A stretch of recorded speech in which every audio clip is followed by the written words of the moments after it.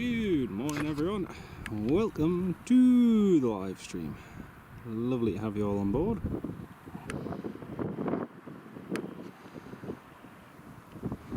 Q8 Air Force C-17 over there.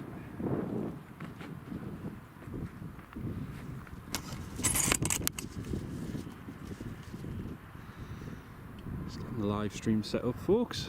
It's lovely to have you all on board this morning. I'm just getting everything ready to go and shared. Let's have a look. Of course, it's what it was.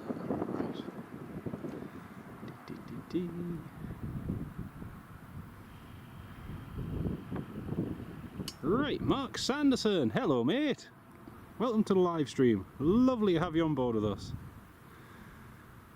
Hope you're keeping well, mate.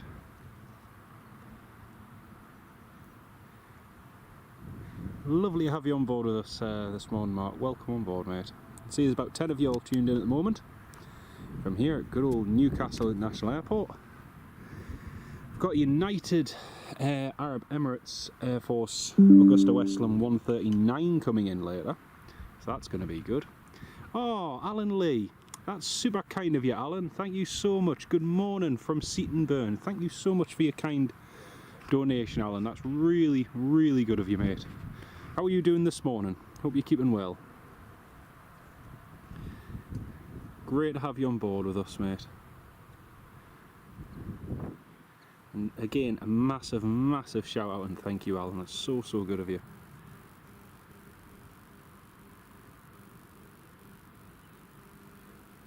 Well, it's a beautiful, warm, sunny day here. I'm just having to get things set up because it's going to be a warm one. Hopefully live stream's all working well. And again, a massive, massive thank you, Alan. That's really good of you, mate. Thank you so much.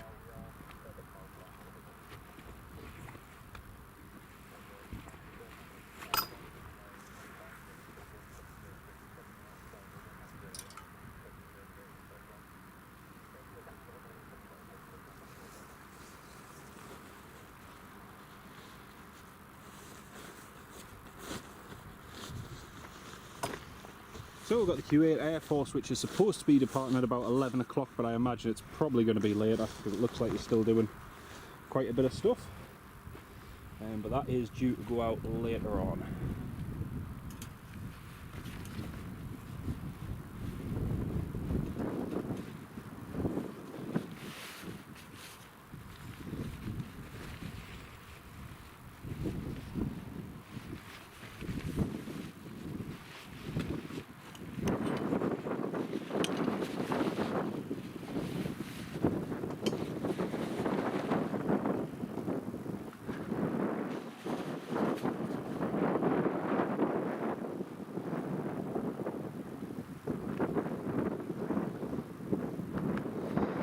Hill, Tui's on finals from East Midlands. Thank you, mate. We'll get that in just 1 second.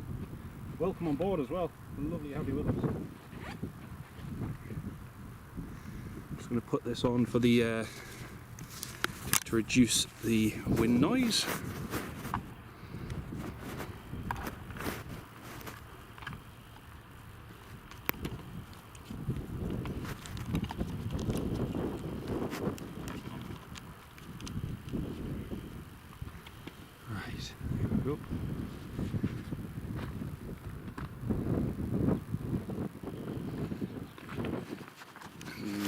That should reduce some of the wind noise. There we go. Right, so TUI 737-800 is just coming in now onto the final approach. And again, it's lovely to have you all on board.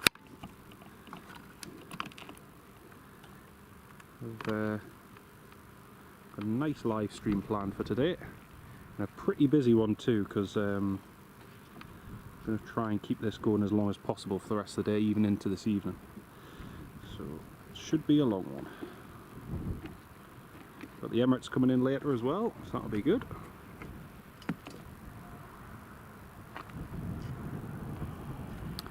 Right, here comes the Tui.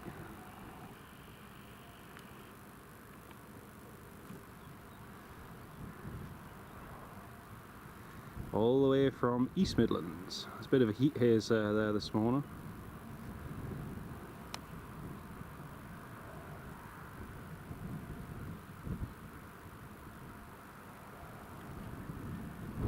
There we go, that's them down. And also, a new thing on the live stream I've noticed is we have our top fans this morning. So we've got Alan Lee, we've got Ferry Hill PlaneSpotting, and Mark Sanderson. Thank you all so much. It's a new thing on YouTube, I've not noticed that before. It's something I'll have to have a look into. Quite interesting. And of course, a lot of people this week will be tuned into the Royal International Air Tattoo. It's Riot Week, and sounds worse than it actually is, doesn't it? Riot Week. It's one of the best air shows in the world. Loads and loads of movements to see. I know there's quite a few from up here in Newcastle who have gone down, made the trip there. But yeah, I was looking yesterday, there was an Egyptian Air Force Antonov 72 which came into land. Pakistan Air Force IL-76, JF-17 and lots of other cool movements. It looked like a fantastic day. Unfortunately this weekend I'm working all weekend, so it doesn't always work. Are there some ATC issues around Europe? I haven't really had a chance to look, mate, because I was going to try and get here quite early this morning. However, I had a nice lie in just because I've had a lot of early mornings, and the other day when we did a live stream I was up at about 5. So yeah, honestly I've not had a chance to check. I'm just going to have a quick look on flight radar and see what's happening.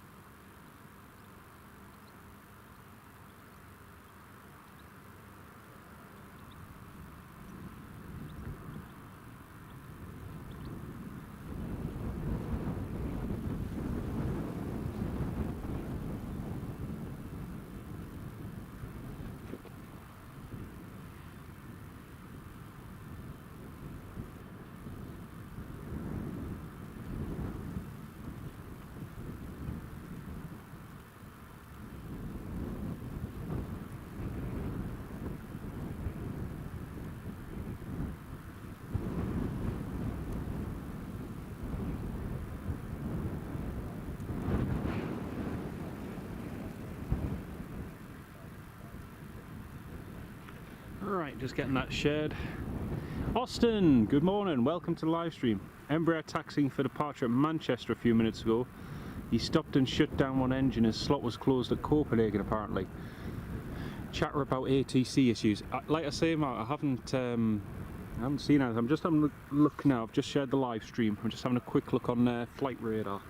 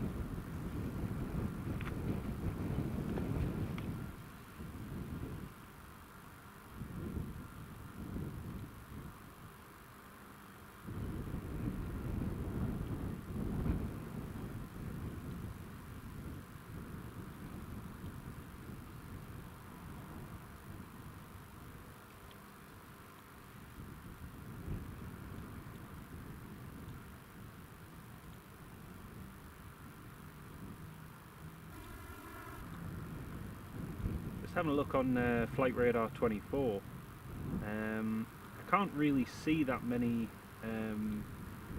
delays, to be honest.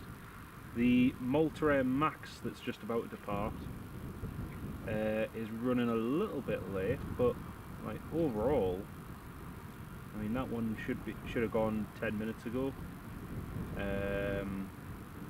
Dublin flight departed a little bit late. Krakow flight was on time pretty much. Ibiza. Alicante departed a little bit late. I think there could be a few slot delays possibly for individual flights, but yeah, overall it doesn't look too bad, to be honest. Let's have a look at Newcastle, see what's coming in and out this morning. So,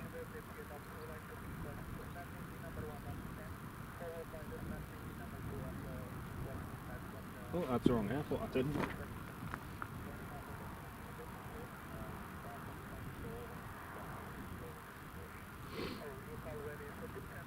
So, we've got Foxtrot Romeo Yankee Alpha, which is from Newcastle. We've got Bio Flight 2, which is over there. Air France Embraer 190 from Paris Charles de Gaulle, FHBLA. It's inbound. Equindia Hotel Indireco, CRJ 1000. We've got Emirates from Dubai, A6END.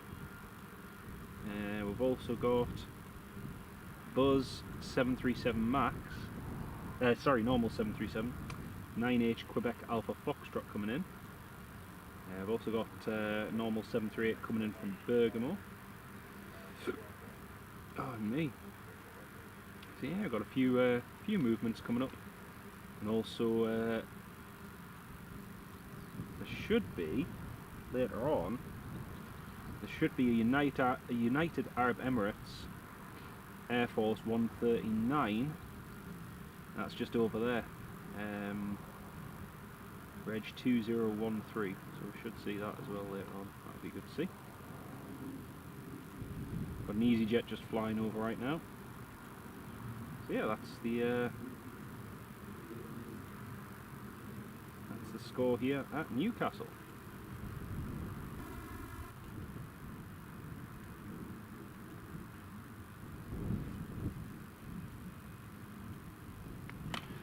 Ken Holloway, hello mate. Great to have you on the live stream. Yes, I was trying to get here early for the Q8. The thumbnail, the YouTube streams are always roughly scheduled, mate. I always have to, like I said the other day, I have to allow about an hour to 2 hours difference depending if I need to change spot. So, also the Q8 Air Force C-17 was due to go out. It still is due to go out. You can see they're getting it all loaded up there. But yeah, always like to just vary the time for various reasons. You've got a question, Austin, but lovely to have you on the live stream, Ken. Welcome on board. Great to have you with us, mate. Austin, you've got a question. What's your favourite plane? I love the 737, the 737-800. It's one of my favourite planes. Also the British Aerospace 146, the good old Avro series as well, the RJ 70, the RJ 85 and RJ 100. Fantastic series of aircraft, very efficient and also very capable. You know, you can fly at the speed of a jet, but you can land in a sub 4,000 foot runway, so fantastic aircraft. We've got a Malta Air 737 MAX 8, which is in the Malta Air livery as well. Woohoo! And that's just pushing back from stand number 4. They're having to start their engines one at a time. First one on stand at the moment, I think, due to an issue. So they're just starting engine number 2 at the moment, and then they're going to get pushed back. John Gilder, hello mate. Took your grandson to the airport last Saturday. Usually 35 minutes. 2 hours and 5 minutes. Dear me, that's a long time. That is a long time, mate. It was the same when me and my lovely wife were heading to the airport when we were going away for our anniversary last month, and you know, I always leave plenty of time just for diversions or anything that might happen. And we got onto the A1. As we got onto the A1, they'd closed it for an accident earlier in the morning where 2 horses had actually run onto the A1, and I think one of them may have been involved in a collision with the car. And yeah, they'd closed the A1, so we ended up having to take a diversion across to the coast, then back across again, because all the other roads trying to use all the other diversion routes were just ram-packed with cars. So that took a little extra while. I still had enough time for a drink and everything before we took off, so that was nice. But yeah, always best leaving plenty of time. Lovely to have you all on board this morning. I was just saying earlier, yeah, I always try and start earlier, like I say, because sometimes, and I've had this happen a few times, and I don't like to tread on other people's toes, but you know, if I go to a live stream somewhere and someone else is, you know, I don't like to necessarily step on their toes, and at the same time I don't like to have the same view, because at the end of the day, if people are tuning into a live stream and you just see the same view, you know, it's the same if you go to, and it's one of the reasons why so many of them at Manchester do quite well, because a lot of them are at different locations and get different views. But yeah, just don't want to step on anyone else's toes. So if by any chance there is anyone else, then I'll, you know, try and maybe get a different view, unless I've left myself short of time, which has happened a couple of times where I've left myself short of time and I haven't had time to go to another spot necessarily. Then I've just set up and done the stream there. But yeah, it just makes it more interesting for the viewers as well, so they can get a different range of views. But yeah, Emirates is coming soon. Yes, Emirates won't be long.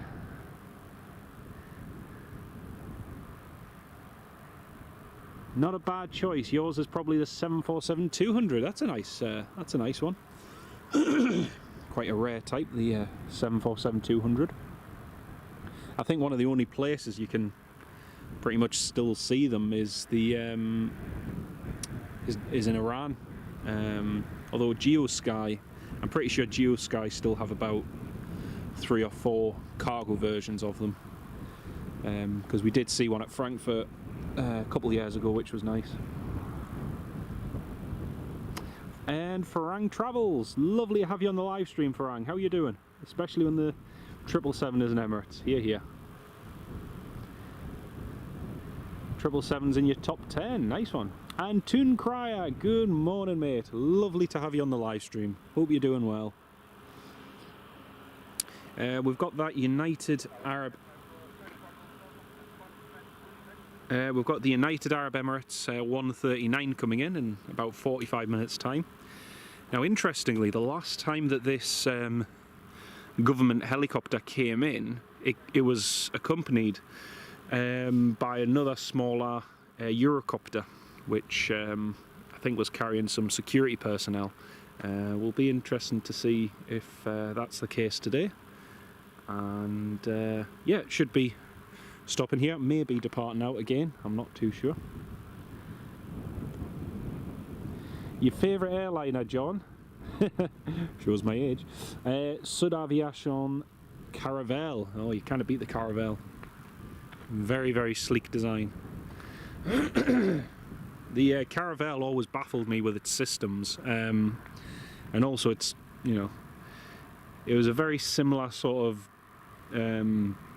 designed around the same era, excuse me, as your Comets and everything else, but you know, even just cockpit layout and everything, the de Havilland Comet was much easier to understand than the Sud Aviation Caravelle. But yeah, beautiful aircraft, very sleek design, and it still amazes me that when you think of, you know, what the Russians were designing at the time as well. You had the likes of the Tupolev 104 and the Tupolev 134, similar sort of generation aircraft, and yet you know, the 134 was so heavy that its performance actually wasn't the greatest, even when you compare it to that of the Caravelle. It was very, very interesting. Right, Malta 737 MAX is, where are you? Oh, there it is. There's the Malta, just pushing back. You'll see the King George cross there, which was gifted to the island following their endurance during World War II, after the island was really hammered hard, and yet the island never capitulated, never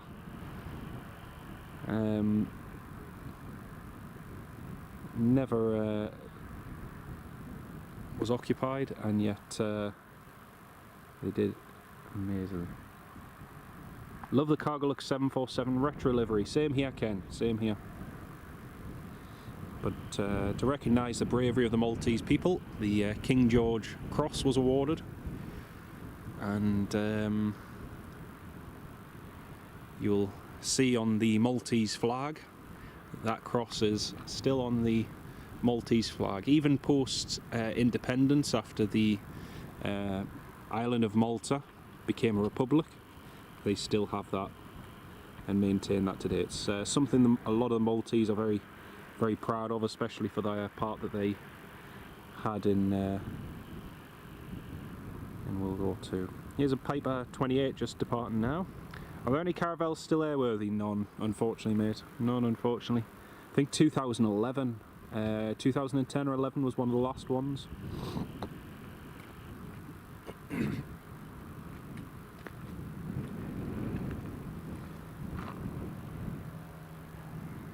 Oh, has he just landed? I think he might have just landed. I might have missed that.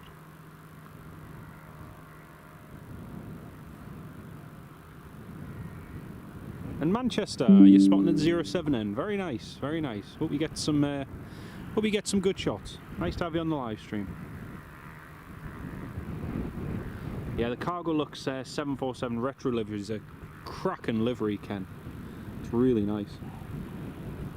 One that I've spotted which has caught my eye this past week was the Emirates A380 in that, is it the DHL livery or not is it DHL? I can't remember. It's in that like goldy coloured livery. It looked really, really nice. Really nice. Ferry Hill C-17 now delayed till 12:10 according to flight radar. Brilliant. That's no bother, mate. I expected it, to be honest, I expected it to go at 12. If you actually go through flight radar and look at the Q8 C-17s that have departed Newcastle, they always tend to arrive on a Tuesday and depart out on a Thursday. Sometimes it's early in the morning, but usually, in the last couple of years at least anyway, it's been around about lunchtime, about 12 o'clock-ish. About 9 years ago, when they first started doing the money runs, they had done them using A300s and that before that, before they got the C-17s. They used to depart fairly early in the morning, between 8 and 9 o'clock. There was a couple of times where I got them heading out then. And it was really cool because some mornings, if it was really wet and all the moisture was still on the runway, you get some amazing spray shots as the C-17 was departing. But yeah, we're going to be live for most of the day, folks, so yep, don't worry, we shouldn't miss any movements. I was going to start later in the day, but I had a nice lie-in this morning, so I'm refreshed, reinvigorated and ready to go. Courier Express livery, that's the one, Ken. That's the one, mate. Malta Island, full of history, it is indeed.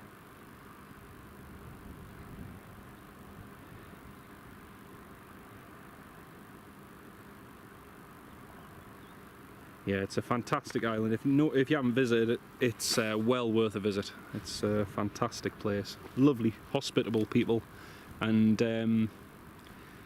I think as well what I particularly love is just the similarities between here and Malta. You know, drive on the left side of the road. A lot of the shops are very much like home, but the people are amazing, and yeah, it's a lovely, lovely place. Definitely recommend it. Yes, I gathered you. I know I was just calling you by your channel name. So yeah, the end of your channel name. We're at the opposite end, mate. The opposite end of the runway. Because just looking at the wind today, the wind was forecast to be southeasterly. It's coming more southwesterly actually, which is why they're using runway 25. However, looking at the wind, it may actually switch around. So they might switch around to runway 07 later on. So the end of the runway you're at, they might actually start departing out that way. I think currently the wind, let's have a look. Let's have a look on flight radar. Also folks, just a quick question, and you'll all be able to answer it better than I can.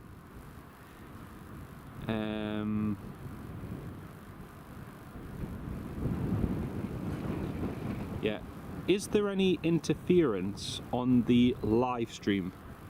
By which I mean, can you hear can you hear a little bit of electrical interference from the camcorder charging? Because I did notice it the other day when I was watching some of the stream on playback. If you can let me know in the comments, that'd be fantastic. Thank you. Yeah, the current wind at Newcastle. We'll just close all tabs. There we go. So, current wind at Newcastle is 190 degrees, 6 knots, 110 varying to 250. So it is varying a little bit. Just looking at the forecast though. I can find it. There it is. Ooh, yellow warning of a thunderstorm. Cool. Yeah, from 1 o'clock, so from 1 o'clock to 2 o'clock, the wind is actually forecast to swing around, and it should be, in theory, runway 07. So the C-17 could actually yet depart on the runway 07 end. So we'll I'll just have to keep an eye on that and see if it does. But, keep an eye on that.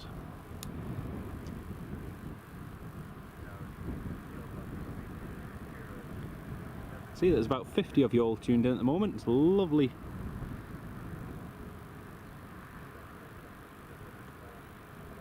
Lovely to have you all on board. Yes, you can hear a bit of interference. It's fine. You're coming through great. No problem. Sounds fine for you, Ken. Brilliant.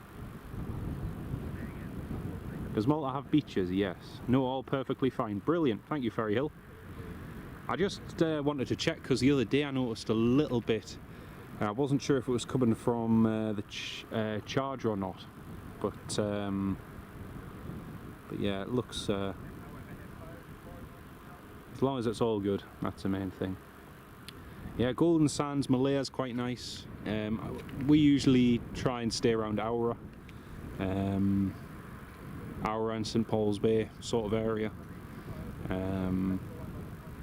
Also I've stayed in Valletta recently when I took my grandma there a few years ago.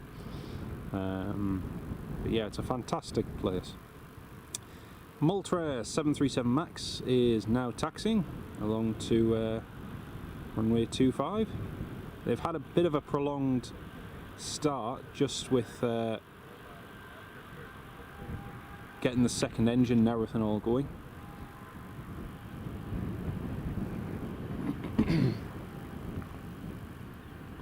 And now it's finally on its way. Ferry Hill, thank you very much, mate. Please like the stream. Thank you very much.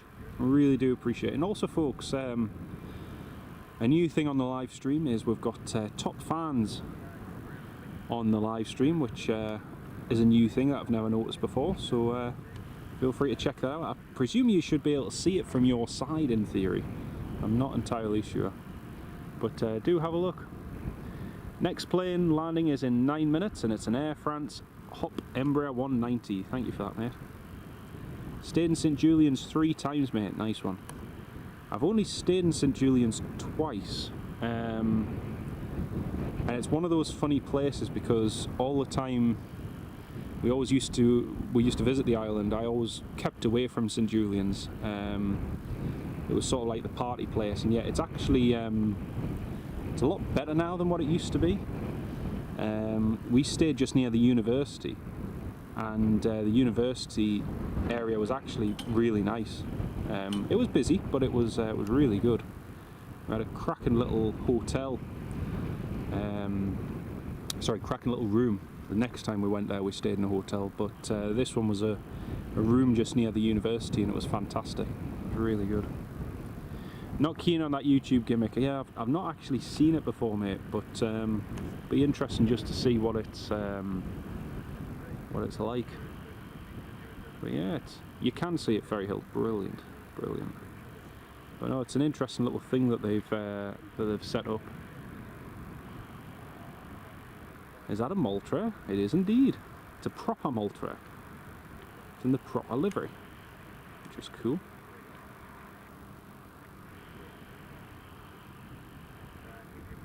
In fact, we've got one later on, which is a Maltese Reg 9H, which is just a bog standard 737-800, but it's that's due to go out, come in later on, so that'll be good. Flying Travels, you'd think Malta's very expensive. It's not really.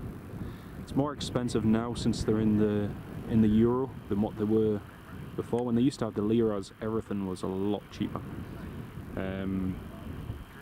But the euros have definitely made everything a bit more expensive. Austin, you've never been, so you can't say.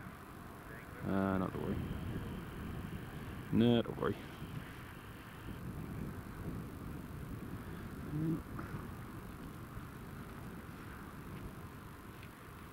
Needs a bigger font size on that livery. I'll tell you what would be quite nice if they added, you know, a bit like the Air Malta livery, if they added a bit of, well, the original, the last Air Malta livery I should say, if they added a little bit of blue and a little bit of yellow and green, it would look fantastic. It would look really, really cool. But to be honest, it's just nice having a different livery on that one as it is. It's really nice. John Kenneth Williams, good morning, mate. How are you doing? Great to have you on the live stream, John. Doing fine, thanks. Yeah, just enjoying the sunshine and a nice few planes to watch today. Which is grand. SKRP, welcome to the live stream. You were here earlier. You had to go before work. Oh, that's a pain, mate. That's a pain. Yeah, the C-17 should be going in the next hour, hopefully. So it should be going about 12 o'clock. All being well. Right, first departure then is going to be this Malta 737 MAX. You know what's funny? We've been live for a few minutes and this is our first departure. Clear for takeoff, runway 07. Ferry Hill, yes, you'll be able to see overheads, only if there's trails available though, to see.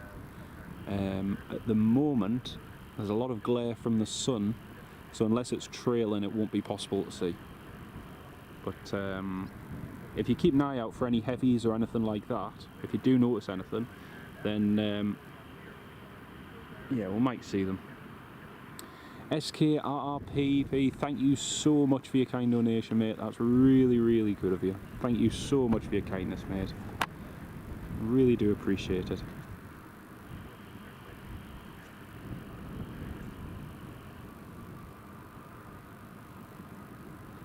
Right, here goes the Malta, and again a massive shout out and thanks SKRPP. Thank you so much, mate.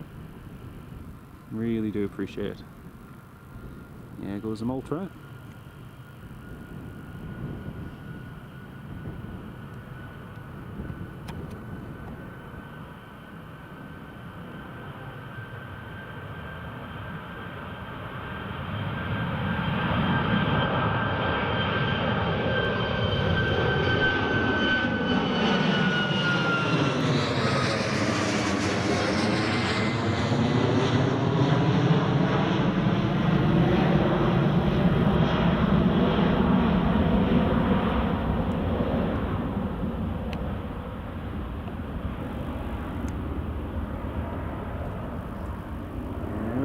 That's the max away.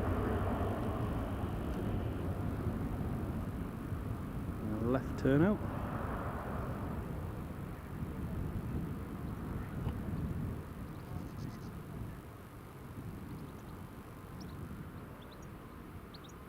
Beautiful.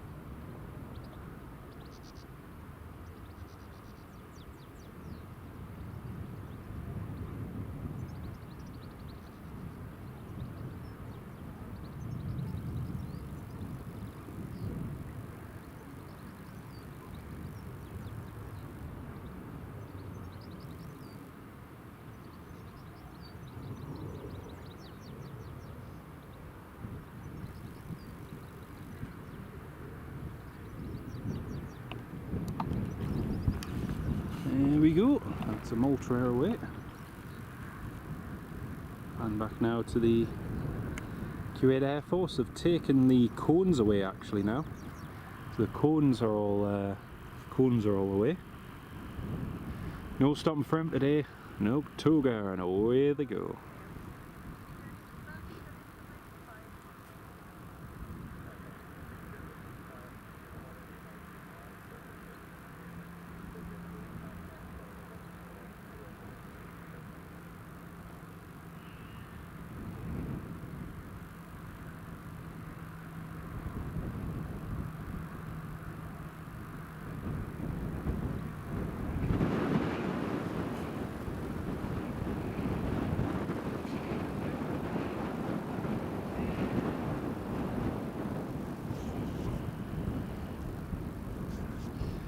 Well, it looks like they're getting it ready to go anyway.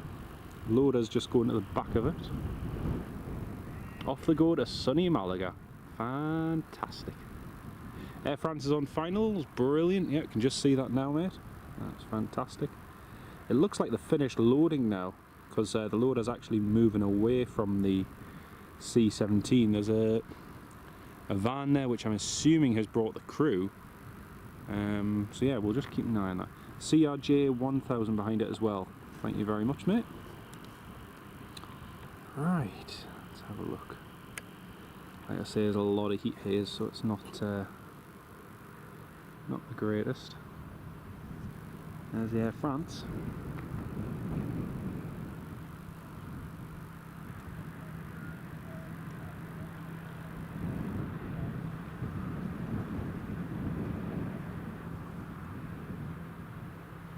Just trying to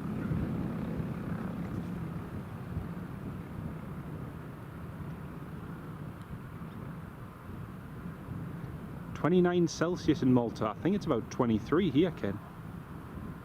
It's very warm here actually at the moment. It's very warm indeed. I was reading 21 when I got here earlier on.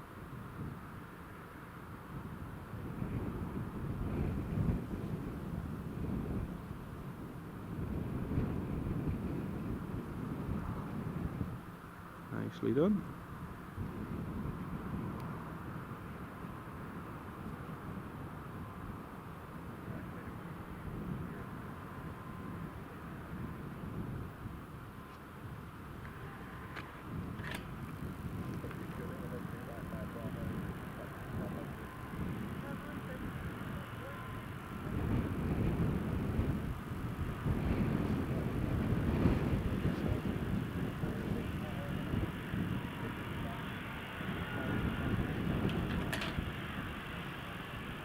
There we go, that's the Air France vacated.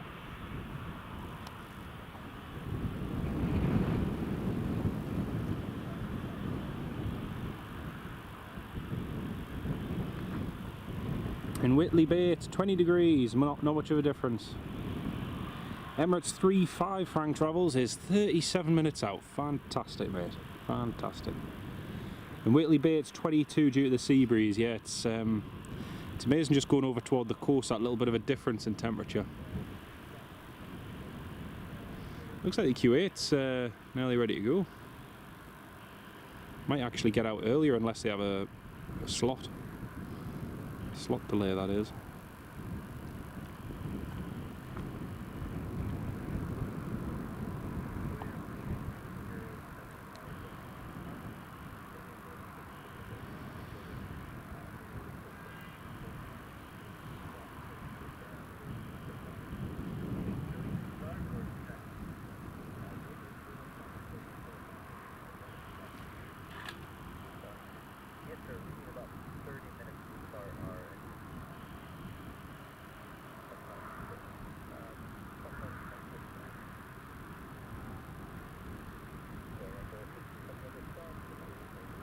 Hey, Q8 Air Force, start approved.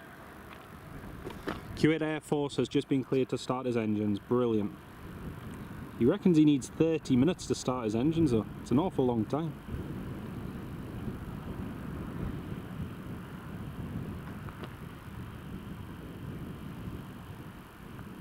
Here's the CRJ 1000 from Frankfurt. CityJet operating for Lufthansa on the route. When was the tower in Newcastle built for? I think it was about 2006 to 2008 sort of time. I remember when it was being built. I remember seeing just the shell of it. Yeah, got. In fact, if you go on one of my videos, Newcastle Airport 2008. I think it was 2008 or 2006. You can actually see the outline of the tower being built. It was really nice. Ken Alloway, massive shout out and thanks, mate. Remember to hit the like button, also remember it helps the channel, it really does, you know, say it every time, but you know, it makes a huge difference to the live stream, so thank you very, very much for all your support, folks. It really does make a difference, thank you so much. But for Frank Travels, yeah, the tower will be coming up to, in the next 2-3 years, it'll be coming up to 20 years old, which is impressive. I've also had the privilege of going up the tower as well and filming from the top of the control tower a few years ago, nearly 10 years ago now. Both myself and a small group of us were able to go to the top of the control tower and film for about 30 minutes, or 30 minutes to an hour really, and we got the Royal Air Force Hercules doing low approach and go rounds, Emirates landing, Ryanair's departing, CityJet Avro RJ85 going out. It was a fantastic experience. Not one that I'll be forgetting anytime soon. It's really good. So the Kuwait Air Force is now starting its engines. It should be going in the next half hour. You're gutted you won't be able to see the C-17. Oh, that's a shame. Senseless, yeah, they have switched, but I reckon in the next hour to hour and a half they'll be switching back to runway 07 because the wind is going to change a little bit. So the wind direction is going to go soon. So, yeah. Yeah, it is. It's very, very new. Sam Thurloway, hello, mate. They're on the way now. It shouldn't be too long, hopefully. Ferry Hill, yes, they do. So CityJet's doing that route for Lufthansa on a regular basis now. Lufthansa have at times, when demand has arisen, they've used their A320s, and at other times when CityJet hasn't been available, they've used their 320s and 319s. So that's been cool.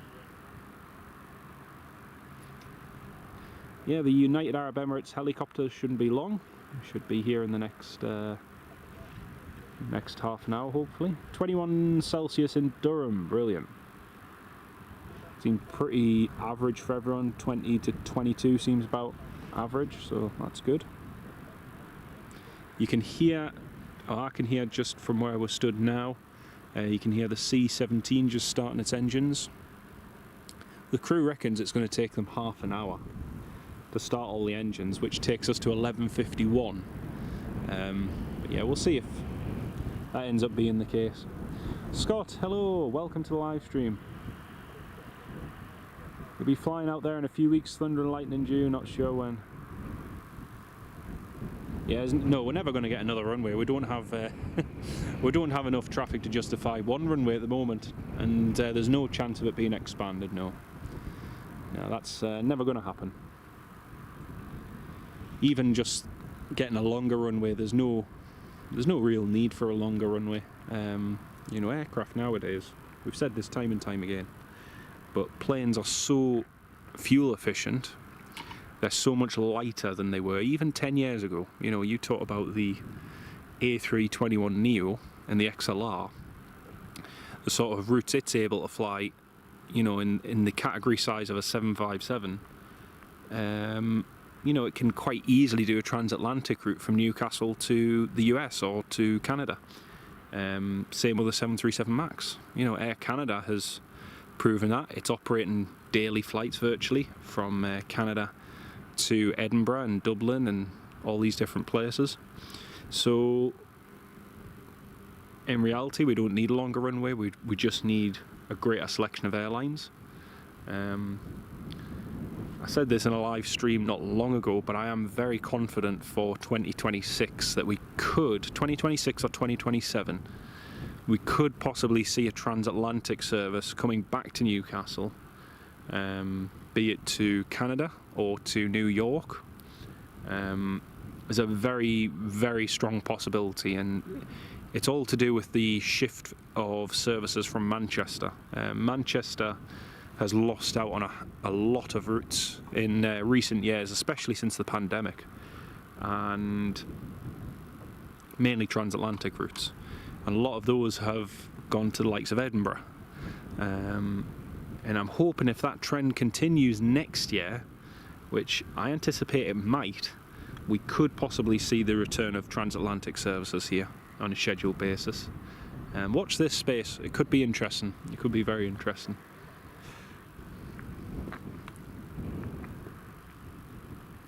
Jack, you used to work there, and there are talks of runway expansion, flights direct to... Jack, yeah, there's those talks on runway expansion and flights to China for Chinese students, etc., have been going on for years. You know, as far back virtually as I can remember, those talks have been, or rumours I should say. You know, the fact and reality is that Edinburgh has a direct service just up the road, you know, so you can get the flight from China to Edinburgh. You can get the train from Edinburgh to Newcastle. It's very, very easy. And at the same time, you can also get the different Chinese services to Manchester and get the Transpennine Express up. So there's loads and loads of options. I don't think Newcastle would warrant its own service direct to China, in all honesty.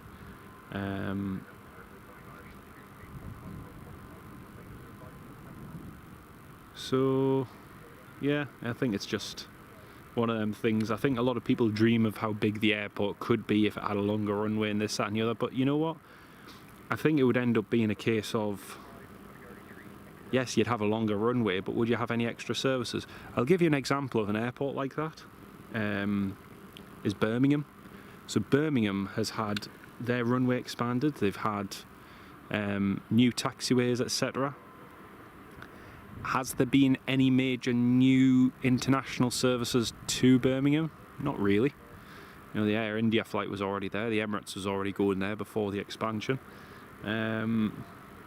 So yes, it might allow aircraft to carry a little extra fuel if they needed, to tank a fuel and do all sorts, but in reality it hasn't really opened up any new routes. So, you know, ones like that, you can kind of see that, well, you may have a longer runway, but that doesn't guarantee extra international services.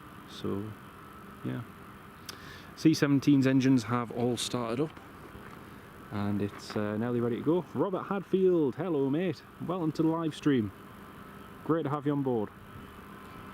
Yellow weather warning for thunderstorms for tomorrow. Yep, that's true Sam, that's true. Andy Appleyard, hello mate.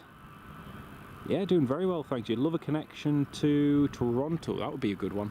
The Canadian flights generally did quite well from here. When Air Transat used to use their A310, they always performed quite well. They always had a stop at Exeter to pick up passengers, and then one here at Newcastle or Glasgow, and yeah, that flight seemed to do pretty well. Saying that, that was on an A310 and A330 as well. Heather McLeod, welcome to the live stream. You'd like the A380 and we can't get it due to the runway. Yeah, that'll never happen, sadly. What's going on? Why the C-17 and the helicopter?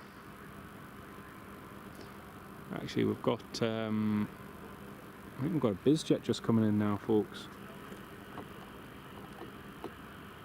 Got bored of my new toy? Nah, not yet, mate. I only tried it yesterday when I was on the PC. It was very good though. It was very, very good. Got a Pilatus PC-12 just coming in now, folks. Alan Keeney, hello mate. I haven't had any RAF movements on stream for a while actually. There has been some, but just haven't been here at that time. Off to Fengarola in a few weeks, that'll be good. Oh, it's just doing a touch and go. Cool. Oh, it's the Irish Air Corps one. I forgot about this one. Irish. I think it's Irish 281. Forgot about this one. Should be heading back to Casement.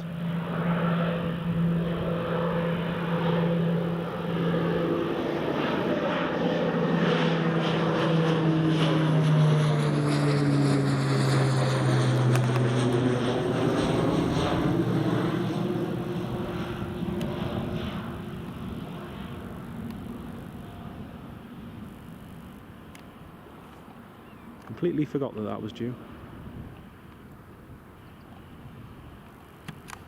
Totally forgot.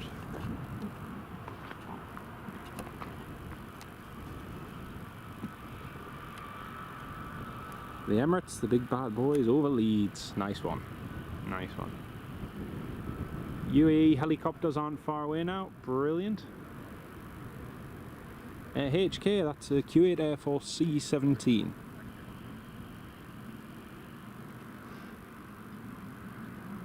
yeah, that should be heading out soon.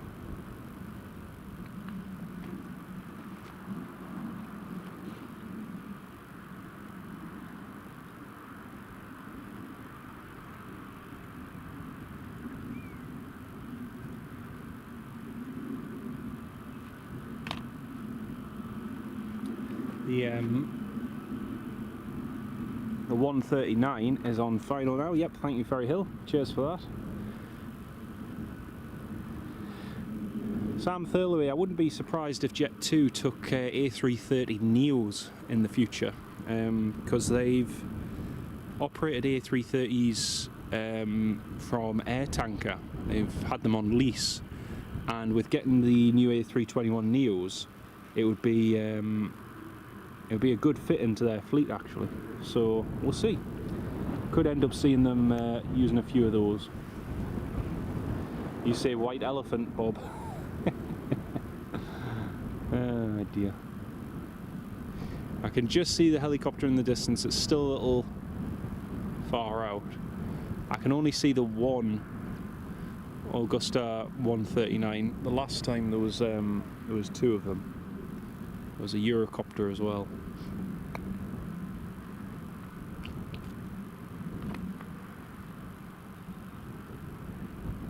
Yeah, I can just see the Delta, but it's too far out to zoom into, unfortunately. Alright, there's the he's doing a rudder check.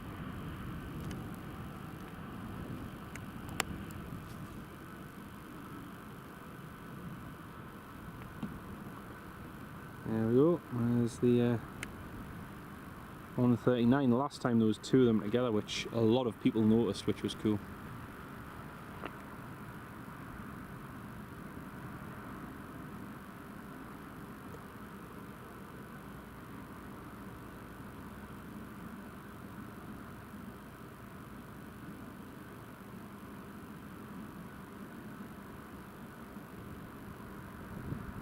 .330 from Minneapolis is about to fly over. Thank you, mate.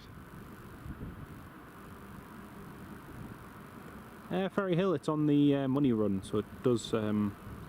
It comes and picks up Kuwaiti printed currency, which is printed here in the northeast. They come and collect it and then take it back to Kuwait. So yeah, they've been doing that for many years now.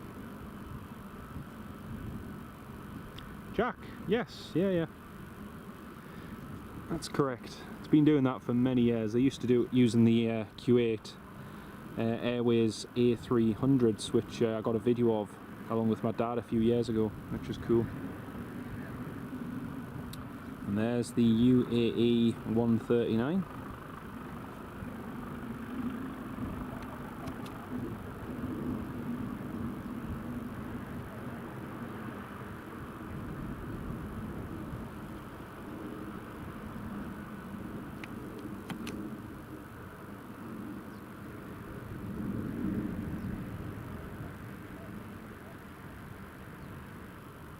.747 going to fly over in 10 minutes. Brilliant. That's the one, Ken. A UAE 139. Probably because we make the best currency in the world, maybe. Nice, crisp, fresh notes. I'm just guessing, you know. Thing with Edinburgh, it wasn't very international. Edinburgh's been getting busier and busier over the years, mate. It's, you know, at one time at Edinburgh, the main highlight service of the day was the United 757, which flew to and from New York, Newark. You know, whereas that flight now has nearly 2 to 3 daily, when you consider American Airlines now operate their Dreamliner. So, yeah, it's expanded a lot in recent years. And it's going to be interesting to see even more services coming to the airport in the next few years. You know, it's crazy because airlines are so desperate to add Edinburgh to their networks. They're even trying to get the slot allocation over a year in advance, which is crazy because there's so little availability at peak times at Edinburgh at the moment, which is crazy. Stephen Marchant, good morning Stephen, how are you doing mate? It's great to have you on the live stream, welcome. CJ Taylor, hello mate. You're on the Northumberland coast on Tuesday and 30 minutes at Dunstanbrook Golf Course. A Chinook 2 Eurofighters with strafing us. Nice one. Very nice. There's been a bit of a big exercise going on over the North Sea recently. But it's been weird actually, because where I live we usually get the A400s coming in low level, and we haven't had that much low level activity recently. So yeah. Scott Thompson, Queen of the Sky 748's possibly going to fly over. Brilliant. Keep an eye out for that, mate. But no, Edinburgh is 10 times better. You've got WestJet services to Calgary. I've flown on that service myself, and just so many. And with what's been happening between the US and Canada in the last sort of 6 months, it's forced a lot of airlines, even American airlines, to start putting services to Edinburgh and Ireland, Scotland and Ireland I should say, versus going between the US and Canada, which is crazy. So it's good. It's good for around here, which is nice. Right, that 747 looks like it's just about to go over. 747 just over South Shields. There's no trail at the moment, and there's a lot of hazy cloud in the way at the moment. Just keep an eye out for it. It's going to rewatch. You haven't really missed that much, to be honest, Stephen. It's been quite quiet.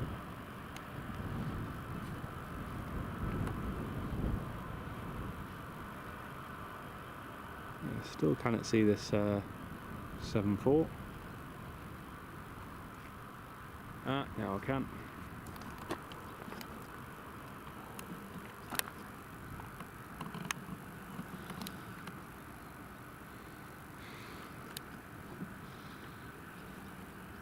There it is.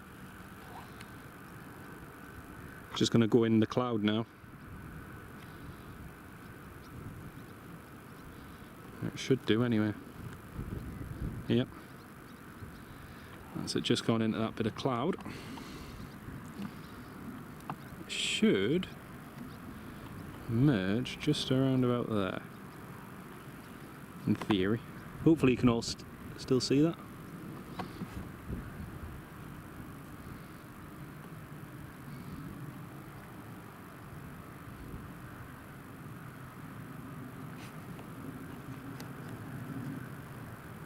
There it is.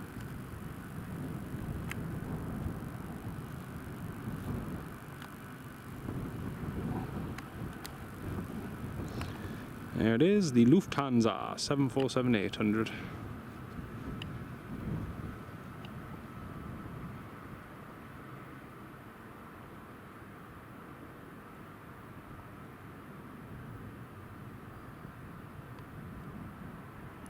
It's just disappeared behind another bit of cloud.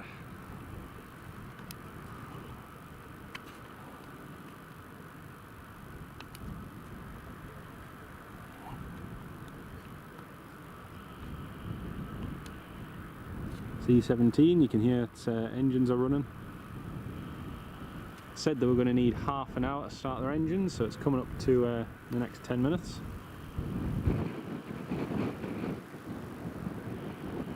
Hasn't called for taxi yet.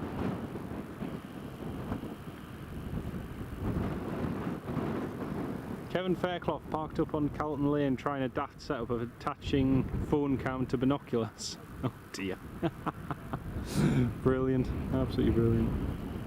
Scott Thompson, would I recommend? Yeah, I would recommend it. I can't speak for the one here at Newcastle. I've not used the one here, but yeah, in general, yes. Lufthansa 747 to Chicago. Nice one. Thank you for that info, Ken. Appreciate that, man.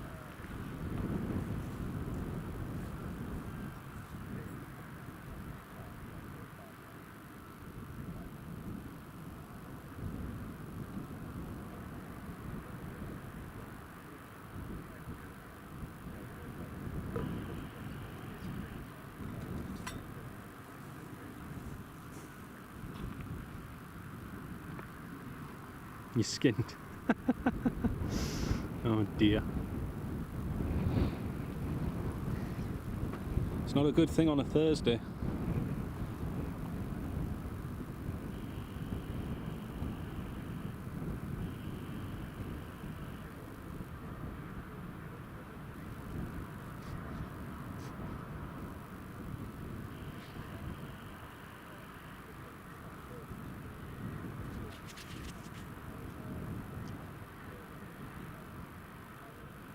Got a oh, we've got the Blue Islands coming in. Woohoo! Blue Islands ATR 72-500 from Jersey. City Island 604. Gizlo, that's just coming in now. Brilliant. That'll be good to see.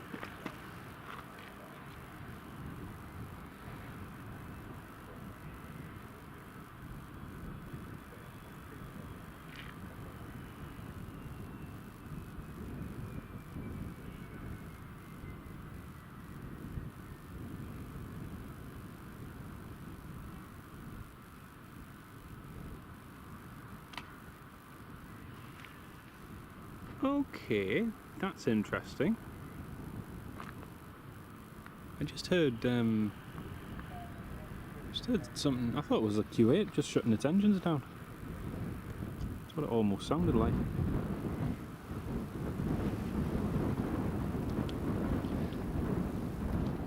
Emirates 3-5 over Bishop Auckland. Fantastic. Not long to go now, mate. Not long to go, Frank.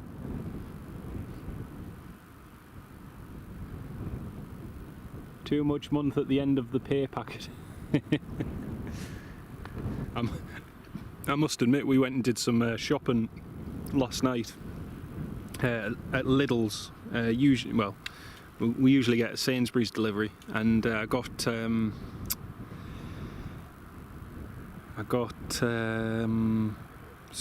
bits and bobs for us yesterday at Lidl's, and you do have that moment of going to pay at the checkout and then counting down the days and thinking, how much longer is it till payday again? It's like, oh man. Thankfully it's less than 2 weeks now. CJ, you're welcome, mate, you're welcome. Scott Thompson, yeah, I'm actually going to try and do one before the summer's out. Just waiting for something special to come into Teesside. Yeah, probably do a live stream there one day, but just waiting for the right time. We did one not long ago actually, getting the T2 Aviation 727. I was there with one of my mates, Sean Ray. He does some fantastic content from Newcastle, Teesside and Edinburgh, so do check out Sean's channel. But yeah, we'll definitely be going back down there at some point soon, hopefully. 2E's pushing, yep, 7.3's pushing. Should be going out shortly. But yeah, the Drakens are cool to see, Scott. Last time when we popped in on the way, we had a funeral to go to in Darlington, and yeah, saw a couple of the Falcons and L159s, which was cool. You ready with the Emirates logo? Oh dear. Richard Bradley, hello Richard, how you doing, mate? Just in from the weekly shop, oh dear, and here's us talking about shopping. Great to have you on the live stream, Richard. Hope you're doing well, mate. And Yattle Yard regularly get very low EasyJet doing training at Teesside. Yes, I've seen that. They've been in a few times with an A319 doing circuit bashing, which is cool. Yeah, it's always cool to see them doing training. But aye. Clean. Sorry if it goes wobbly, folks. I just need to clean the screen a little bit. The screen's got all my greasy fingerprints on from the other day. The other day when we were live streaming, it was wet. It was getting everywhere. but not to worry. Well, C-17.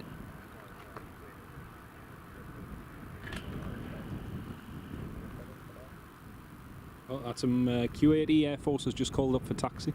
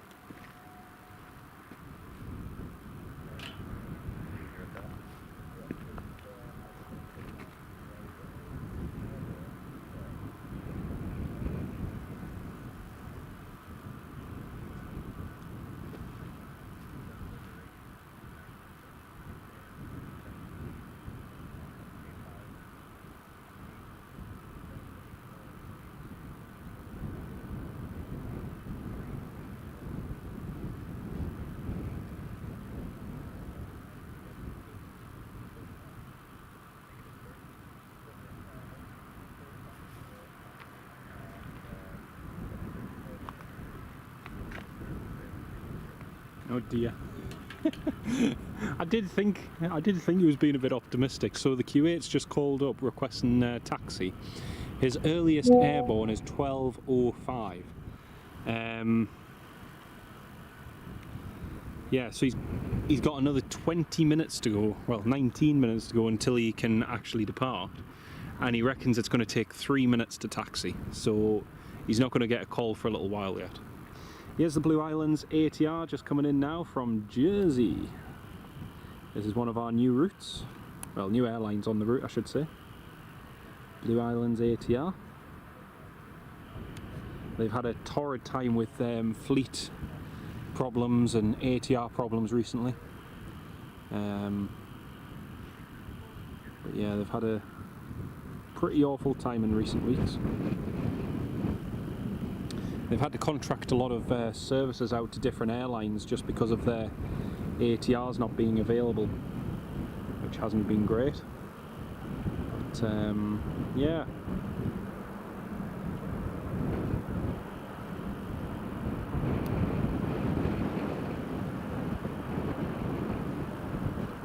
Oh, lovely to have you on the stream, mate. Great to have you with us. 777 just gone over your house, Katrina. Lovely. It's great. Shouldn't be too long then. Yeah, even one of their ATRs had a major engine failure going out of Birmingham, and had to make an emergency landing on one engine. They then had to contract services out to I think it's called Leaf, the company, Danish company operating Saab 2000. So that was cool to see for a little while. Watch some Saab 2000s come back here at Newcastle, and now their fleet reliability seems to have improved.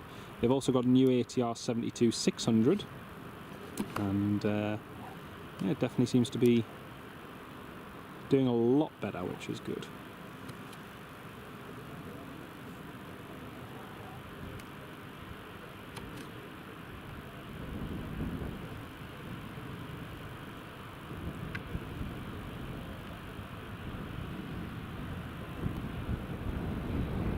Two Leonardo helicopters just flown over your house, possibly heading to Newcastle. A330 above from Amsterdam.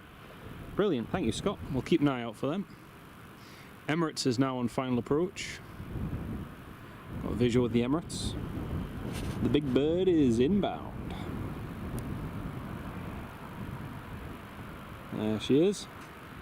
The mighty Emirates. Sounds like the helicopter, the United Arab Emirates one that landed before, sounds as though that one's going to be departing in just a minute. A330 above from Amsterdam, brilliant. Thank you for that, mate.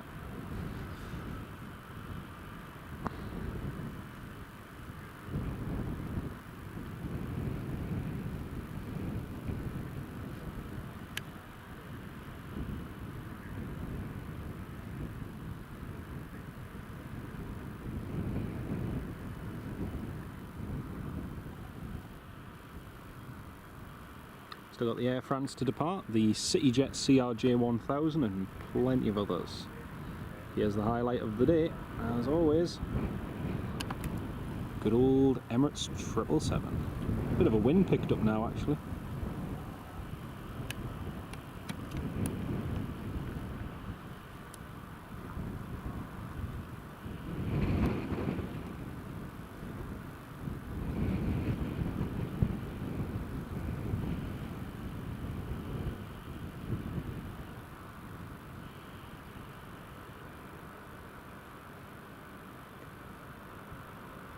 There we go.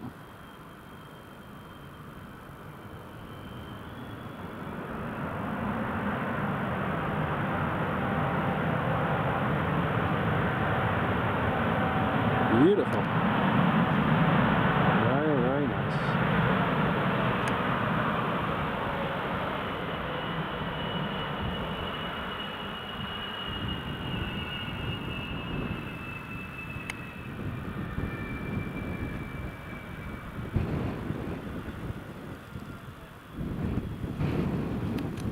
Austin, yes, that's the Emirates in now.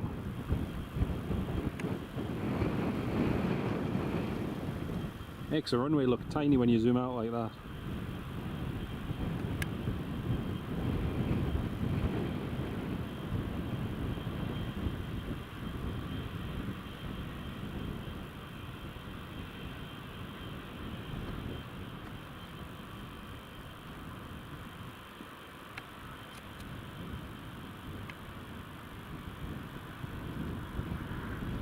Got a little Piper just lining up behind.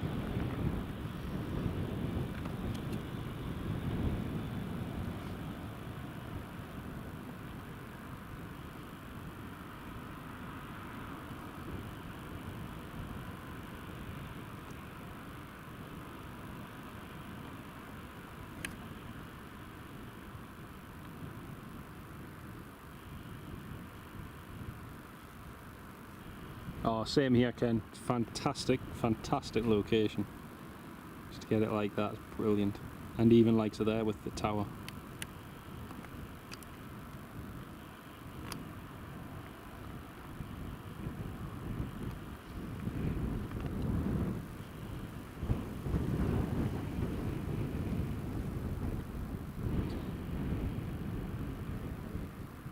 A lot of you might remember during the pandemic, just after the restrictions were eased and airlines started to come back, the Emirates flight used to arrive in the evening. They changed the whole flight schedule and the flight number, and then after a few months, about a year or so, they put the flight back to its original schedule, which is now, and gave the original Emirates 35 Emirates 36 call sign, which Newcastle has had since the route started, really. So yeah, really good to have it all back.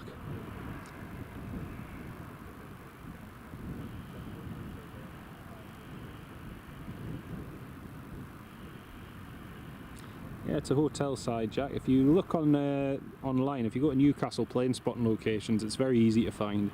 And if you go on Google, there's a Google pin as well. As so many people ask, but it's very easy to find. It's one of the easiest spots at Newcastle to get to find, but you've got to be prepared to walk a while.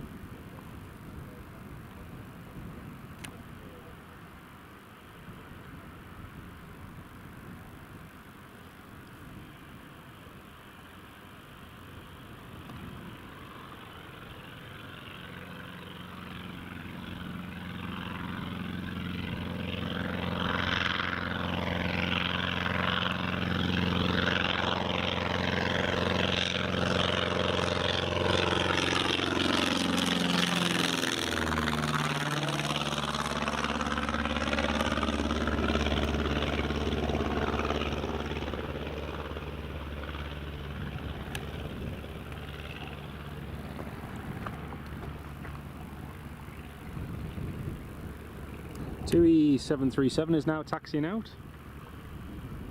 Yeah, Ken Alloway, I noticed that as well. Just before I went to sleep, I was looking on flight radar because it flew over us on its way out of Edinburgh. But yeah, it left quite late.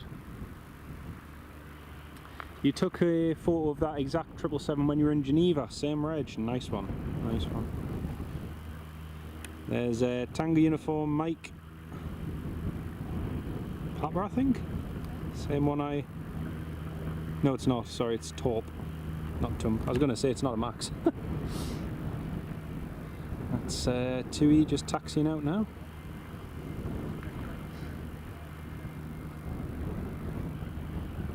Yeah, Alpha 6 Echo November Delta A6 End is one of the most frequent visitors and 777s here at Newcastle. It's a very, very regular visitor. Got a business jet just holding short of the runway, ready to go.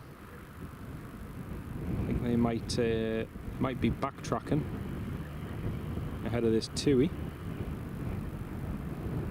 2 Leonardos south of Gateshead, Scott. Thank you, mate. Cannot see them at the moment, but hopefully it should come into view very soon. Just gonna have a quick look on flight radar in a sec. Morning, welcome to a live stream. Yeah, it did, Austin. Yeah, that's right.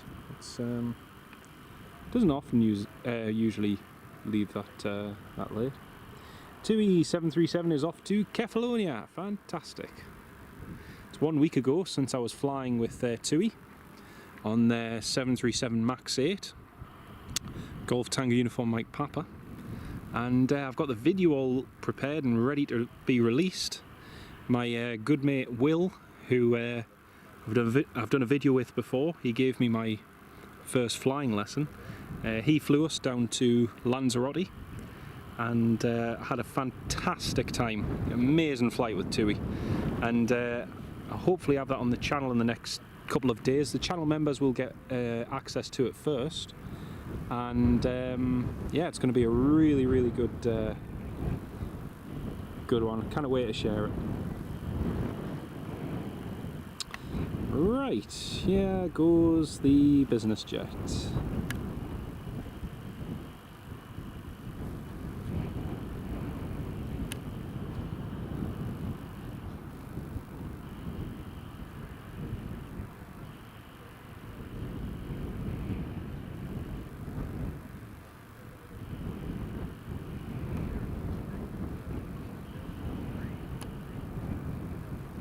Rocket ride, I've no idea. No idea. I never know when I'm going to be streaming, just depends what's coming and going, really. Depends on the day. Oh yes, I can see the Leonardos now. Yes, got visual with them. Just one sec, I just need to get a manual focus point.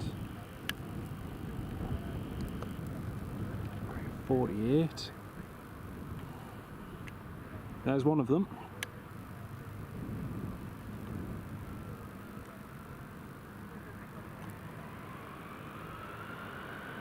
Oh, it is. It's the United Arab Emirates ones. There's 2 of them. There's one there. And there's the other one, just as Scott said. Brilliant. There's 2 of them. Awesome.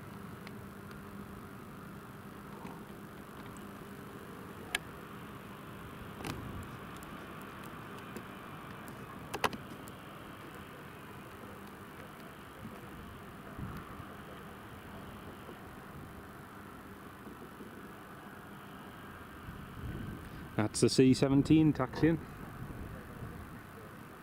Yeah, both those Leonardos are now just right over the airport. Or right near the airport. So it must be one of the royal family who's come in, because the last time there was only 1 helicopter and today there's 3. Wow, this is getting exciting. There goes the Q8 Air Force.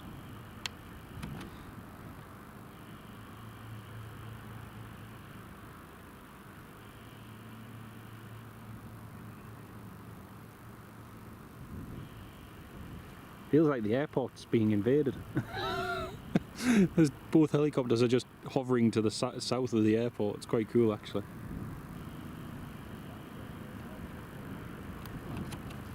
Right, we've got the BizJet just taken off from the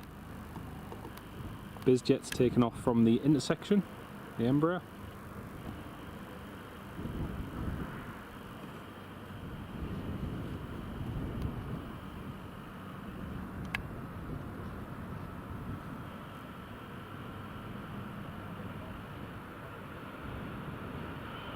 Probably just see the helicopter in the background there.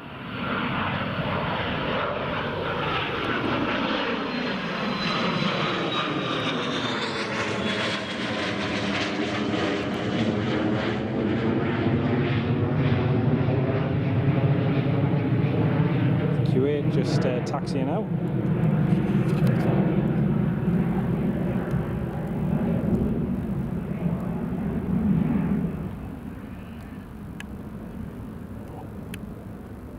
Here come the two Augusta Westlands.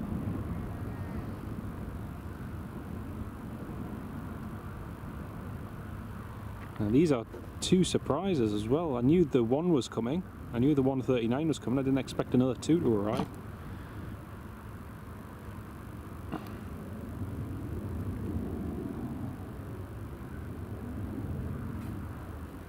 See, there's a lot of heat haze there. Second one's just coming in on the approach behind.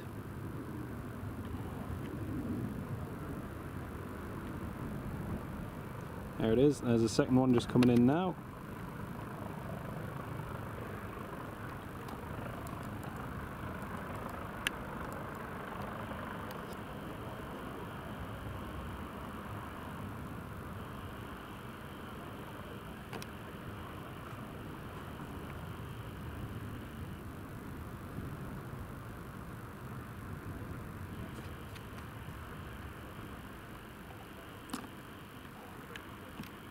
And Ian, who asked about where to go, a good place to park is down at Calton Parkway, down by the metro. You can park there for pretty much the whole day for about £1.20, so that's a good location to go to. Both Leonardo's from Stansted, thank you Scott.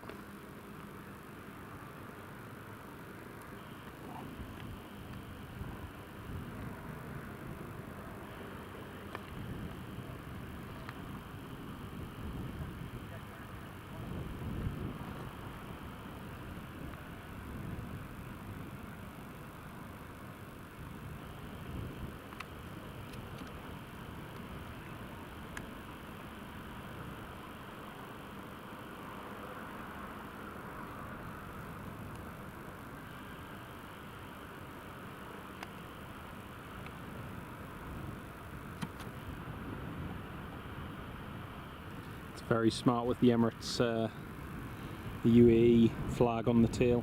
Very smart. It is, isn't it? Yeah, it's very busy. That's 3 helicopters in quick succession we've had. Very nice. Nice helicopters too. Ian, I'd say about a 30-minute walk. Yeah, 20-30 minute walk. Give yourself plenty of time. But yeah, it's a good place to park, and then just walk from there all the way across past Calton, past the metro, past the roundabout, past the farm, then up along the public bridleway. It's probably one of the longest walks to a spot at Newcastle. There's closer ones down at the other end where you can get closer to the runway. But yeah. Right, TUI is lined up, ready to go. And the Q80 C17 is holding short as well. Just got these two ready to go.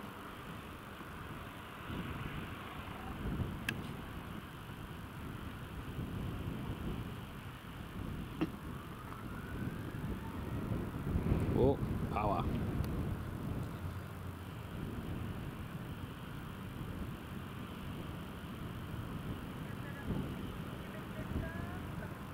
It's a fair crosswind now, so the runway should be changing the next hour, I reckon.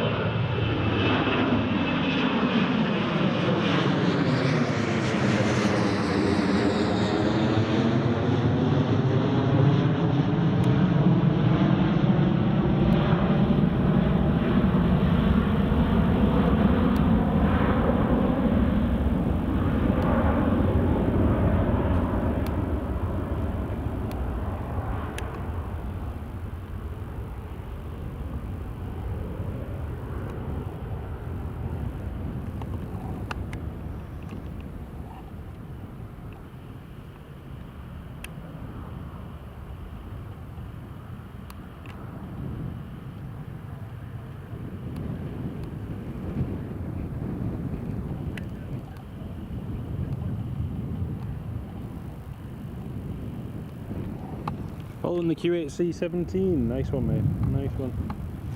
Oh, it's lining up.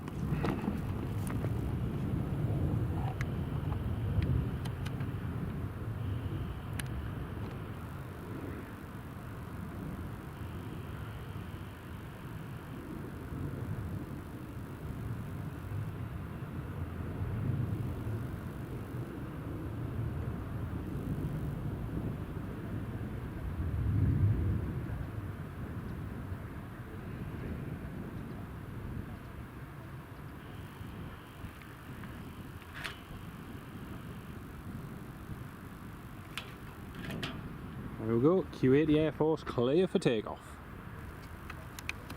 Thank you Ken, cheers mate. Alright, here goes the Q80 all the way back to Q8 City.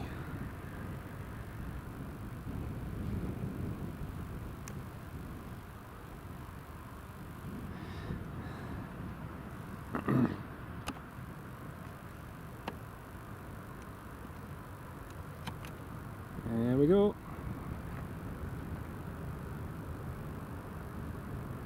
Full power.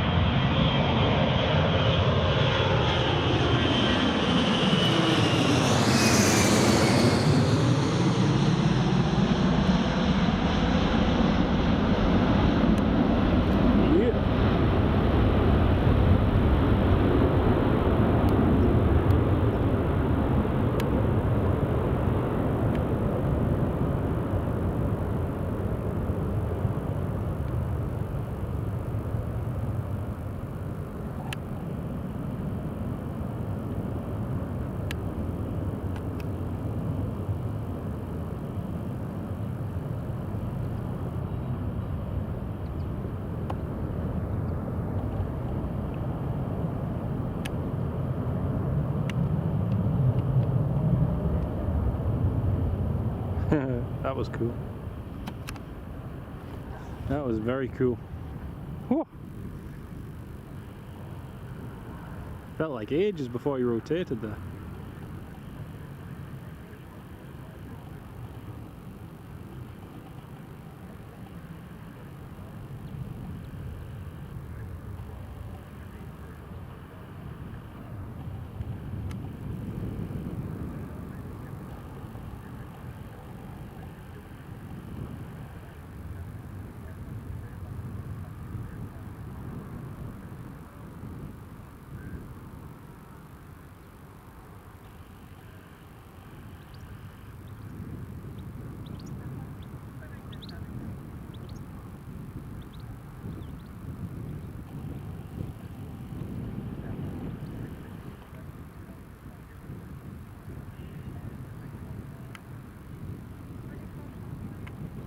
Well, that was amazing. I didn't think he was going to rotate at one point. He was going so long down the runway. That was really cool.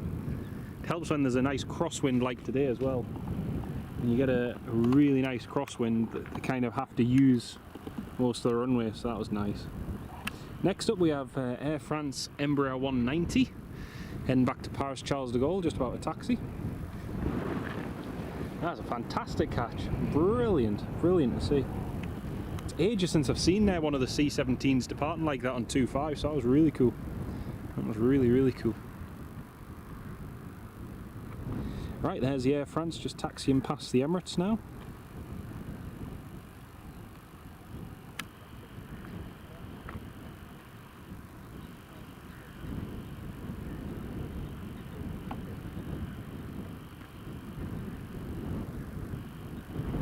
Also the CityJet to Frankfurt should be going shortly as well. Boot the snoot.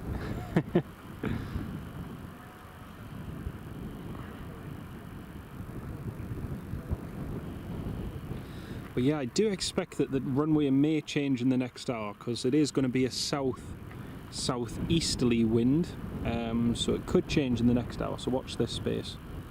We might actually get some arrivals coming in behind us, which would be cool.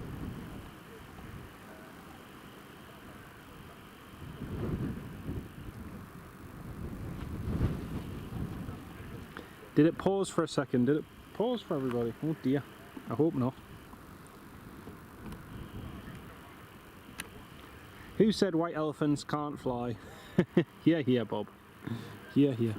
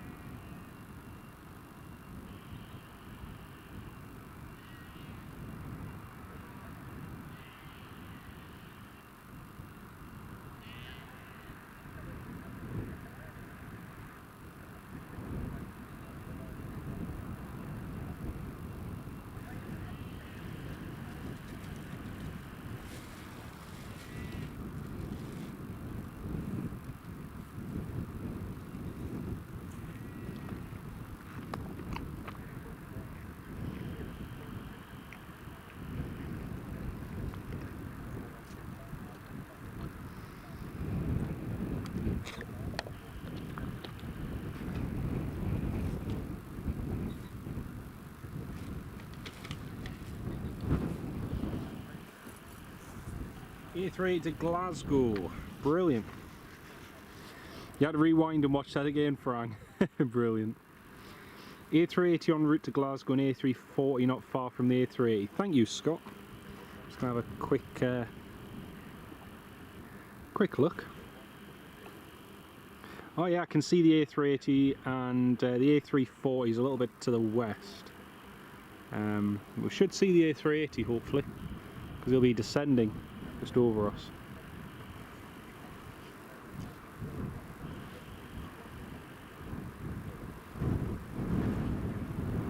John Gilder, yeah, it's got to be in excess of 145 knots, yeah. Probably talking, especially with a crosswind, probably about 155, probably 155 upwards. Especially with a full fuel load, like. KLM flying over you to Edinburgh, brilliant. Thanks, Austin. I cannot see the KLM. I'm just keeping an eye out for the A380 as that should come into sight any second now.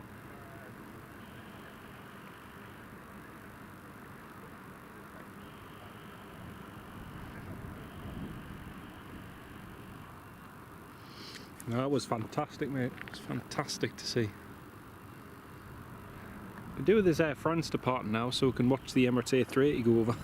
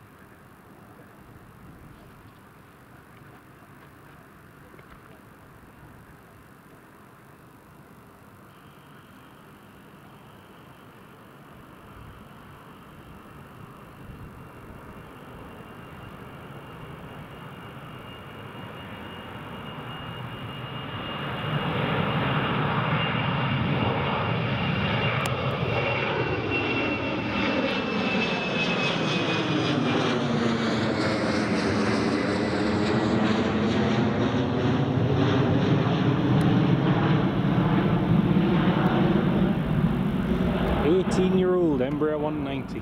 Crazy. Crazy, crazy.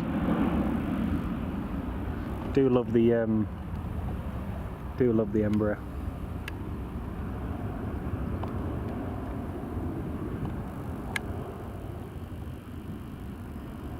Trying to see where the Emirates is.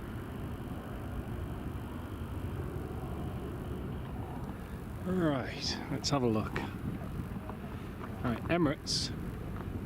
Ah, there it is, there it is, there it is, there it is, there it is.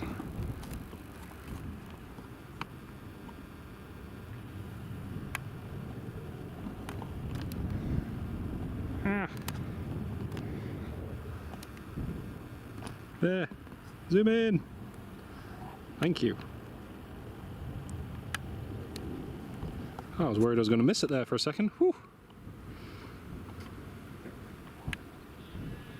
Uh-oh. Oh no. There she is. Whew.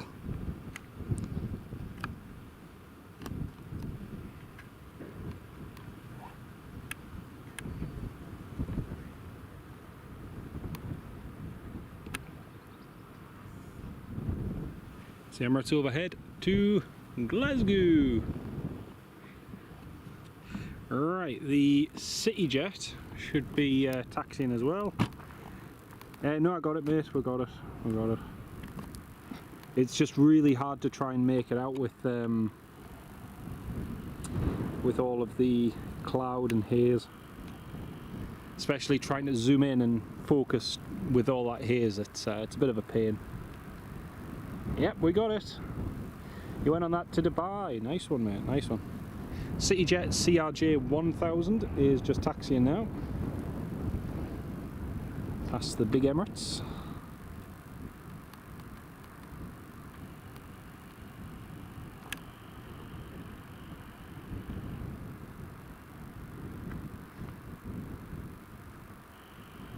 Oh, I think they've switched to runway 07. Yes, they have. Runway 07 operations now in use. Because the wind, I knew it was going to swing round at some point, but it is now favouring runway 07. Woohoo! Oh, brilliant.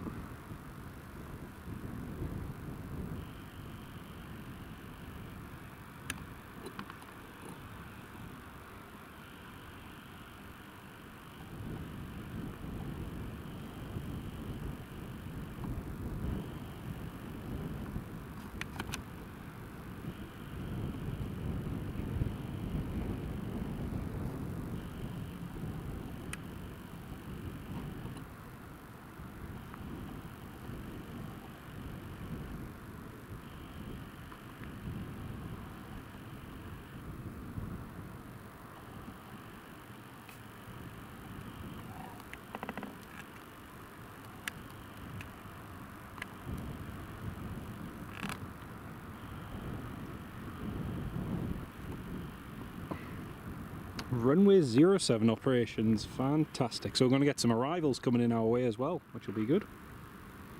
Hopefully.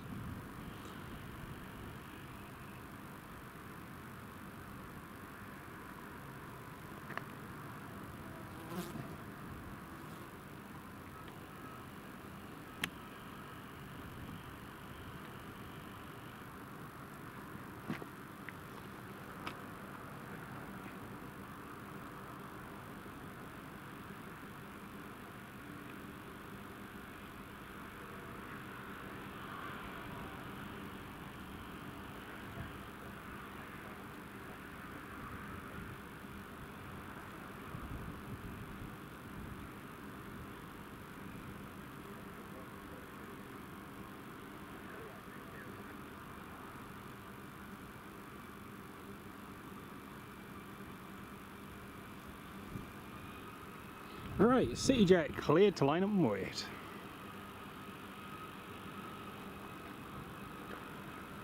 Sounds like the helicopters have just started their engines again. Sounds like they're ready to go.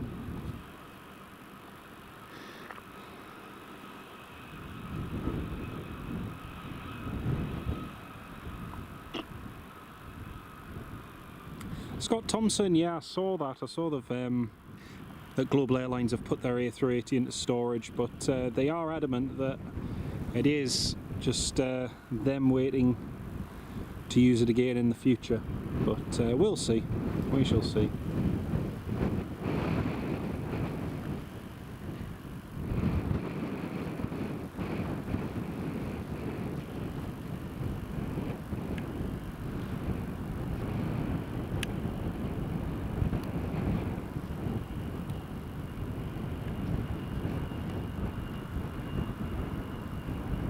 You know, when they used to keep on top of the hedges, there once was a time here at the end of the runway that you could see the top of any plane lining up there now, but they've let a lot of the hedges become so overgrown. It's a shame, really. But, yeah.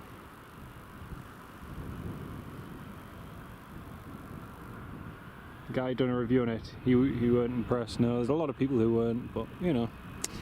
They got to fly in an A380, which is cool. There goes the CRJ.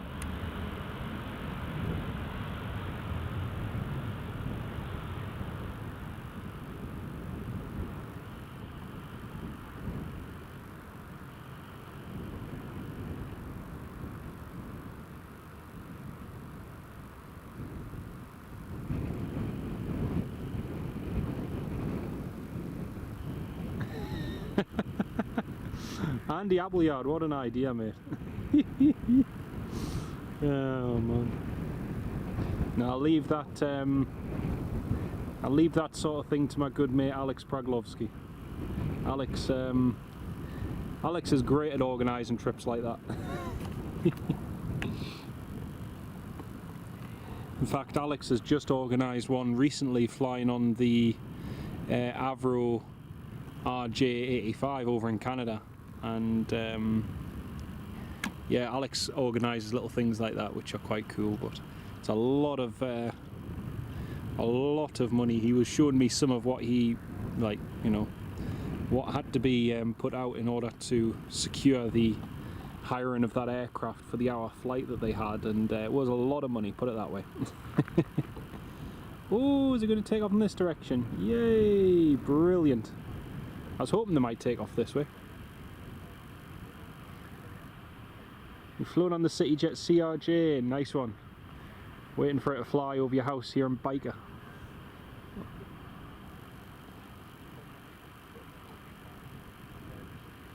Great suggestion, but yeah, a lot of financial resources required, unfortunately. Ones that not even my credit card will stretch to. C-17 just flying over Bolton, 14 minutes to get from there from Newcastle. Not bad that, not bad at all. Right, here comes the Augusta Westland.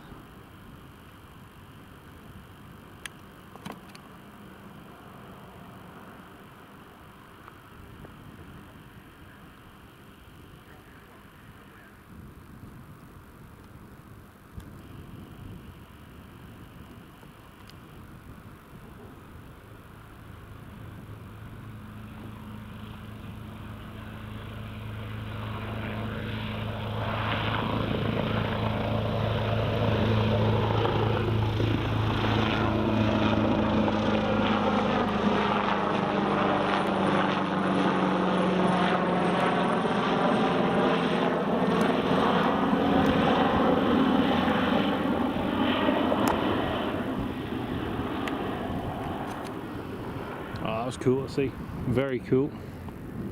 I was hoping they were going to take off this way. Very nice. Very, very nice.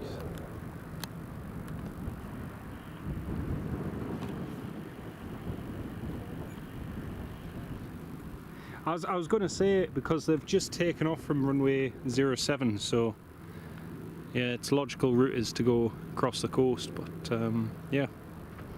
Got a few inbounds coming shortly. I'm not sure which runway they're going to be using. I'm just going to check the ATIS.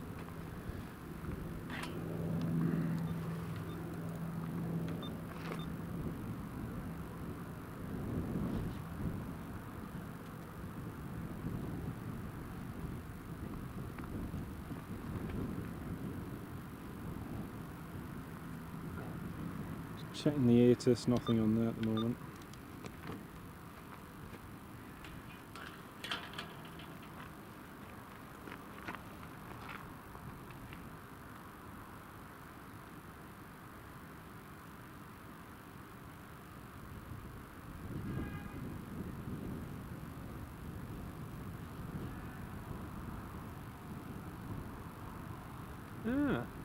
It's interesting. So it looks like they haven't switched to runway 07. It looks as though they're still using runway 25. The Ryanairs are being vectored towards runway 25, and the CityJet that has just departed is heading westbound now. In fact, actually, I can just see him. Yeah, he's just passed through the cloud there.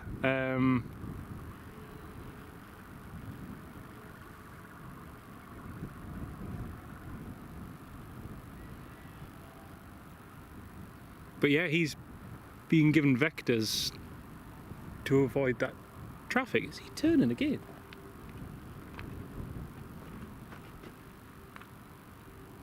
Oh, he is, yeah.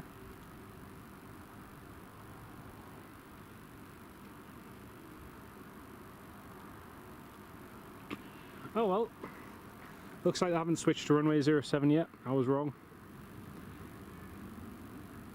No, it is heading in that direction though. That CRJ 1000. It looked as though they'd made that switch to 07, but still on 25. Ryanair's just coming into land. And we should have a few others coming and going shortly, in theory.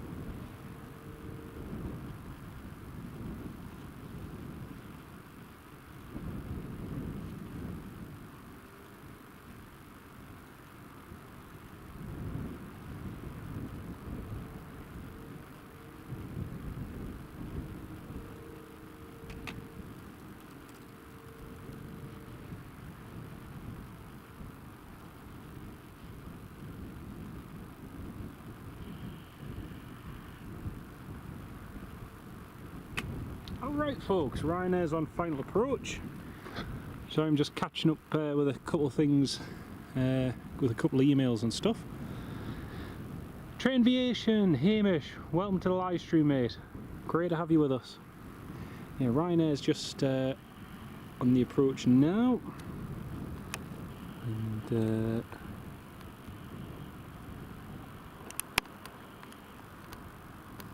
I'm just there. So there's a lot of heat haze today folks, so it's not the greatest.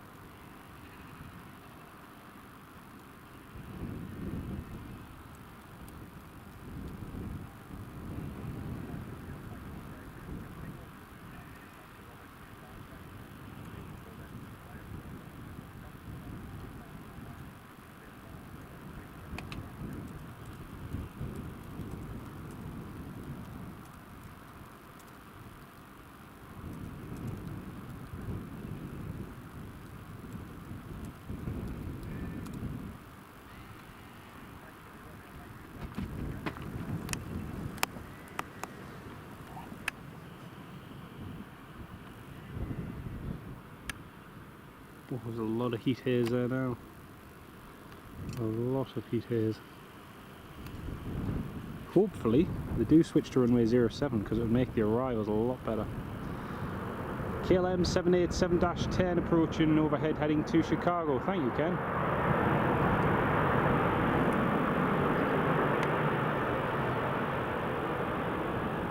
It'd be nice to see the Emirates depart runway 25, but at the same time it would be nice to have some arrivals on 07.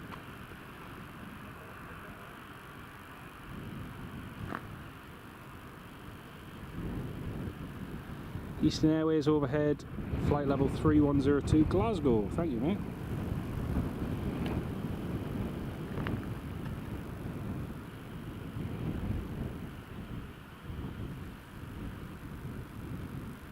Next wave arrivals should be coming in soon from the early morning departures. We'll just have a quick look at this KLM.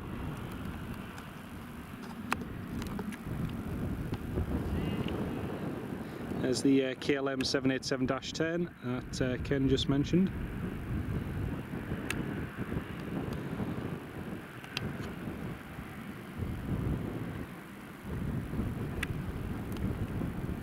Leaving a nice trail as well.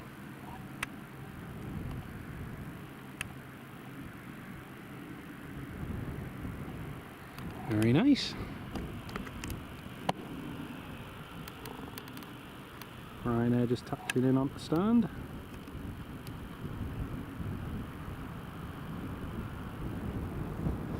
Thanks, Hamish. Cheers, mate. Yeah, I cannot quite see the other one, the eastern. I think it's, I don't think it's trailing. So yeah. Thank you, Ken. Right, we've got some cows having a little feed. Also, we have one of the Augusta Westlands, the United Arab Emirates ones, is just holding short of the runway now, so that should be going shortly. Hopefully it takes off from the 2.5 side, so we'll get a nice head-on shot with it. Just wait for it. You can see another plane in the distance. It looks like a heavy. There's a contrail coming up from the southeast. Very nice. Oh dear. Love a bit of steak. Here, here, mate. Here, here. Yeah, there's another contrail I can just see over to the right. I'm not sure what that is. Right, helicopter, the United Arab Emirates VIP one is just about to depart now. Again, hopefully it departs 2.5. Yes, it is. Brilliant.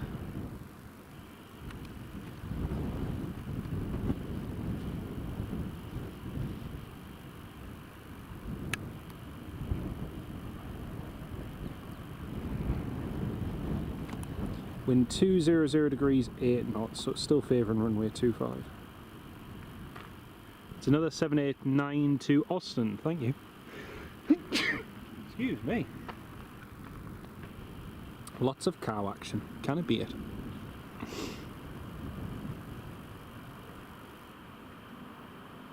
Oh, lots of helicopter movements, Ken. Very good. Very good. Moving on.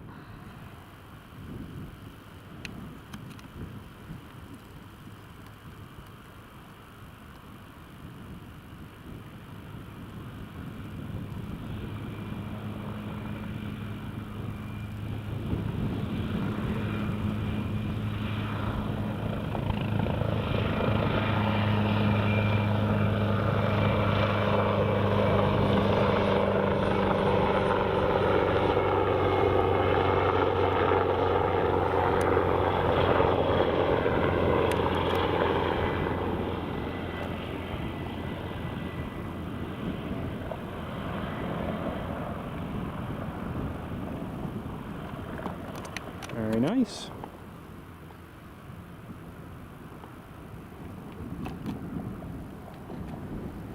Very nice.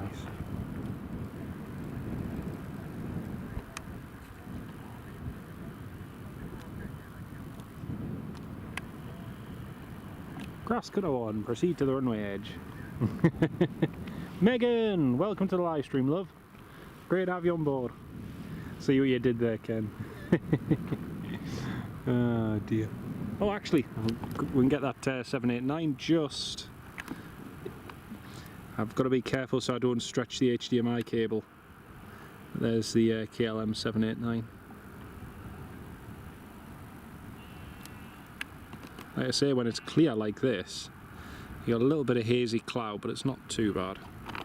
But yeah, I've just got to be careful that I don't overstretch the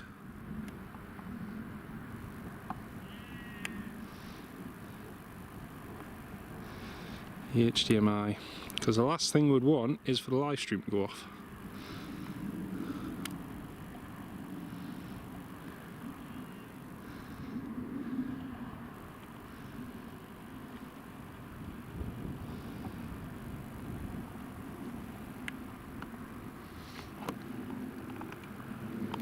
Very nice.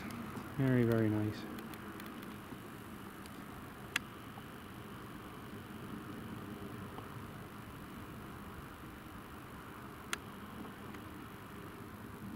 United 777 from Frankfurt to New York, Newark, nearly passing overhead as well. Brilliant, thank you, mate. Keep an eye out for that.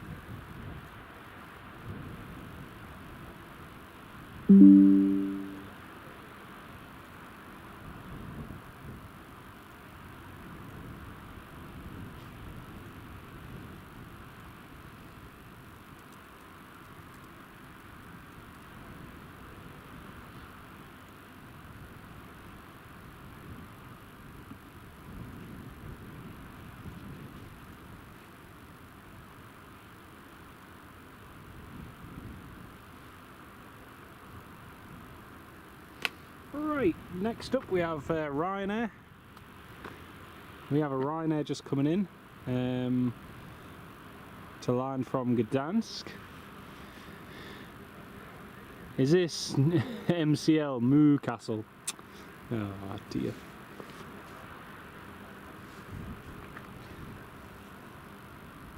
I don't know, but I've definitely not got a stake in it. Definitely haven't got a stake in it, that's for sure. Okay, the Blue Islands ATR 72500 heading back to Jersey. It's running a little bit late. Is just about to head out now.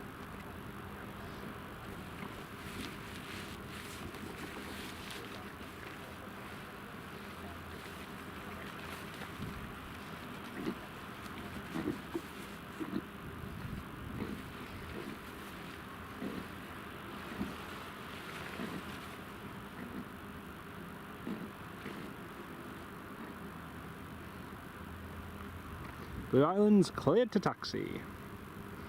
Ryanair from Gdansk is on the approach, Richard. Yep, it's just there, just on final approach. Yeah, Blue Islands taxiing along.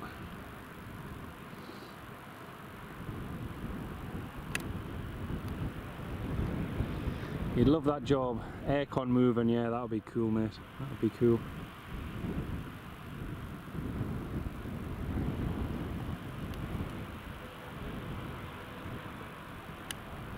Beautiful livery.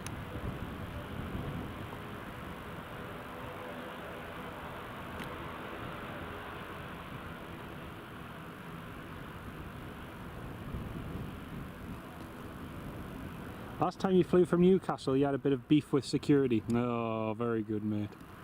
Very good. Do you know what? I went through security last week at Newcastle around lunchtime, just as the Emirates was heading out. And you know what? I got through security in like less than a minute. It was so quick. Literally everything in the bag, straight through, no issues, and then straight to the gate. It was brilliant. Boing. Oh dear. Boom. So Ryanair down. Nicely done. The Blue Islands taxiing.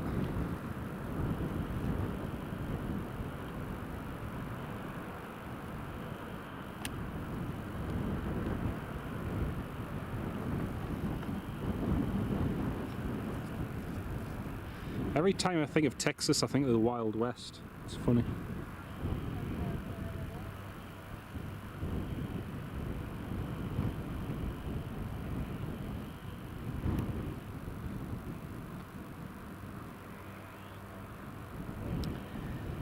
How my bag was too big to be taken on board. How dare he? Oh, very good. Very, very good, mate. Very good. Oh dear. There's a theme going on at the moment. It was sheep the other day and it's cows today. Oh dear. Oh dear, oh dear.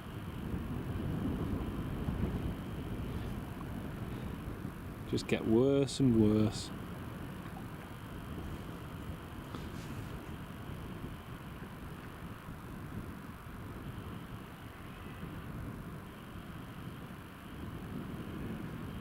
You know what? Do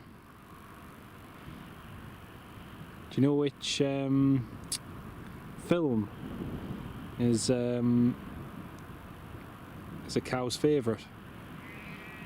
A film of the mignon, filet mignon, the Minions. It's always bad when you've got to explain the joke. It's Ryanair on stand.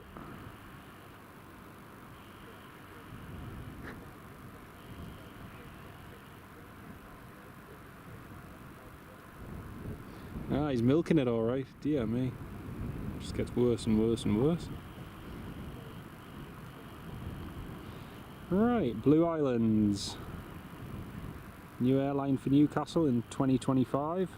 They have received a lot of money from the Jersey government to boost services to and from Jersey.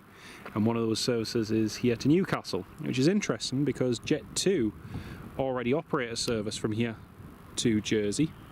So we now have two airlines operating to Jersey, which is interesting. Pull the other one. Oh dear. Taxi for win. I'm going. Oh, man. Here we go. It's a Blue Island lining up.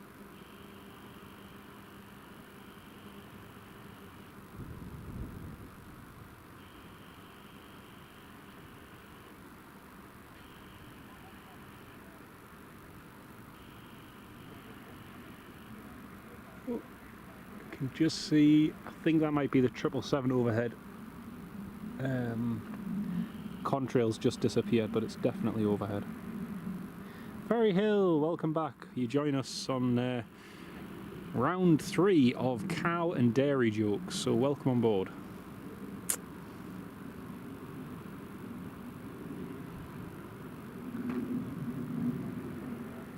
Yeah, still no contrail from that United, it's just disappeared.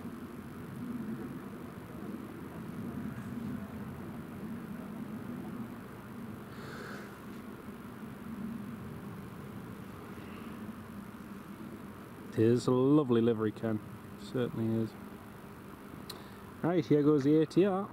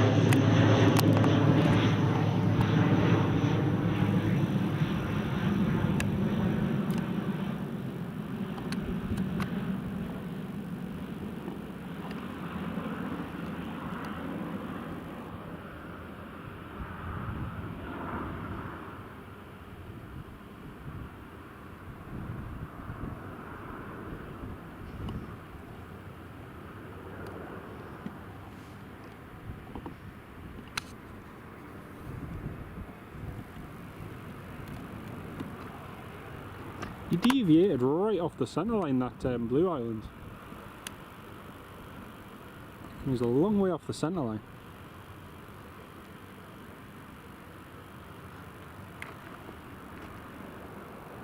Just after he took off, he deviated to the north, just to the right of the centre line, kept deviating.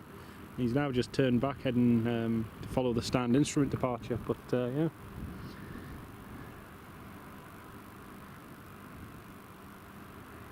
Oh dear. Actually, do you know what? I think we're going to have to end all of these cow jokes, folks. You've really given me the rump. Anyone recommend anything to eat from the Newcastle Airport cafeteria? Oh, Andy. Oh, Andy. How could you? Oh, no. Oh, man, you butchered that one. Absolutely butchered it. Oh, dear.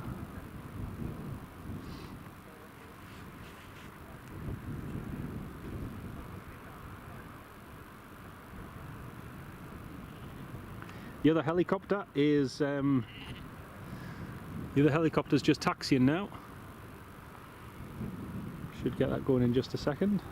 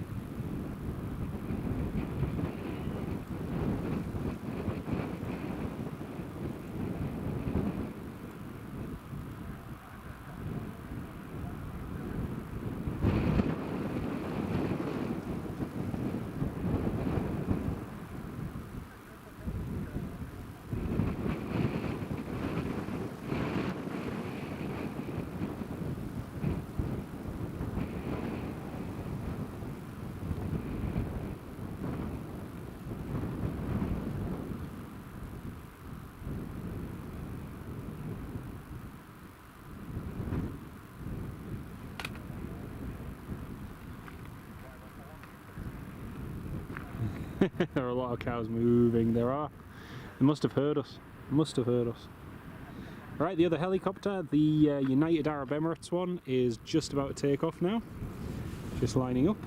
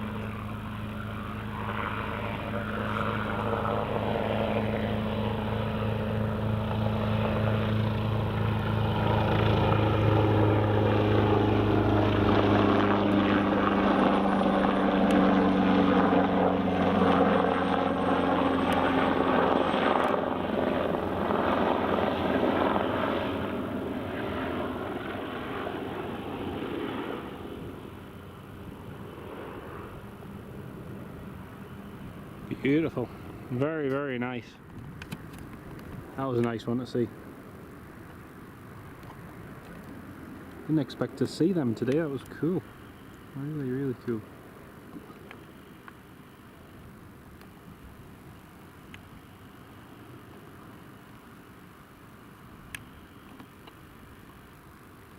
Stoffel! Hello, Stoffel from South Shields. Welcome on board, mate. Great to have you with us.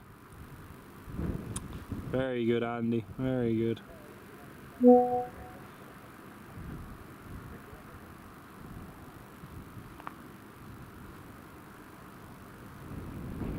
Got a plane just going overhead. I cannot see what it is.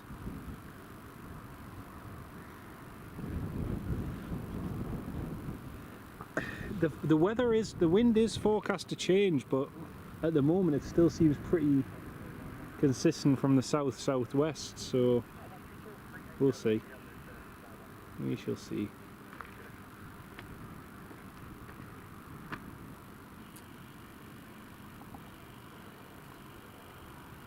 All of the herds moving. No pun intended.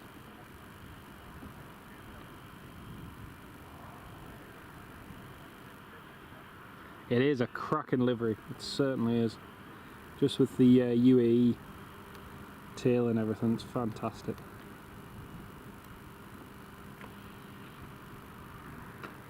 It's a Play Airlines. Oh, thank you, Senseless. Cheers.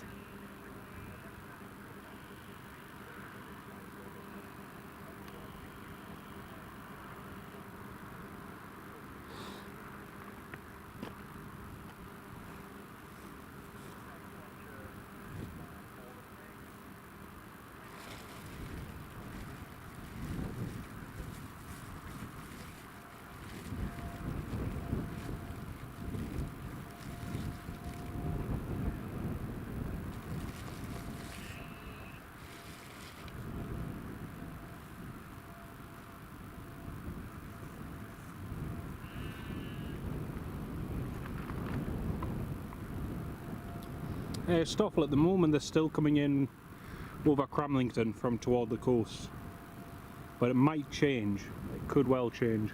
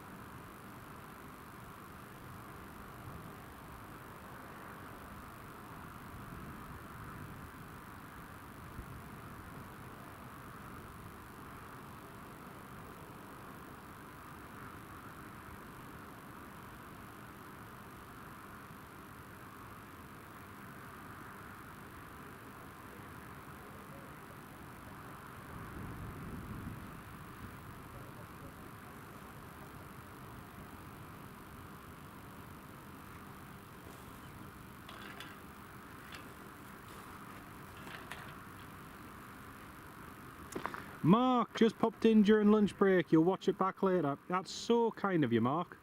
Thank you so much for your kind donation, mate. That's really good of you. I hope you enjoy your lunch break, mate. Fantastic support. Thank you so much.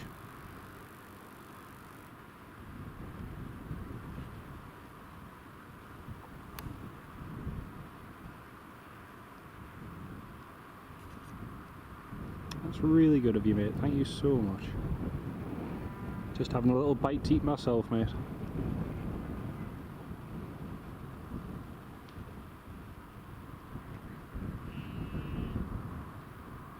And big shout out and thanks to Mark for your really kind donation, mate. Thank you so much. So we've got a little general aviation one, just taxiing out to depart. I was just having a quick look on flight radar just to see if there's any military training flights or anything expected. It doesn't look like there's anything at the moment. But, actually, what day is it? It's Thursday, isn't it? Sometimes Thursdays are quiet days, as are Fridays. Oh, that's lined up. Oh, is it a TBM? It's like a TBM. Qatar 789 Edinburgh coming over, brilliant. Cannot see it yet, just keeping my eyes open. You often like to have lunch at Northumberlandia car park, you get a decent long view of arrivals on the final. That's a good one, Kevin, that's a really good one.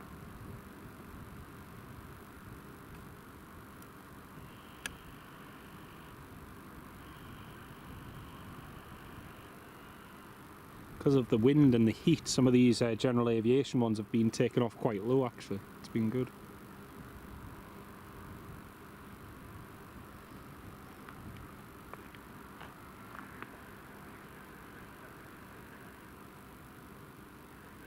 Clear for takeoff, runway 25.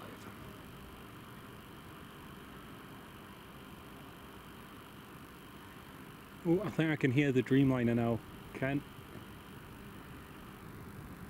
Yeah, I can definitely hear it. Cannot see it though. There's some thick cloud just come overhead. There was a hawk and a typhoon off the coast about an hour ago. Nice. No, they always tend to stay quite a way offshore.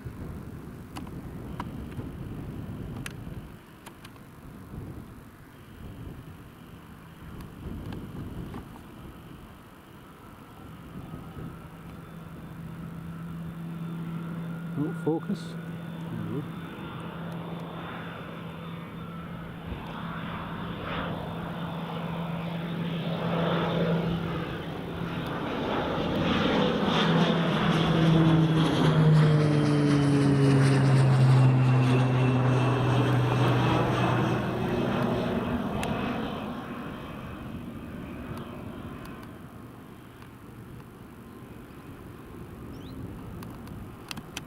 Made an early right turnout.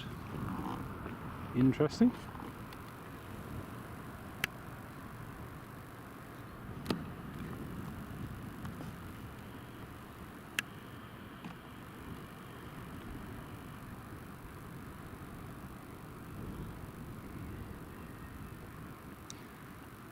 Yeah, we couldn't see the Qatar. Could hear it, but there's lots and lots of thick cloud overhead. I'll just give you a view, just to show you.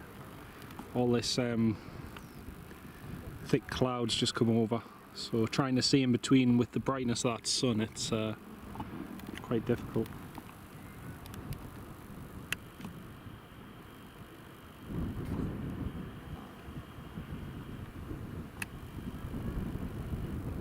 No, just a private one. It's just like a little private turboprop. They're quite nice little things actually.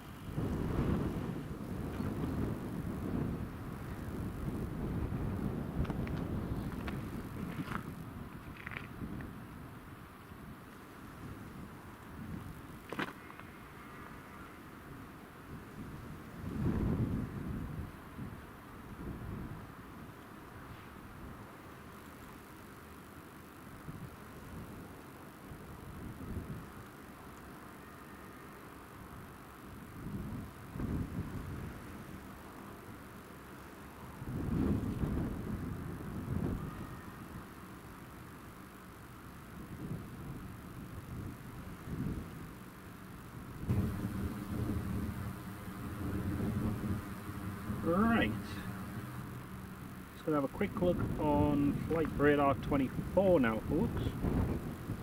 So let's have a quick look.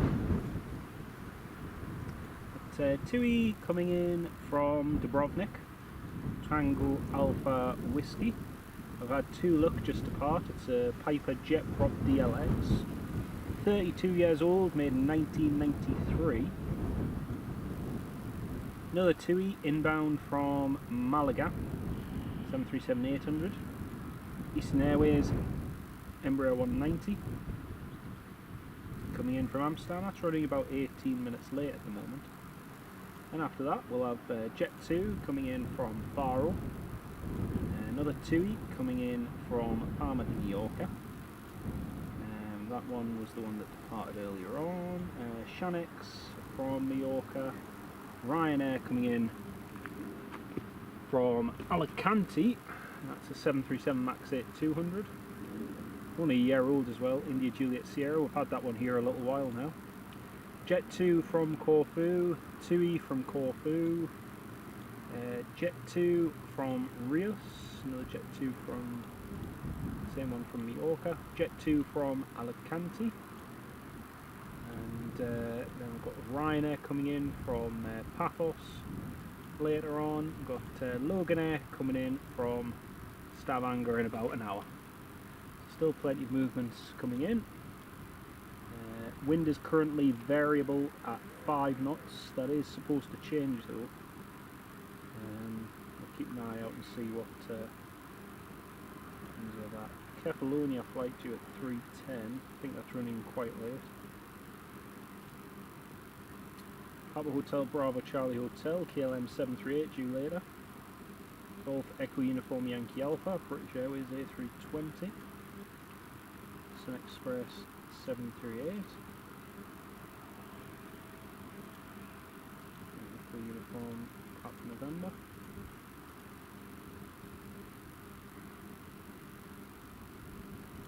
And SP SmartJet International SP UMA is due in later on as well. So a few good movements. First up's the TUI coming in from Dubrovnik. It's just a few minutes out. Just had an EasyJet go over. Just having a look to see if there's any military training flights up. Doesn't look like there's much up. There's US Air Force KC heading north toward Lossiemouth. A couple of Typhoons and that out. 737 BBJ, it's at 19,000, possibly heading to Manchester or somewhere. Yeah, not an awful lot.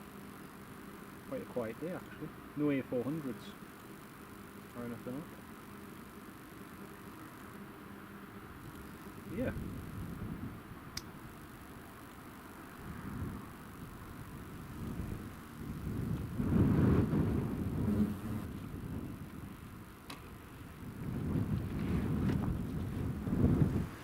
There we go. Been watching your channel for a few weeks. Ian, thank you. That's very, very kind of you, mate. It's very kind of you. It's lovely to have you tuned in, mate. Yeah, cloud bubbling up now, Ken. Yes, it is. Alan Lee, when's the next stream for your diary? Your diary. Your dairy. Very good. I fell for that one as well. That's terrible. That's absolutely terrible. Ah, dear. Naples to Manchester Stoffel. Yep, that's the one, mate. That's the one. Have the Emirates departing out in about an hour and a bit. Yeah, about an hour that should be departing, so not long to go.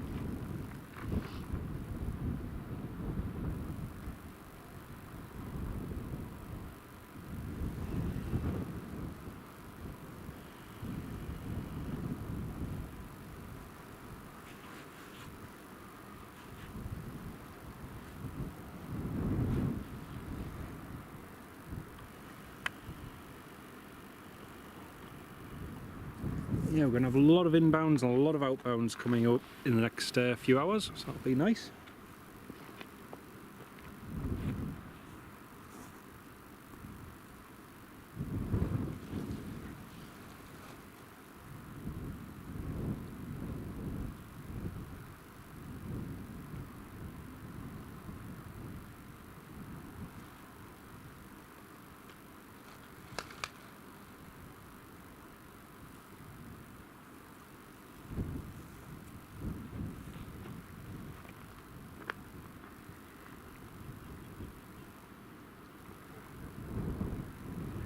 The two he just called up on the ILS for runway 25.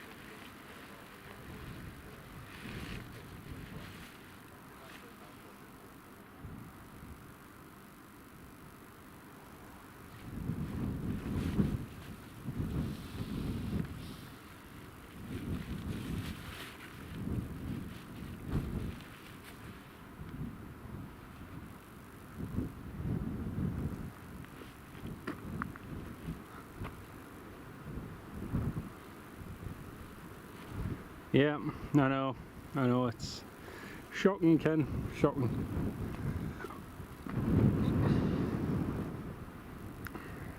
No more cow puns. Oh dear. Terrible. Still there, Austin, brilliant, great to have you with us, mate. Just looking, there's not a huge amount of overheads coming up now either. It's kind of gone quiet on that front.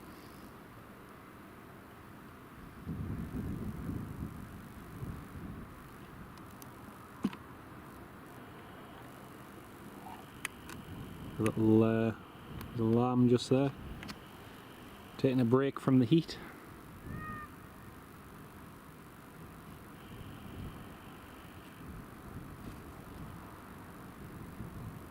Best place to operate, Kevin, in all honesty I think it's going to be possibly JetBlue. We might even see a surprise operator as well. I think we might even see Norwegian start routes up again, transatlantic wise. But yeah, watch this space. It could be very interesting. Could be very, very interesting. Andy Appleyard, where are you off to next? Nowhere planned, mate. Nowhere planned. Haven't got anything planned till December. So yeah, we've just had our holiday, so yeah, nothing nothing planned.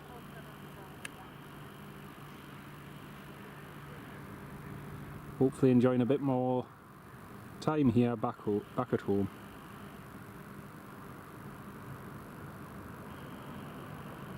Easy Jam, Stamina Edinburgh, going over to see it. Yeah, to be honest, I won't really focus on any of the smaller overheads because they're just an absolute pain to try and focus on. It's hard enough trying to get the heavies, but thank you though. With the way the cloud is, and also the smaller ones don't trail as well. hard to see. 3 likes to 100. Thank you very much, Ken. Cheers, mate. It really does make a huge difference, so thank you all so much. Don't forget to hit that thumbs up button. Thank you all very much. Well, that's a TUI all the way from Dubrovnik, just vacating the runway.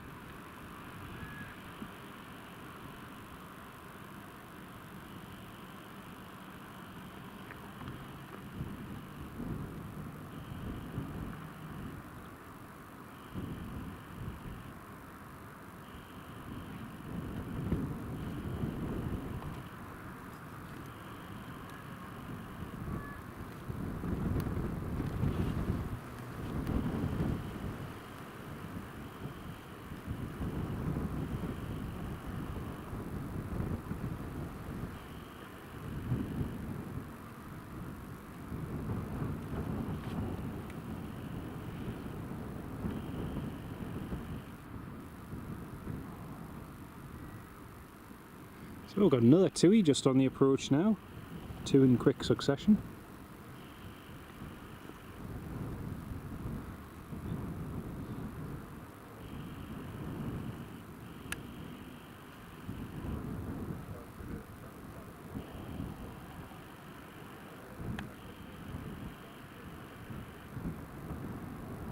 The surface wind is still variable, but as at the moment they're still just using runway 25. TUI in from Dubrovnik, Croatia, Ken. Fantastic. That's the one.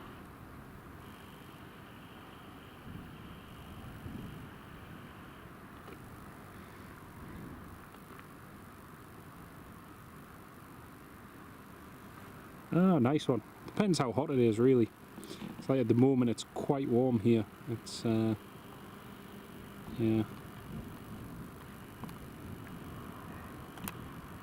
very warm. There's the next TUI just coming in from Malaga. Fantastic.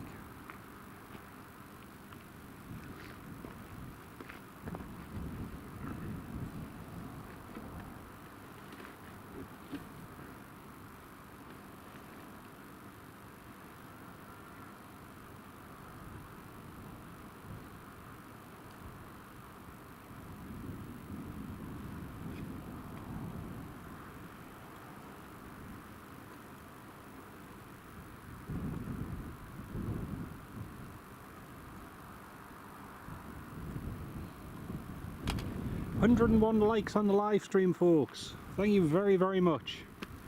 Ken Alloway, massive shout out and thanks. And thank you to each and every one of you who've hit that thumbs up button. Really do appreciate it. Thank you all so much. Here's our next TUI. 737-800 just coming in now.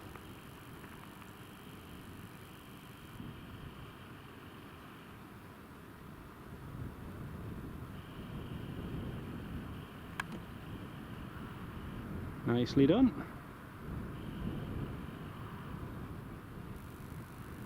TUI over wide open. Nice. Nice, that's it there. Yeah, just a bit of a correction, aye.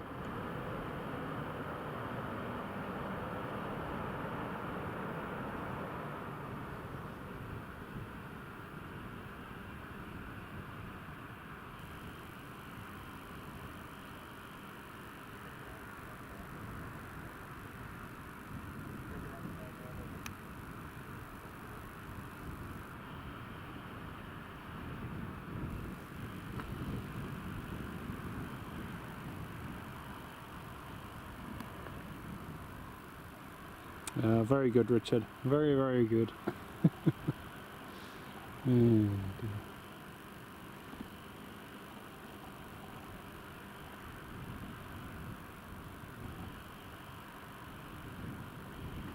KLM just gone over your Stoffel. Brilliant. Yeah, the E190 should be in very shortly.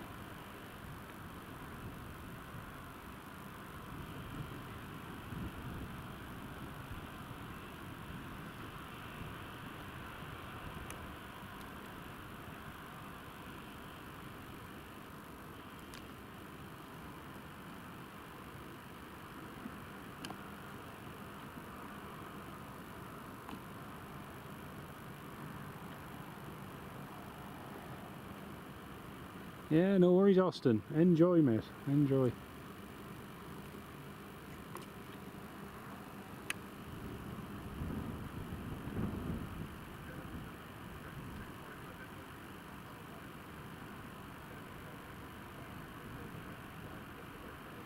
Stephen, it's a good question, mate.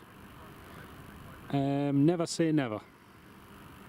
I think especially with what we've seen happen with Boeing over the last few years, you know, it could be well that something changes and they end up with a good offer, but the thing is, at the moment, TUI is very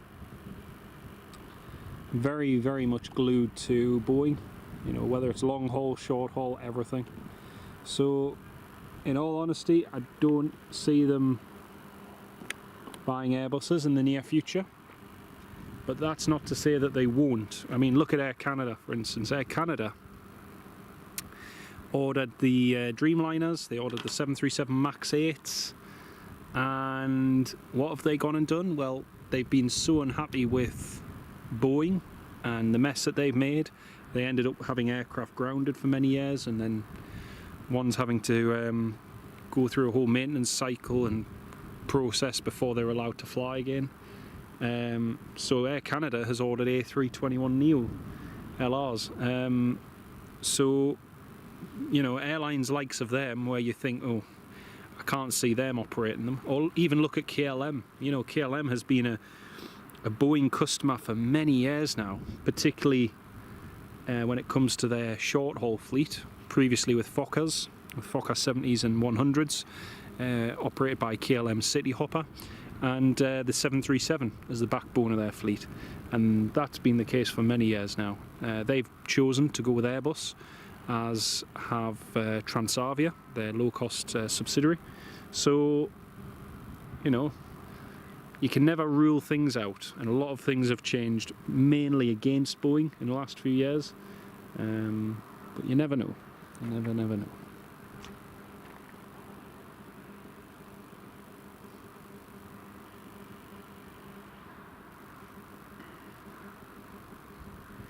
Stephen Marchant, as another good example, Jet2. You know, Jet2's been a Boeing user from the start, and now look at them, going all Airbus pretty much eventually. But yeah, that's a huge shift as well. Amsterdam flight on finals, brilliant. That's it there.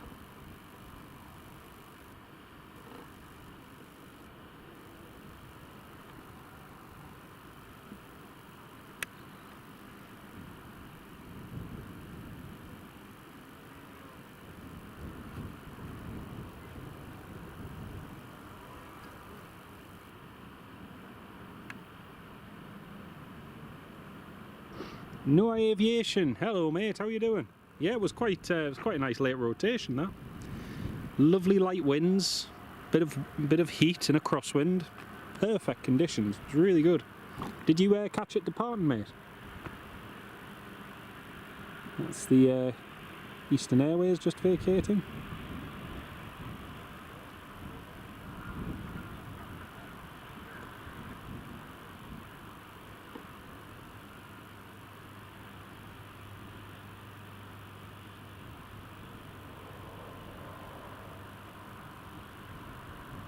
LS598 from Faro in next, Jet2, thank you Stoffel. And then we'll have our next wave of arrivals coming in very shortly.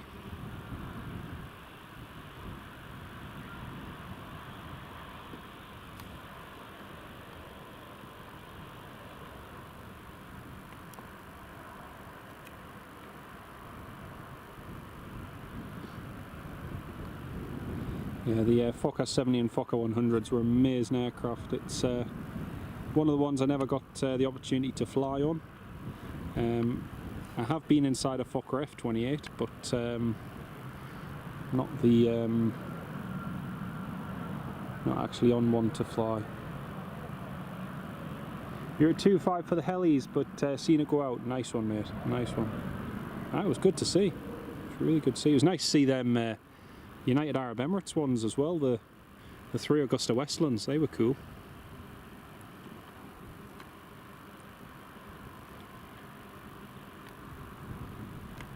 So we've got the two Ryanairs there. We've got two E737-800s. And now also that Eastern Airways Embraer 190.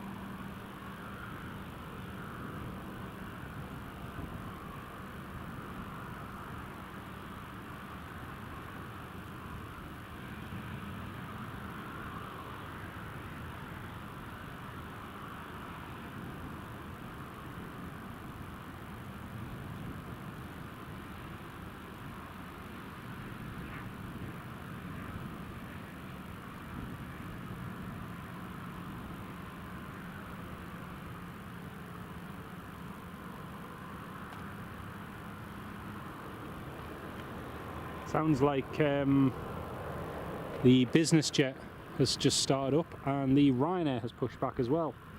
John Driscoll, hello John, how are you doing? Great to have you on board, mate. Hope you're keeping well. Great to see you on the live stream, mate.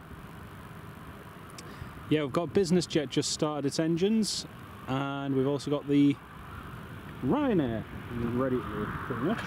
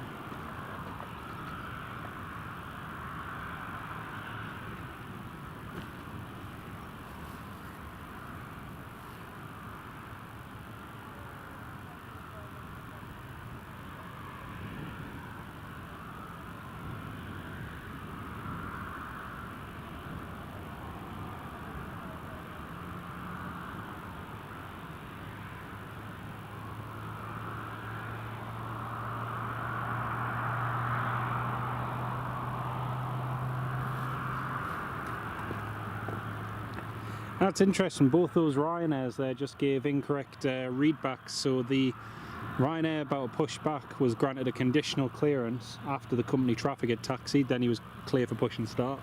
He did read that back correctly. The other Ryanair ready to taxi was told to taxi to Delta 1 and incorrectly said Alpha 1. So yeah, two mistakes from both Ryanairs, which isn't very good.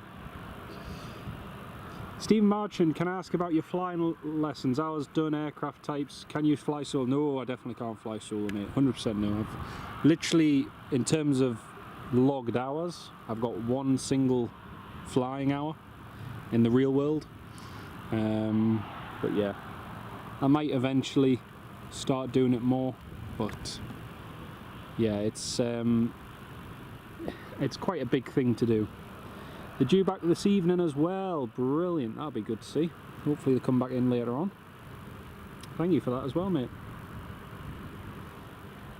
But yeah, it's one of them things that I would like to do, but it's the time, it's the money, it's everything else. And you know, I've got lots of friends who've done it, and you know, my hat goes off to them because I know how much they've had to sacrifice in order to get where they are. And you know, I take great pleasure, likes of last week when I was flying with my good mate Will, who flies for TUI. You know, there's nothing better than seeing your friend achieve their dream and seeing them doing well with it. So yeah, it's one of them things that, you know, I'd love to do, but in reality it's like it's a lot of sacrifice to get to there, and it's one of them things that's not really on my agenda. I love aviation. I love all things aviation, whether it's being here filming, streaming, flying, whatever it is. But to do it as a job, I think, is a totally different thing. You know, it's always different when you do something as a job. And whilst it's a great one, it's just not something I'll be planning on doing. Stoffel, that's a shame. See, I find Ryanair's actually one of the best ones when it comes to that. So Ryanair have actually just increased their hand luggage, the free amount that you're allowed to carry on before any other airline has changed. So even EasyJet and Wizz Air, Ryanair's actually increased the size by 20% of what you can take on as a carry-on. Not even, you know, the other low-cost airlines are doing that. But yeah, it's Ryanair's you know, it's basic. You pay what you pay for your seat. That's what you get. You get from A to B. And you know, speaking personally, and I refused to fly on Ryanair up until 2015. And one of my mates suggested that I do a flight from Edinburgh to Dublin with them, which I did. And I've flown with them nearly over 120 times since then. So yeah, it's a fantastic airline, and you know, you pay cheap fares, that you get a cheap product. That's just part and parcel of it. It's low cost travel. But I would never even dream or contemplate of paying extra money with the likes of British Airways when you don't get any additional perks. What you have to pay for and everything, you know, is I don't see any difference to British Airways nowadays. I think it was the Guardian. I think it was the Guardian or the Independent. Might have been the Guardian actually. Did a whole article trying to big British Airways up on their free carry-on sizes and this, that, and the other, but omitted the fact that you know you've still got to pay for buy on board service. So yeah, Jet2's good, but I still prefer Ryanair. Ryanair's an airline. You know, it's a low-cost airline. You get what you pay for. Maybe one day, Ken. Aye, maybe one day, mate. Maybe one day.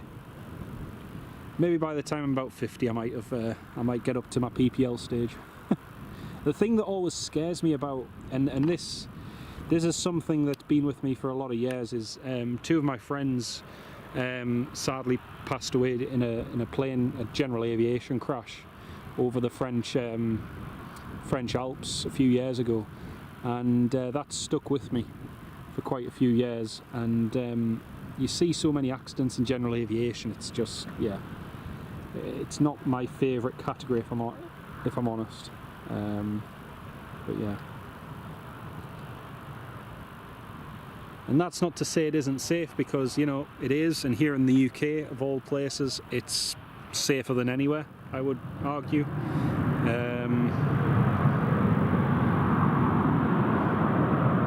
But accidents still happen, which is the top and bottom of it.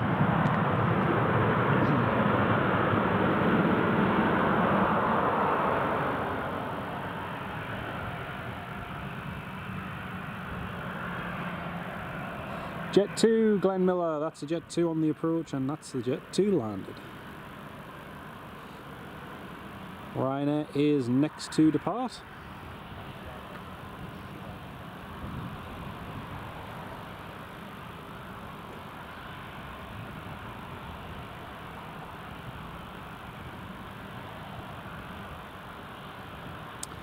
TUI in from Palma de Mallorca's coming in next, Stoffel. Brilliant.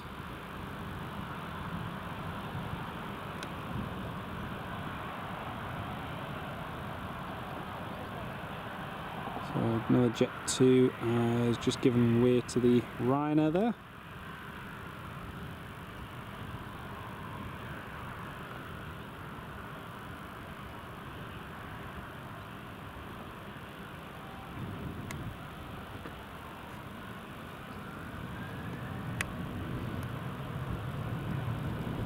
Right, next up is Ryanair taking off.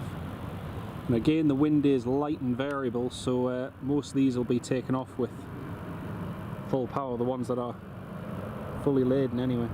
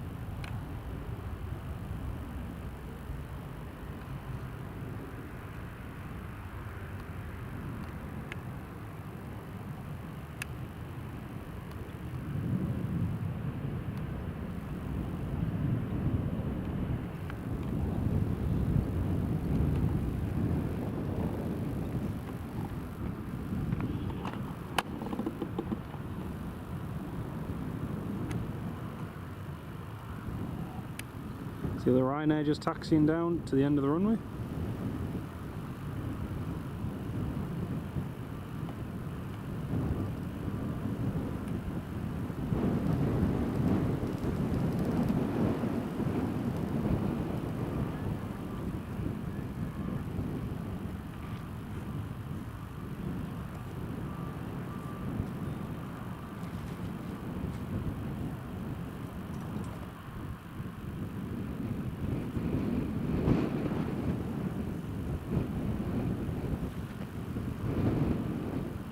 %70 chance you're going to see a KLM E195 E2 to Amsterdam pass over. That'll be good. Excellent. TUI just gone over from Palma. Fantastic. Should be in just a second.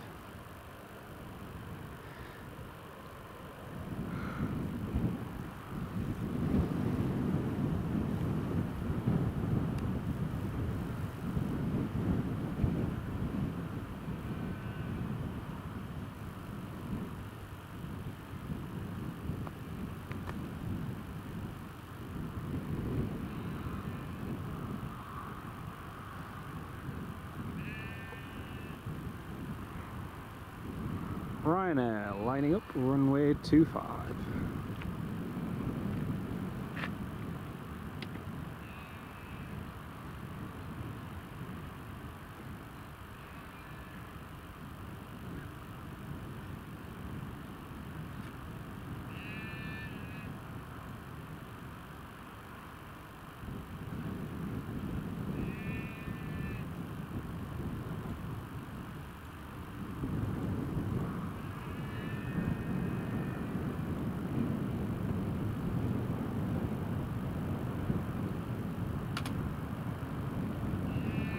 Ryanair ruling.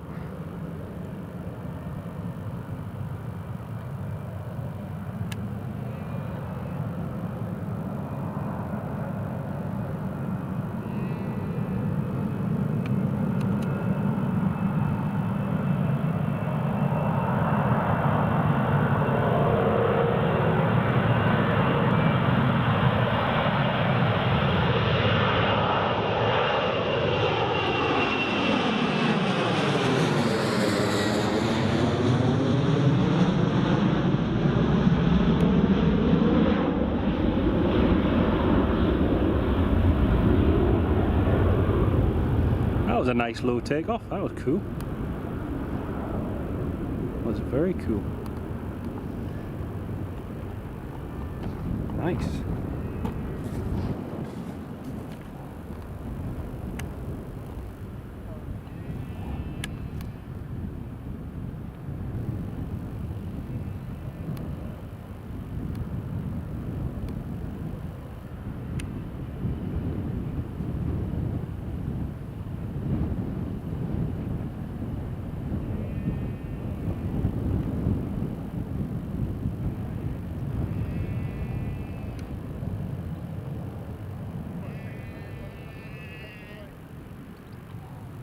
That was very cool.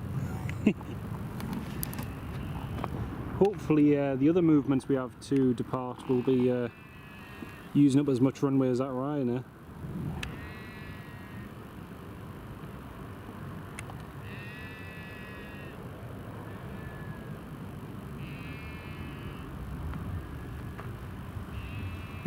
Sounds like the intro to Pink Floyd. Oh no. Sorry folks, just need to quickly unwind that because I'd rotated it the wrong way.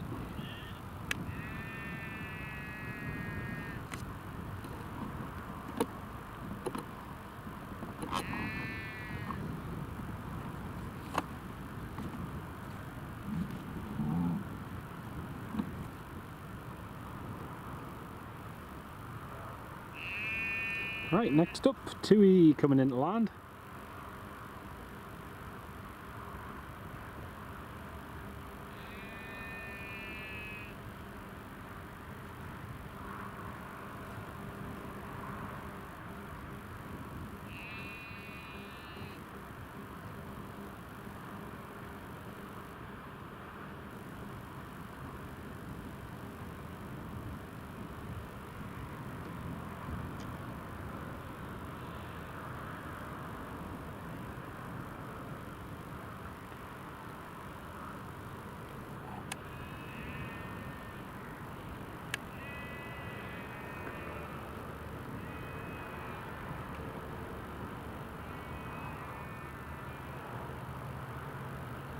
Wind's definitely swinging round now, you can feel it changing. Wind is definitely changing.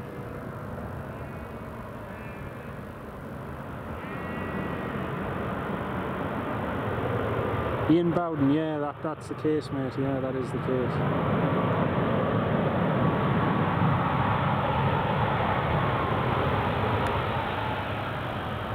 You can definitely see the wind swinging around though, because likes that TUI, just in the flare there, you can see the wind's just pushing them along a little bit further now compared to before.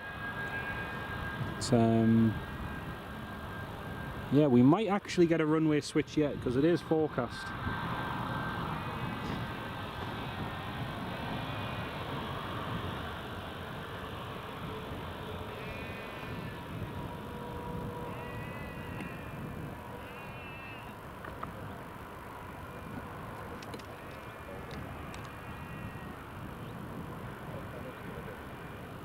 Oh, that's interesting. The TUI, that TUI has just reported to Tower they had a 10-knot tailwind all the way down there. That's very interesting. So that TUI that's just landed had a 10-knot tailwind. So they might look to switch on to runway 07 shortly.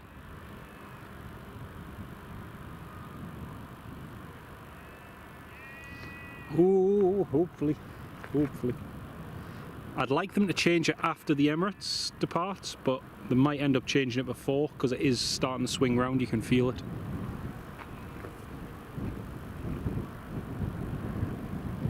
Medar showing variable 6 knots. I've tried tuning the ATIS, but nothing's...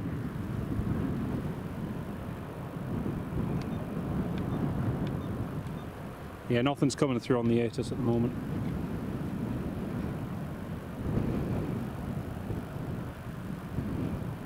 So yeah, if it's a 10-knot tailwind, that's going to be fun.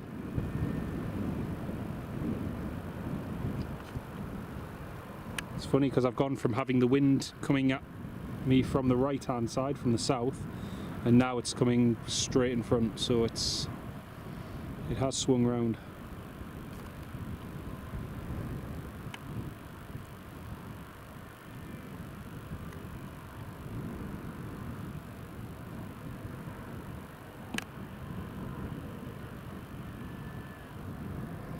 think there might be a BizJet departing soon.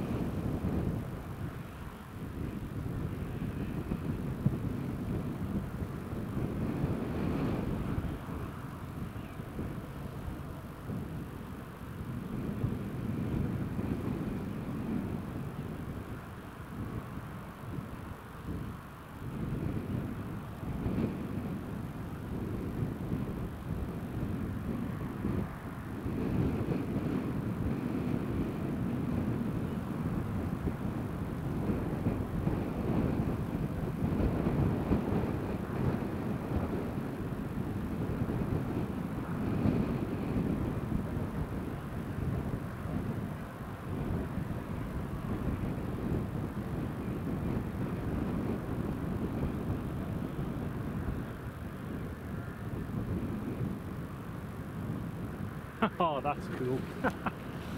Oh, that's so cool. So you think seeing a C-17 here at Newcastle's cool. Check this out. Trump should be visiting the northeast of Scotland soon, and one of the US Air Force C-17s bringing all the equipment in for his visit has just landed in Aberdeen. He's dropped the equipment off and is now heading out. That is so cool. It flew all the way from Camp Springs, 6 hours 46 minutes to deliver equipment to Aberdeen. That is so cool. So yeah, Trump should be visiting the northeast of Scotland soon. And bringing all the equipment for his visit. And again, unfortunately, I'm going to be working most of the weekend, so I won't have a chance to see them.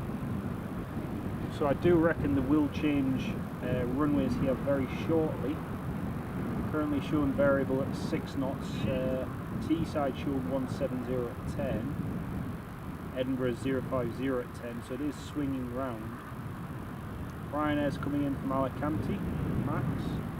Jet 2 from Malaga, 738. That's due in 30 minutes early, can you believe that? 30 minutes have knocked off that flight time. That's really cool. Really good Jet 2. Jet 2 from Palma de Mallorca. It's also inbound. Logan Air from Stavanger. And what else have we got? Another Jet 2, 2E, another Jet 2. Q80 Air Force is just over Italy at the moment. Due to Q8 City in 4 hours and 22 minutes. Sun Express has just departed from Antalya, 34 minutes late, due in at 6 PM.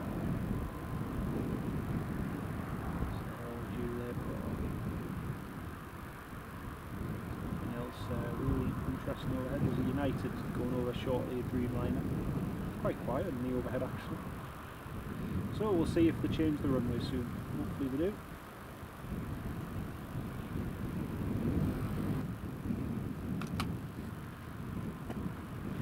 The 777 Ken, 777 should be due out in about 20 minutes. So the Emirates should be departing just after 2 o'clock, hopefully.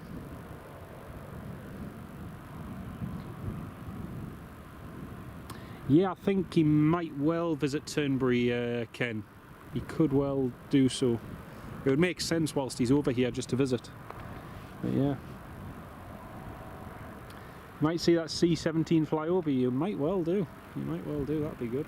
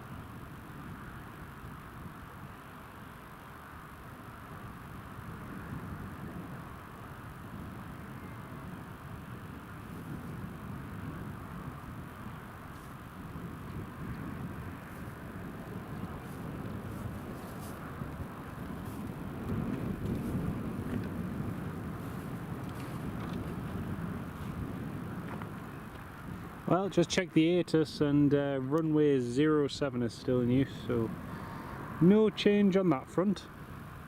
Runway 25, sorry if I said 07.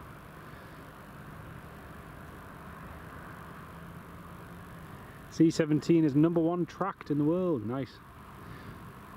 Looking forward to seeing this Vulcan Air P-68 land. You haven't seen one before? Oh, nice one, Glenn. Yeah. Our friends are just coming back again now.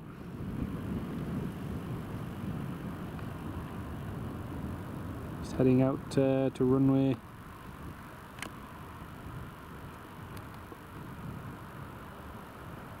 Heading out to the end of the runway lights. Just have a little nosy.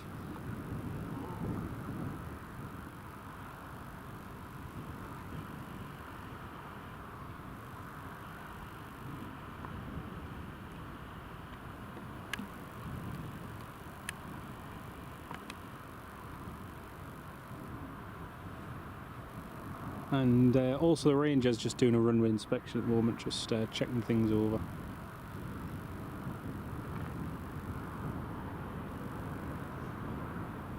Been live for over 3 hours now, folks.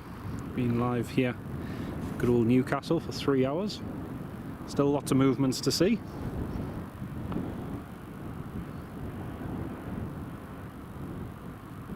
The pappy lights were just put on there because the guy who looks after doing all the lighting checks and everything wanted to make sure it was all working, which it all seems to be fine. Austin, here. Oh dear.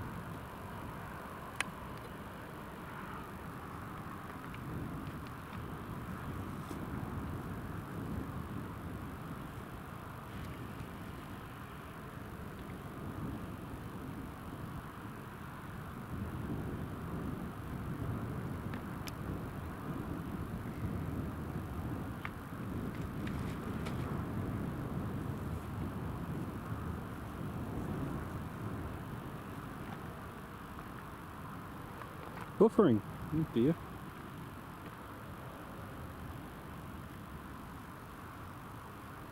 was gonna say I can't. There's no dropped frames on the. I just looked on the laptop. There was no dropped frame shown. So sorry about that, John. I'm not sure why that was.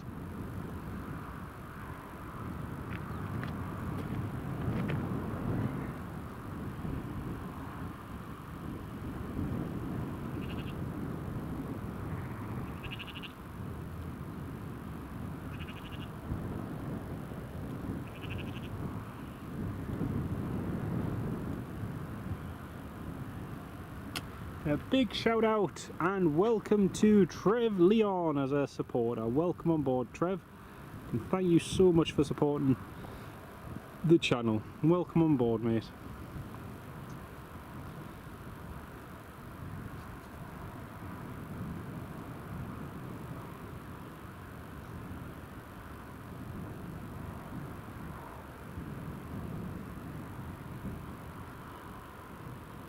Yep, stream okay, good. Atlanta to... Yeah, it is. It is. Stream's okay for everybody else. Fantastic. That's okay.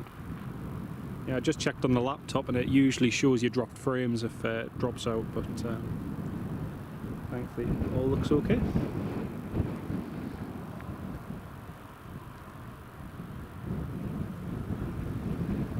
Some very happy cows there. Next arrival is just on the approach now for runway 25.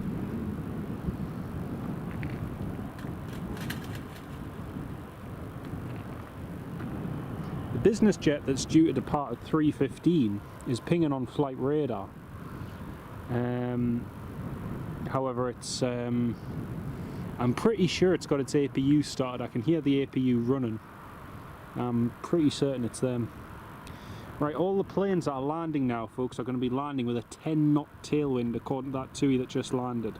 So they're coming in very quickly. You can see the next arrival there. Ryanair's just on final.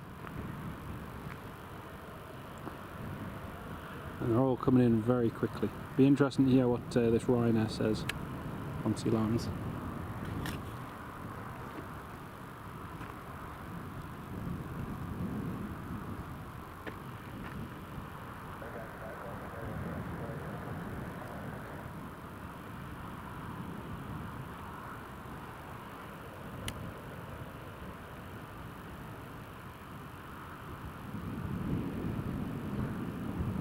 Nicely done. Richard Taylor, hello Richard, welcome to the live stream. Great to have you with us.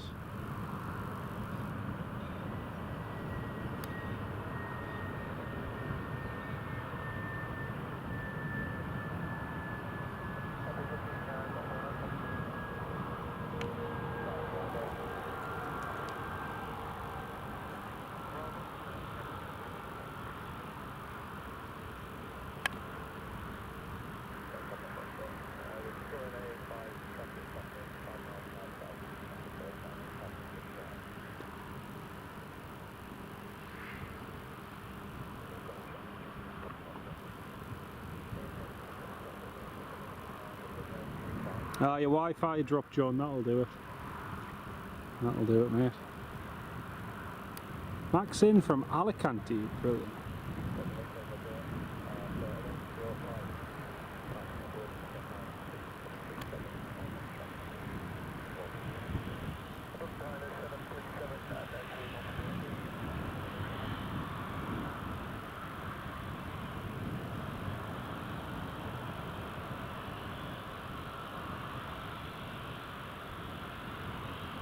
Next arrival is just coming in. I think the P68 has just been told to pass above and behind this next arrival, so I don't think he's coming in. Apparently he's heading up toward Morpeth way.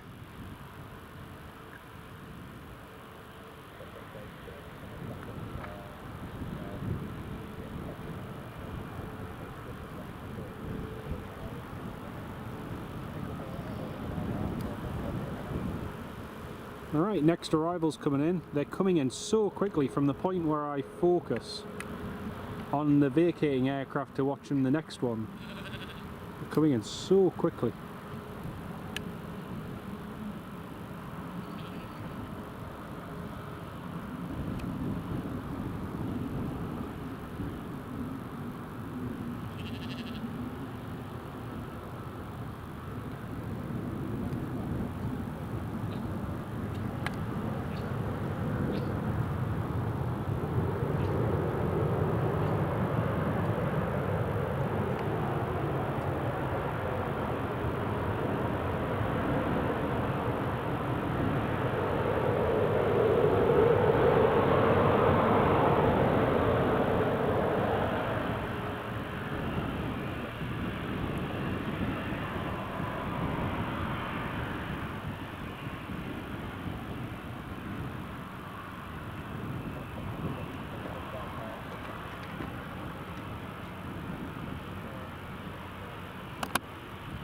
There we go, that's the Jet 2 down.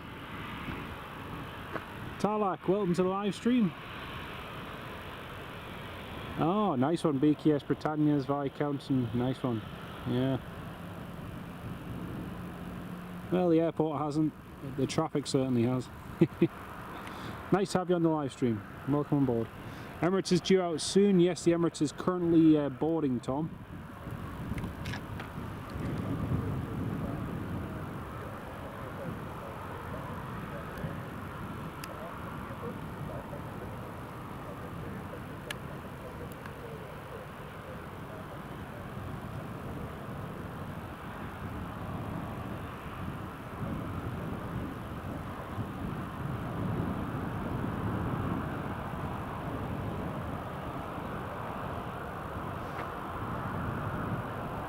The Jet 2 that's just landed has reported a 9-knot tailwind as well, so there is a tailwind on runway 25 now, very clearly. So they might look to switch it shortly. He's just reported that 9-knot tailwind to the traffic that's inbound now. So I reckon they will be looking to switch very shortly.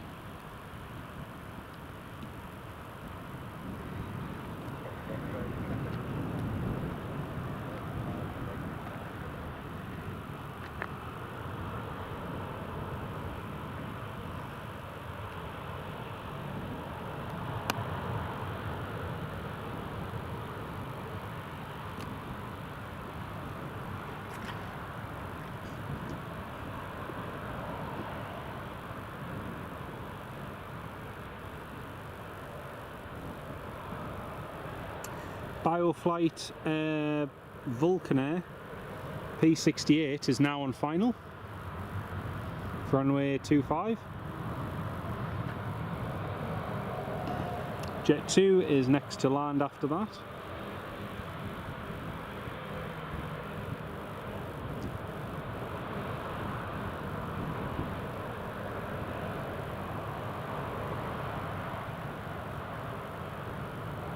Vulcan Air next in, thank you, Ken.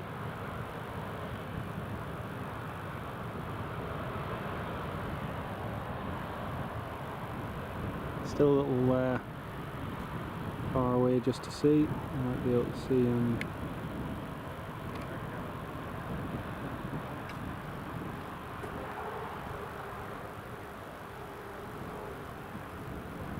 Yes, they've switched. Yep. Yeah, they've just switched to runway 07, so the KLM Eastern Airways has just been cleared to Amsterdam now from runway 07, so they have made the switch.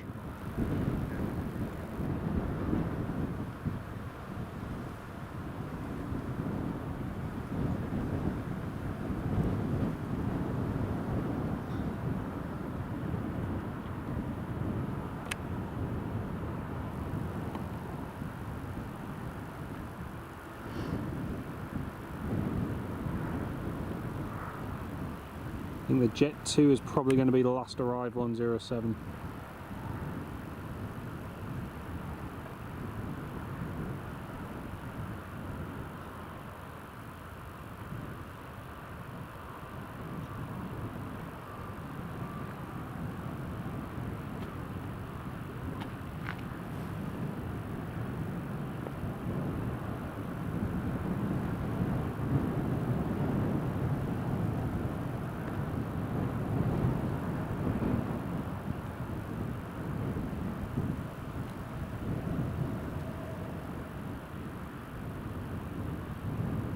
Cows don't seem bothered. This is one of the things that really annoys me, is people going on about, oh, you know, animals being skittish around planes.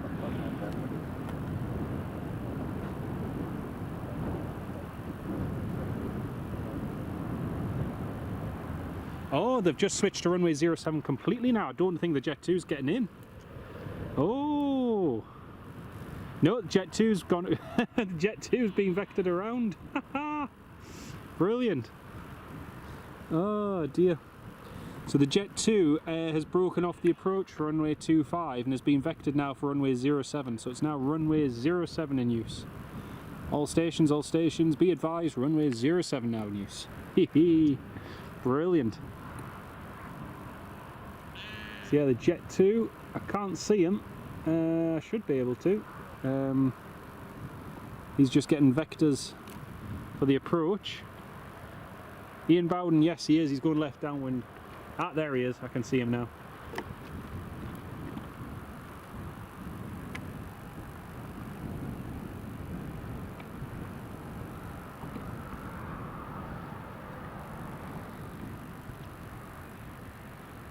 There he is. There's the Jet 2 just getting vectors for the ILS runway 07 now. I could feel for the last half an hour to an hour that change was coming, and 3 aircraft have now reported a 10-knot tailwind on the approach for runway 25, and you could see the planes coming in so quickly. They were going from the approach on the final just so quickly. This is brilliant.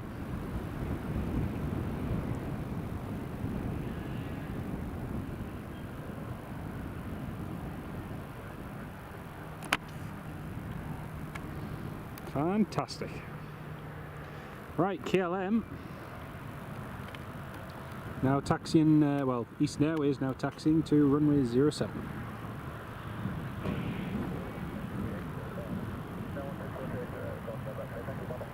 I was really hoping that the Emirates could have gone on runway 25, because that takeoff would have been amazing with the Emirates, with that wind. But not to be, sometimes it just happens that way.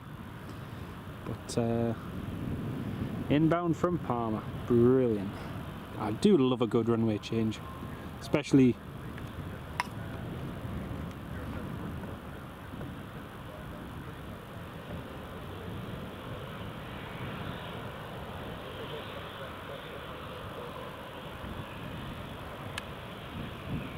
Oh dear, he's got a slot. The Emirates has just called up. Emirates is delayed till 14:40.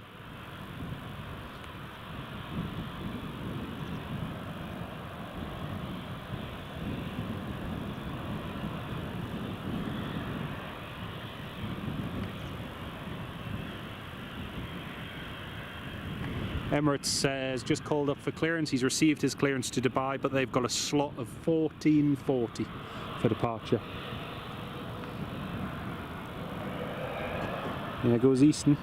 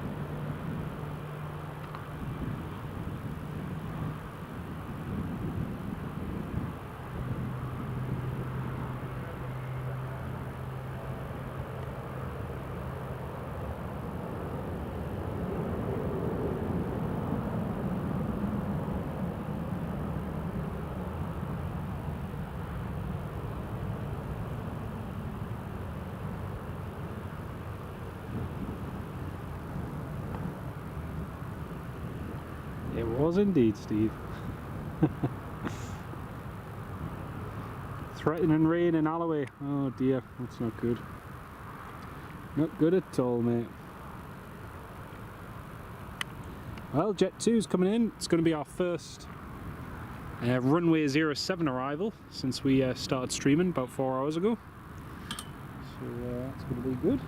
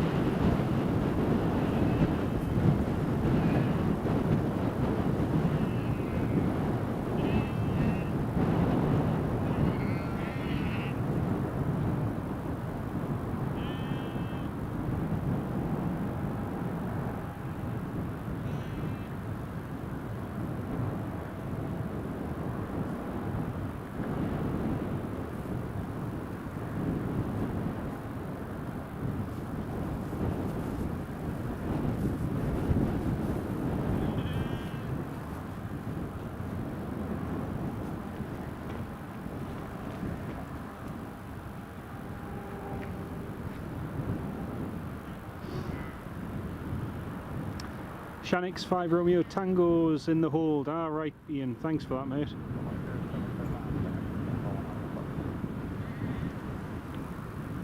Yeah, he's just done one hold and now he's come back in. It is, yes, it's picking up, Ken. It's definitely picking up. Just gonna have to adjust that slightly. Big Aerologic plane going overhead, nice one.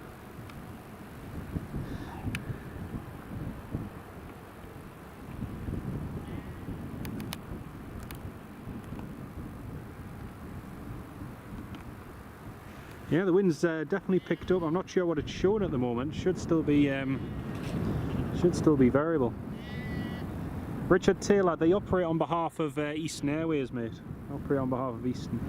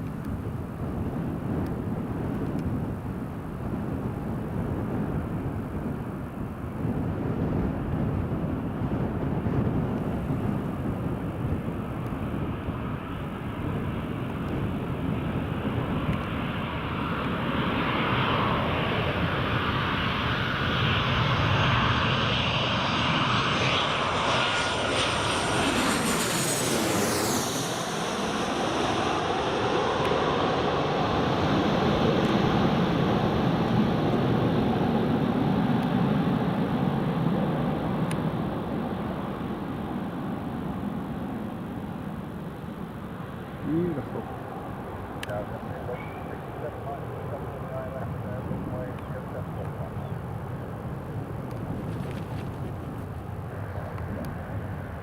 There we go, that's a Jet 2 landed from Palma de Mallorca. Next up we have Loganair's Embraer 145, which is coming in from Stavanger, and that's just on the ILS now for runway 07. Looks as though the Jet 2 is going full length.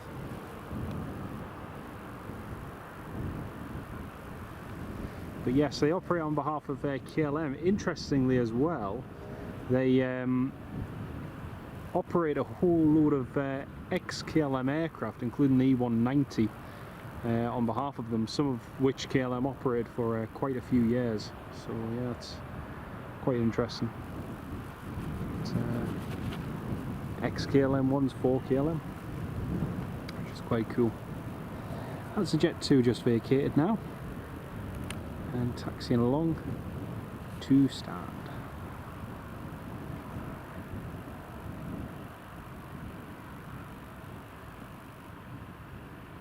You alright, mate? How are you doing? Not bad, you? Very good, mate. Good, good, good. You've come at a perfect time, they've just changed runway. I've just seen, yeah. Aye. I've been switching between sides. Ah, smashing, smashing. Got the Loganair just coming in now. Right, that's the Loganair just coming in now, folks. Yeah. No, I like when they ride on.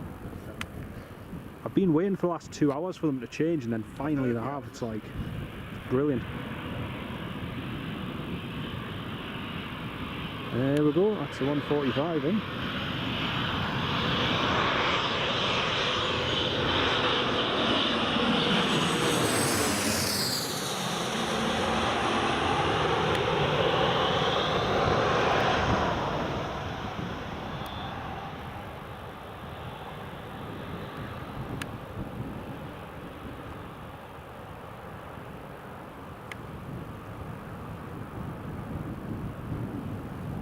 There we go. Spoilers. It was interesting that even with the weight on wheels, it took a little bit for those spoilers just to deploy. Yeah, Ken, that's them in from Stavanger. Very, very nice. You can still see that little bit of a crosswind as well. It's not too bad. Right, we've got Jet 2 coming in now from Rios. That's just on final. And what else have we got? Oh, there's a BizJet just heading there. Did you see the Q8 depart before? The C7? yes. Aye. Yeah. Smashing. Yeah, yeah. I was kind of hoping the Emirates might have come this way, but... Well, I was hitting with it. Aye. Yeah. Not to worry. I like the lower landing. Oh, same here. Same. Especially now when you've just got a little bit of a crosswind too, and you just see them on final. It's great. Less heat haze too, which is ideal. Yeah, so, Aye, definitely. It's a Jet 2 just heading past the tower in a second. Seen one of the Cobham Falcons, or Draken Europe ones, was heading to Teesside. He's made a right turn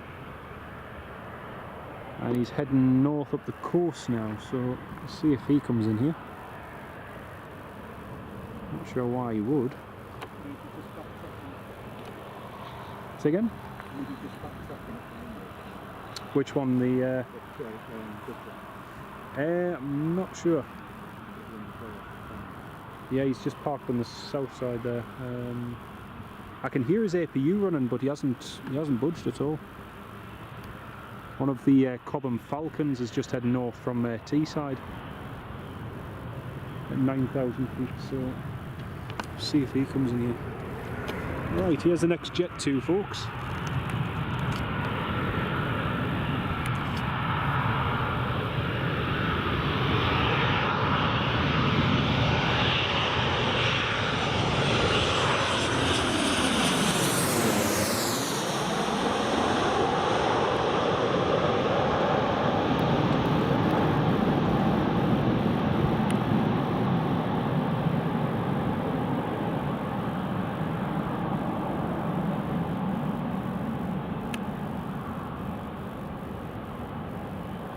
A little bit of a float down 07, just slightly outside the touchdown zone by the looks of it as well, but still got it down.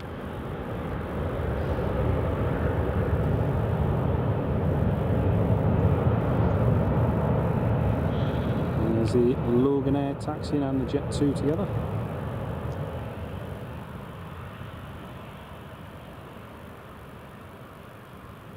Stoffel, no, I didn't see that. There's a bit of cloud further up there at the moment, so it's not the easiest to see anything going overhead.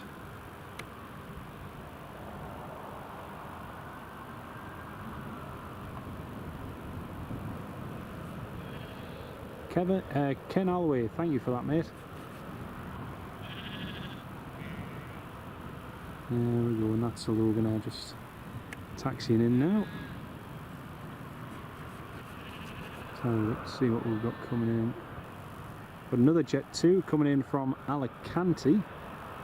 That's just a few minutes out.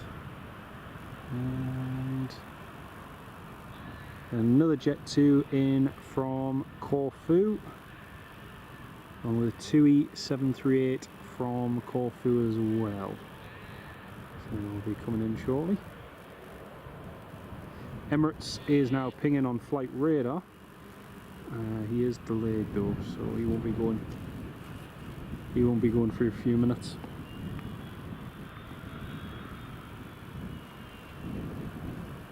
And that BizJet, which is due out 3:15, the FlexJet Embraer Freighter, that should be going out in 40 minutes unless they manage to get out earlier.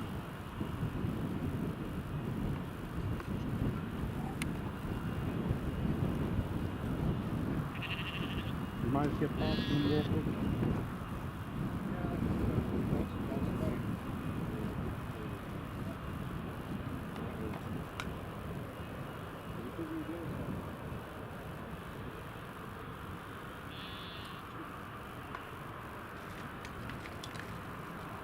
Great spot, this is just a game. So it's not the safest thing to do. I walk on.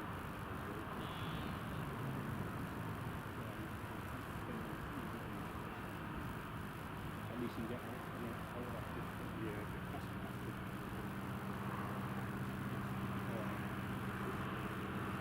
GA coming in.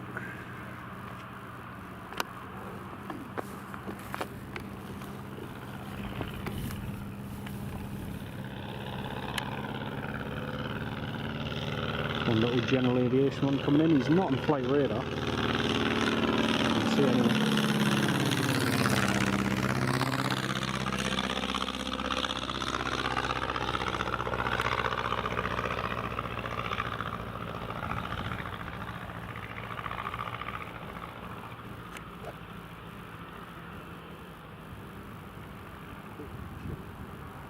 Aye.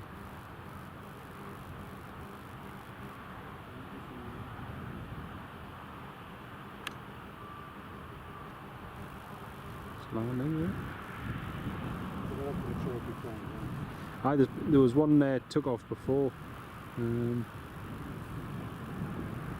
There's a little Eurofox thing which looks like a TBM. I've not seen that before. That was nice.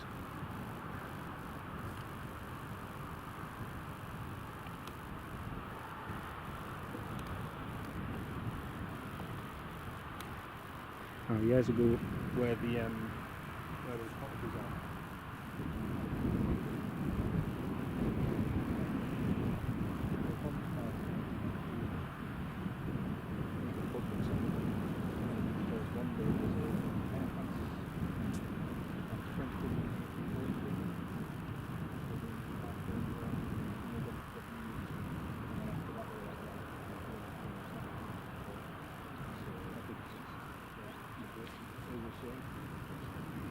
It was ideal for it. You don't want to start policing passengers.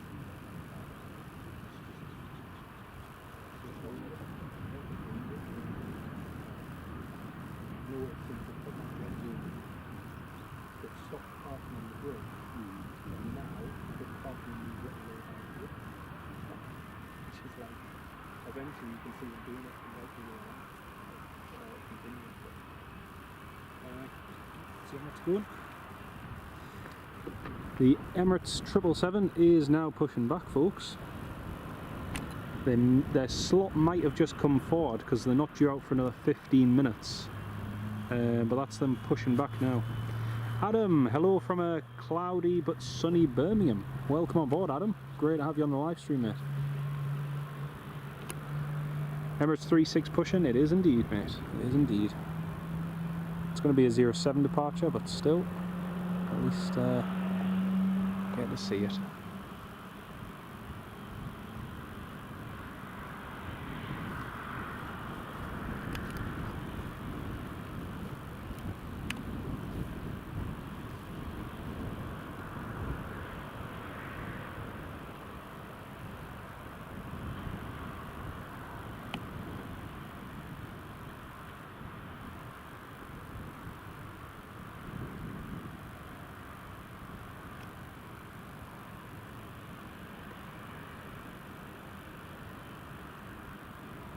Yeah, he's got another 14 minutes till departure, but they might have just got an earlier time. Don't know. We'll keep an eye out on it.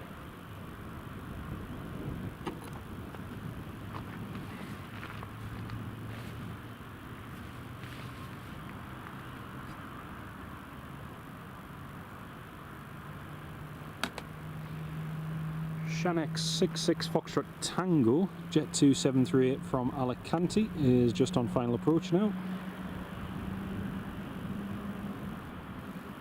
Get that landing in just a second.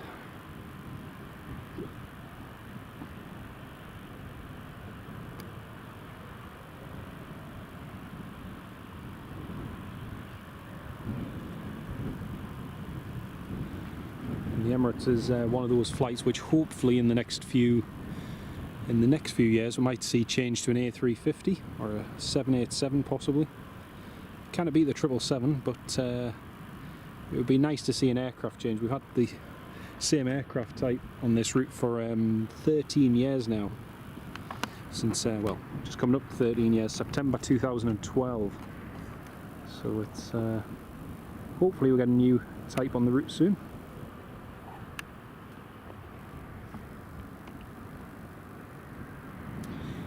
A6END visited us on the 12th of July. Nice one, mate. It's been a regular visitor here at Newcastle.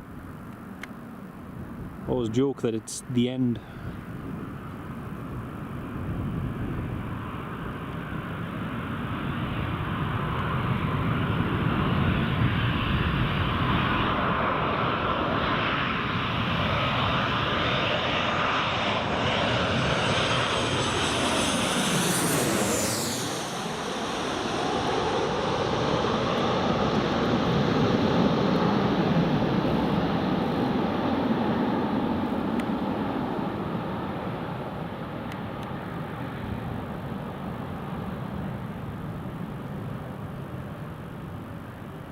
Nicely done. No, unfortunately we couldn't. It'd be nice to see, but the fact is, you kind of get that in here, so it's unfortunately, as nice as it would be to see, it won't happen. Well, Jet 2's just rolling to the end of the runway.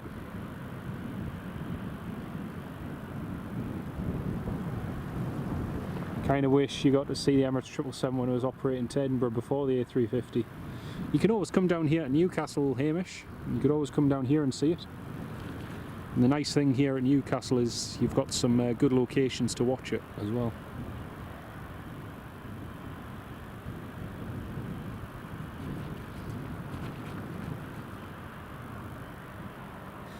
Newcastle, Tarlac, hoping up the 777 would be a hard act to follow, 100%. I agree with you there, mate.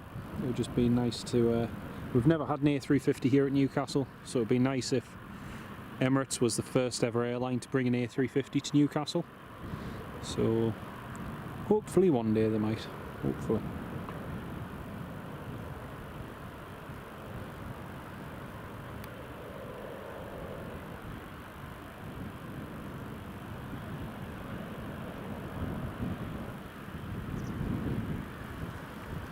Yeah, you could always get the train, wouldn't be too bad. The fire station's just doing some live burning at the moment, so there's the occasional black cloud of smoke.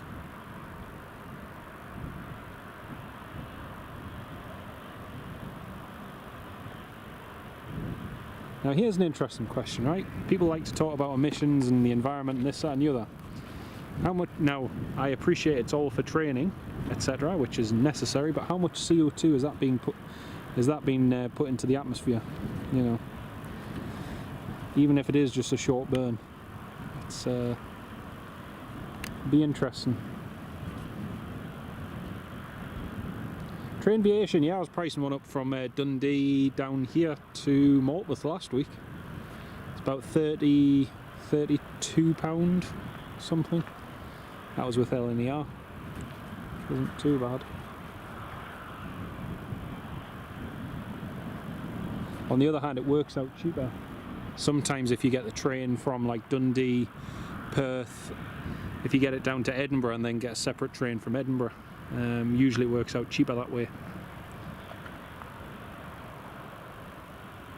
Ah, that's interesting, Adam. Very interesting info on the business class section. Thank you for that. Nice thing about this breeze is there's not much heat haze now compared to what we had earlier on, which is good.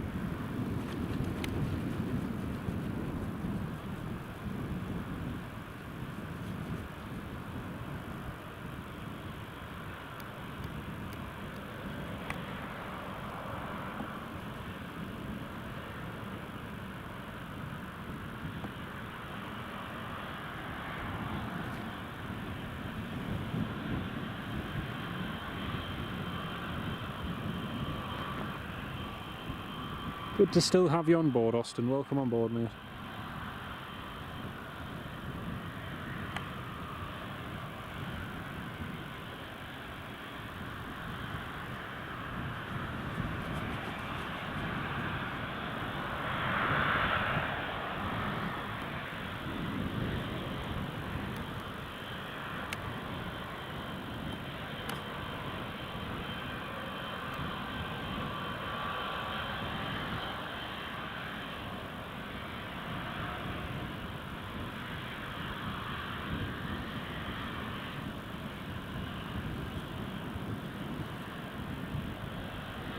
£95, oof.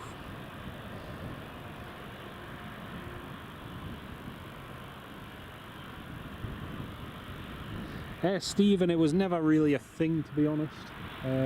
Saudi are starting flights here. I mean, they did sell those seats on the flight to back to Jeddah, or Riyadh, sorry, Jeddah, on the on the way back after they dropped Newcastle United off. But I don't really see anything on that front happening. Yes, they're a sponsor of Newcastle, but I doubt we're going to see them here.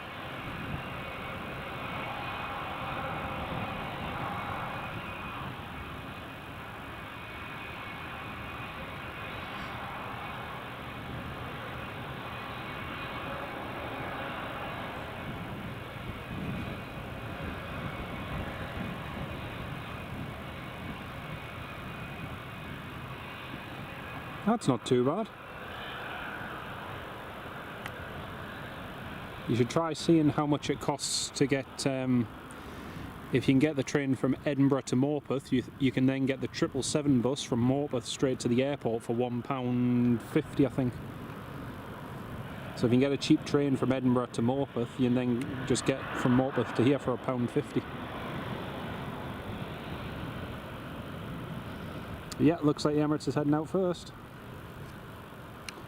So the Jet 2 is on final approach. See that just behind.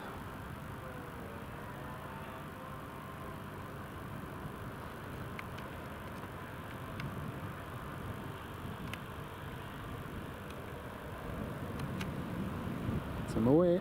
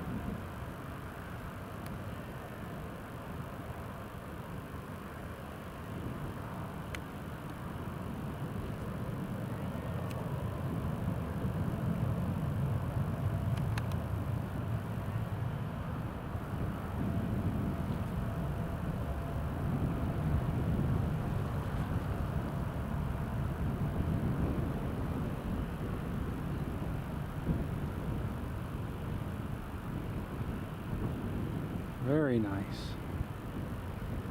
Very, very nice. What day are you looking at, Hamish, out of interest? Are you looking mega early in the morning or not? Because sometimes the earlier in the morning you go, the cheaper the price is. And also which day you're looking at. Adam, I believe so, yes. If we have strong headwinds especially. So if it's like 15 to 20 knots, then yeah.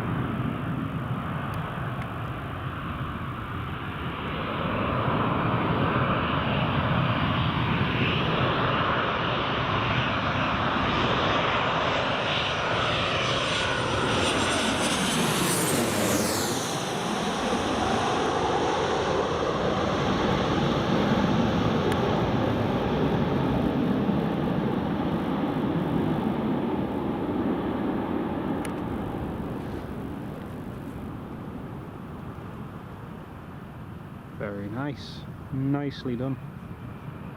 Always interested to see which route the 777 uses. Yeah, same here, mate. Just depends on the day. Sometimes they vary it, and also what military traffic is doing. So it all just depends. But, no, it is good to see. Yeah, shooting off. Yeah, well, mate. Ah, it is pretty much. Good to see you. See you in a bit, mate. Take care. That's the Jet 2 just about to vacate.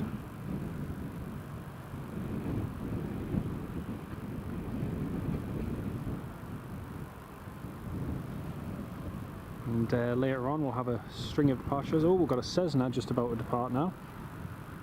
Little Cessna versus 737.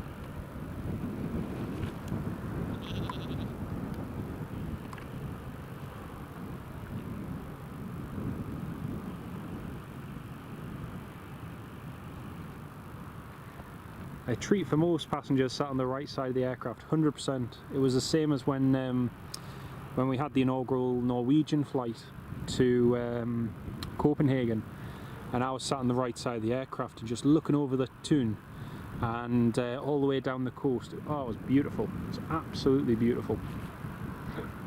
It was really, really good.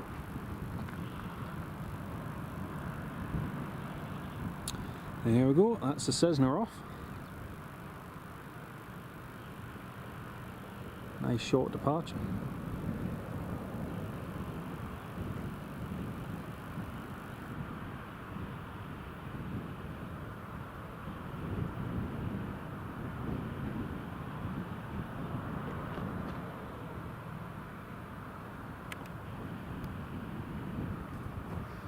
Very nice.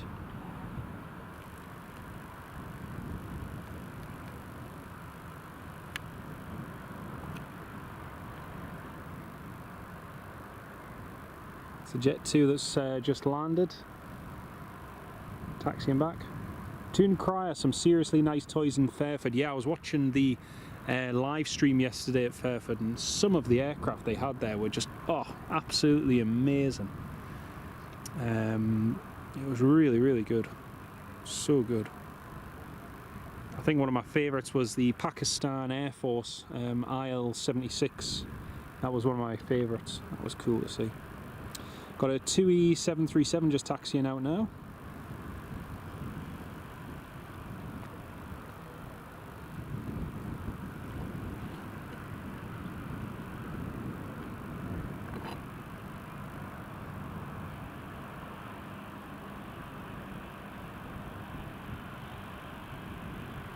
He's on the refueling team. Oh, nice one, nice one. Yeah, it's a fantastic air show.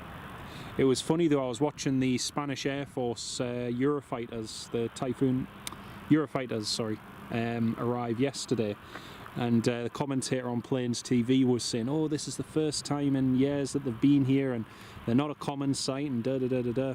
And I was thinking to myself, crumbs, you know, me and Megan were very lucky, because when we were in Gran Canaria last month, you know, we had wave after wave of Eurofighters and F-18s and Harriers. It was just brilliant, and we got loads and loads of registrations as well in Gran Canaria, but we had kind of our own little personal air show down there, which was nice.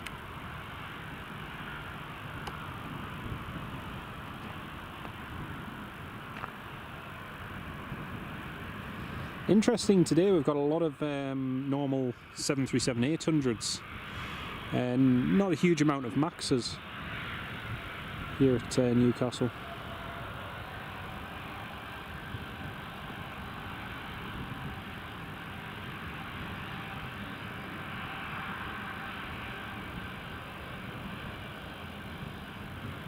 Oh, it was amazing. It was absolutely amazing, mate.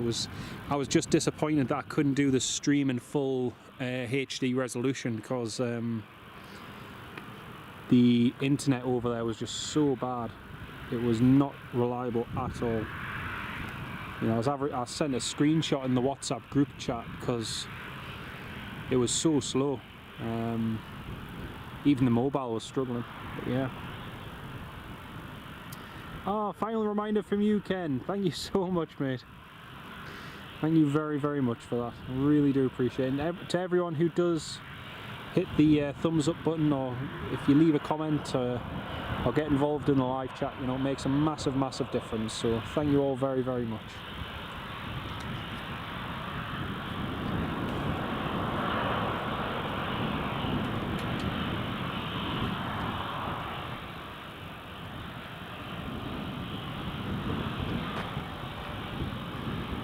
Austin still there, brilliant.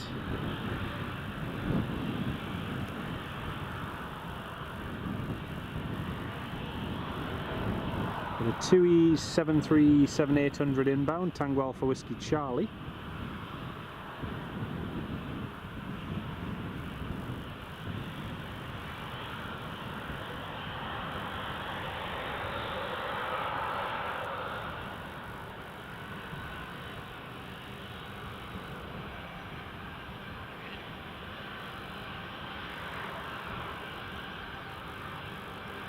Still no 400s or anything up.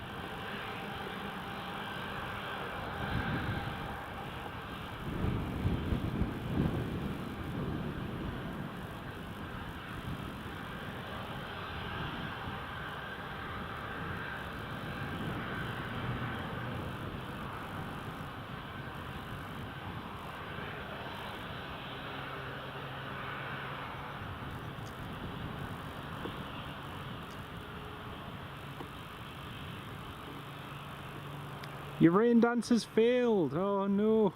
You'll have to try harder, Ken. You'll have to try harder. Angela, hello. You've only just joined. Yes, we did. We caught all 3 of the United Arab Emirates helicopters, so they were cool to see. Did manage to catch all 3 of them, which was nice. Ryanair has just pushed back as well, so Ryanair's getting ready to depart.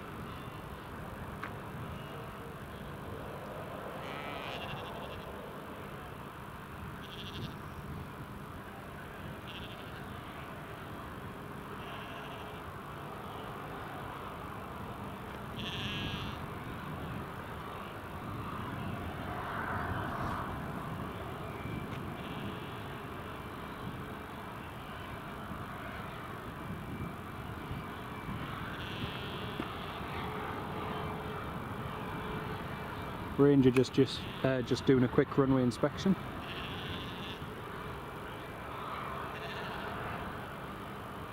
Ken Alloway checking out for the grass cutting duties. No bother, mate. Lovely to have you on the live stream, Ken. Thank you so much for your support, and also a massive shout out and thanks for the updates as well, mate. I say it time after time, but you know, it seriously does make a big difference knowing what's coming and going. Enjoy your grass cutting, and we might even catch you later on. Lovely to have you with us, mate.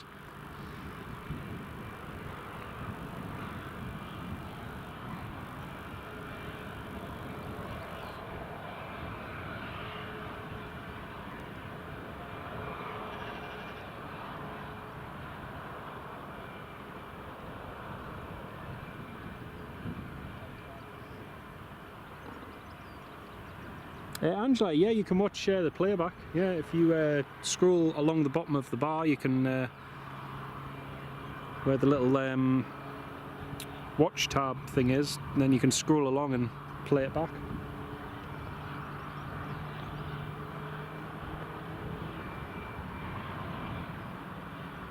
Ryanair Max is just starting its engines.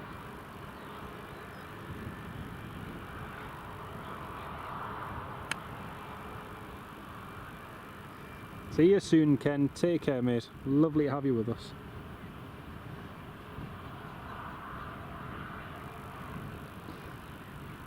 Ranger's still just doing some, I think, bird disbursement.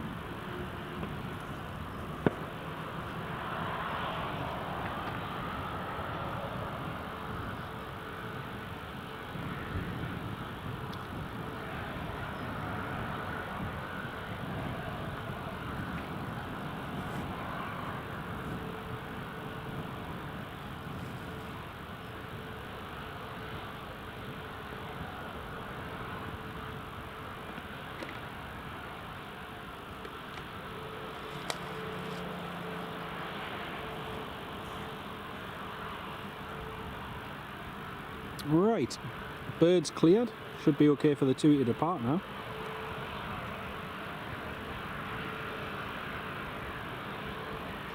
Should be, in theory. We've got a Ryanair and Jet 2 ready to depart as well.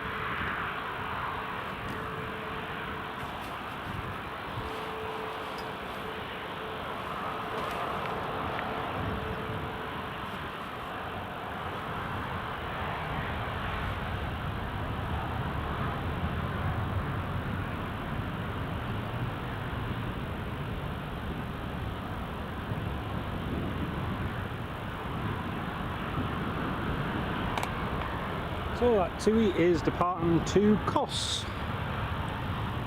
So I'm just heading out.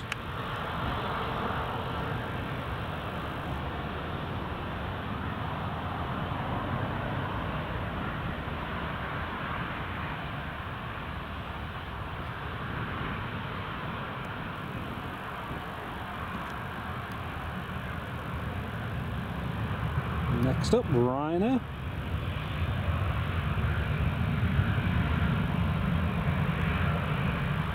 Echo India, India, Juliet, Sierra.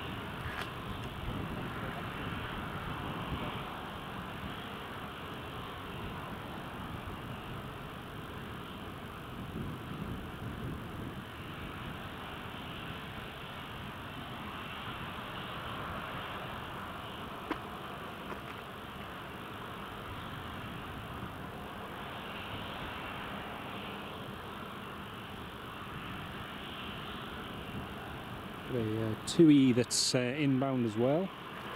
Should just about be turning on the ILS for runway 07.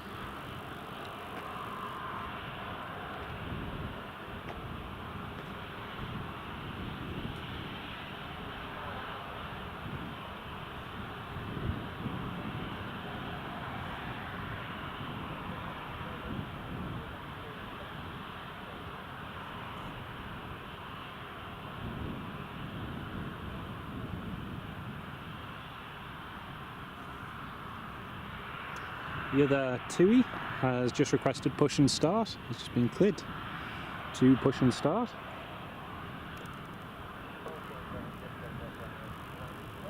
Ryanair is clear for takeoff.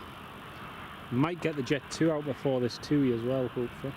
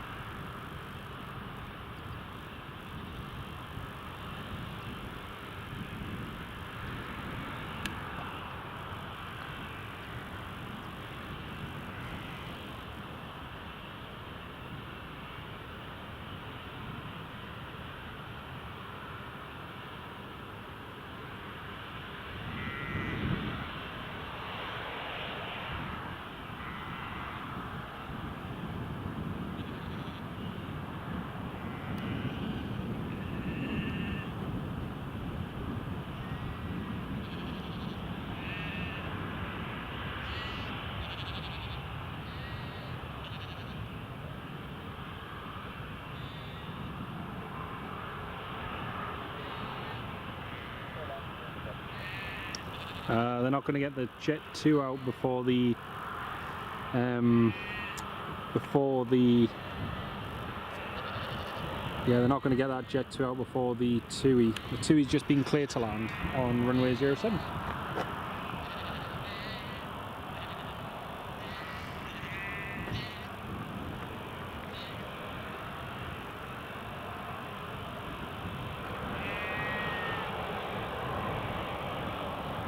Yeah, very good, Austin. Good to have you with us.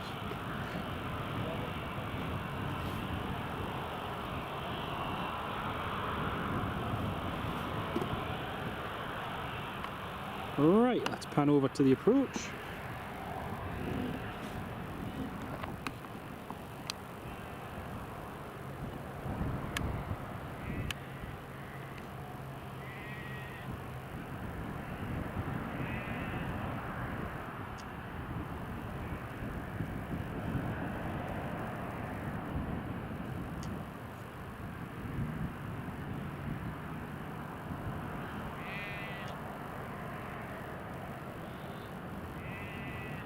Tango Alpha Whiskey Charlie. Is this 738 coming in?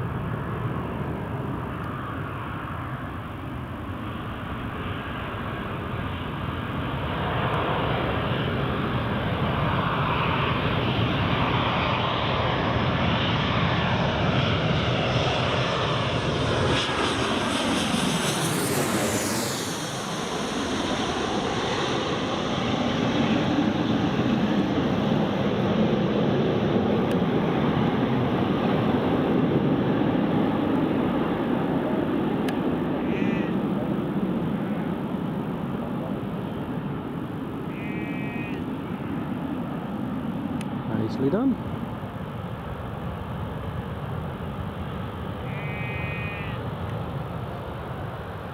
Alright, Jet 2 is cleared to line up and wait, runway 07.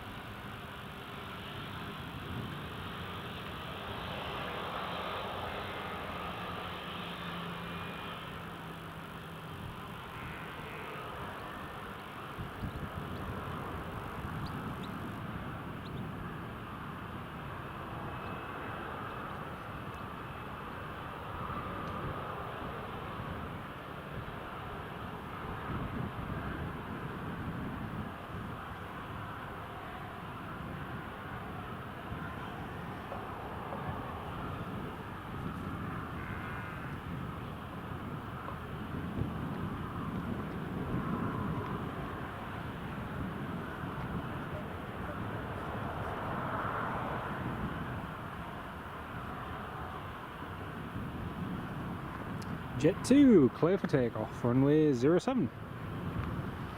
This one's heading to Izmir. You can see they're doing some live fire training over by the fire station at the moment.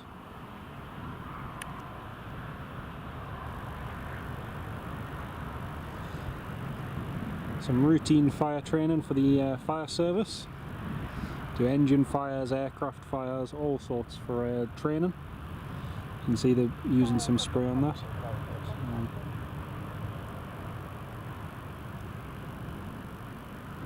There goes the Jet 2 to Izmir.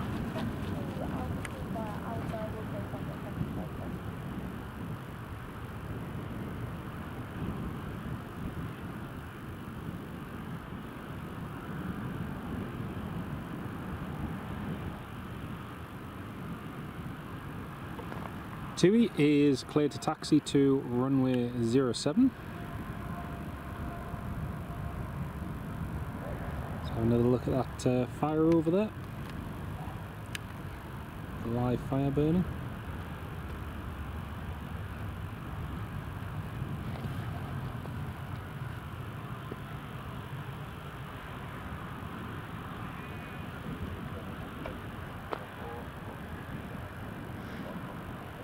Oh, very nice, very nice.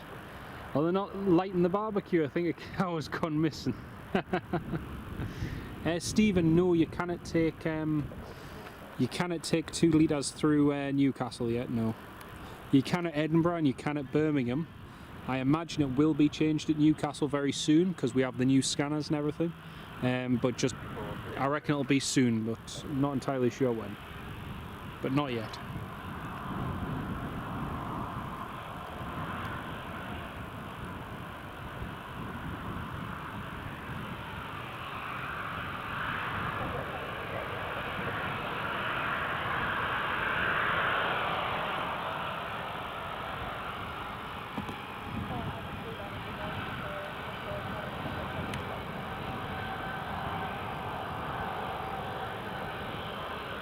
But yeah, hopefully it's not too long, Stephen, because it'll make such a difference just being able to take a bottle of water or something with you, you know. It makes such a difference.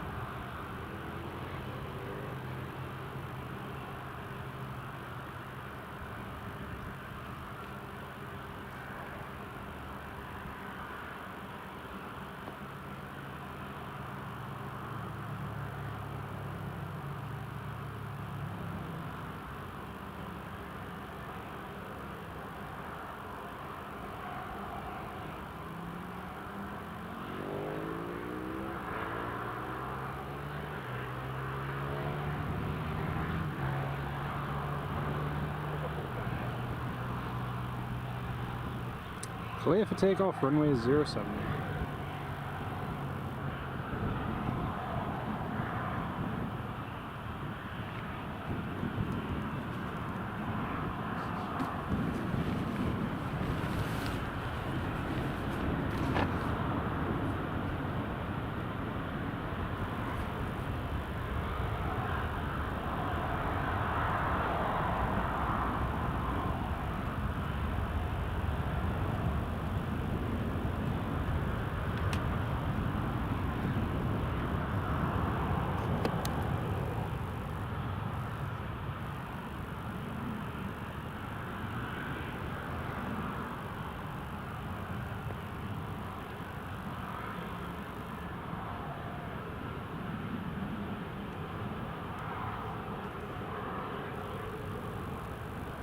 There we go, that's the TUI away. The other one that just landed is waiting for his stand to become available. So he's just waiting for one of the company TUIs to move so that they can taxi onto their stand.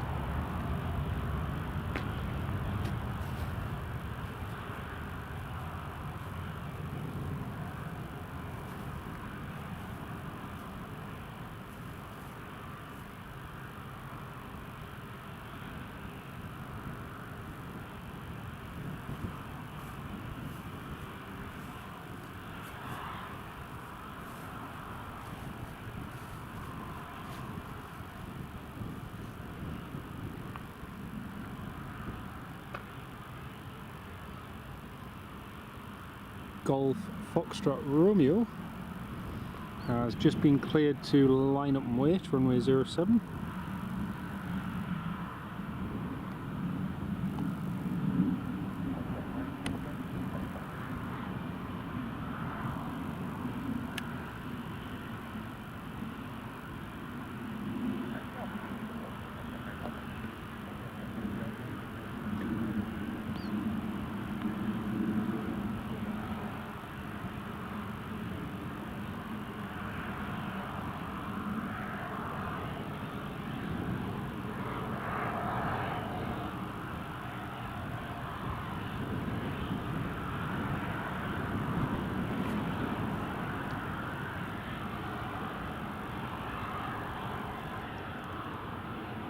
Well folks, it's just gone past 3 o'clock and had a great day so far. We've got the Q8 C17 departing earlier on, we've got the Emirates 777 landing and departing, and all the other scheduled movements. We've got the 3 United Arab Emirates Augusta Westlands landing and departing, so plenty more movements to come.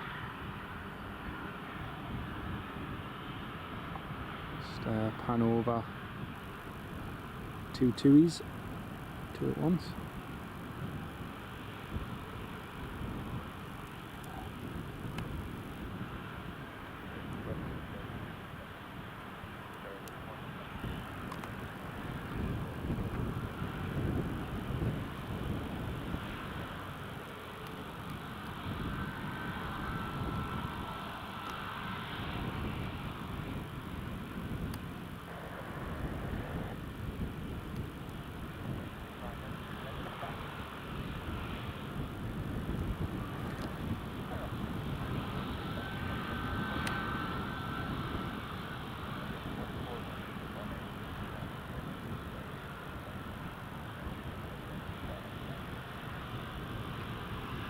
Tui's lining up on the runway as the PA-28 is just rolling.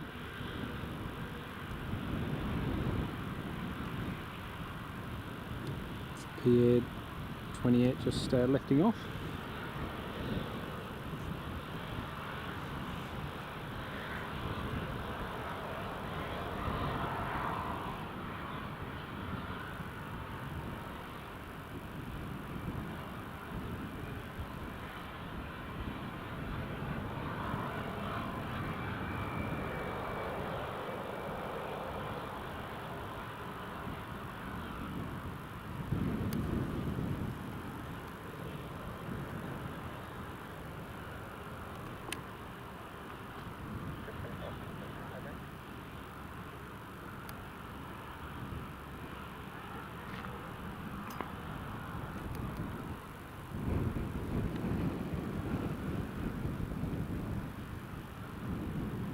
Tomjet, clear for takeoff.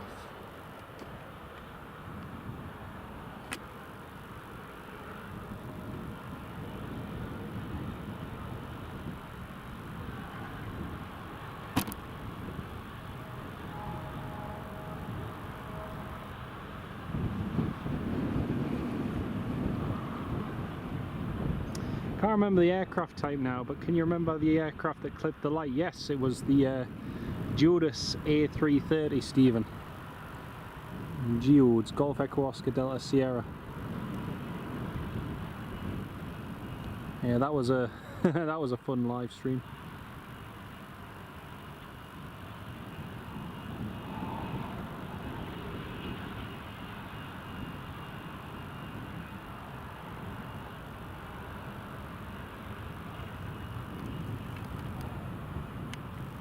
Yeah, Austin, you've not really missed much, just a few arrivals and departures. But yeah, that was the Geodis A330, Stephen, that was brilliant. I mean, not brilliant it happened, but you know. And it meant we also missed it departing on the same day, which was a pity, but aye.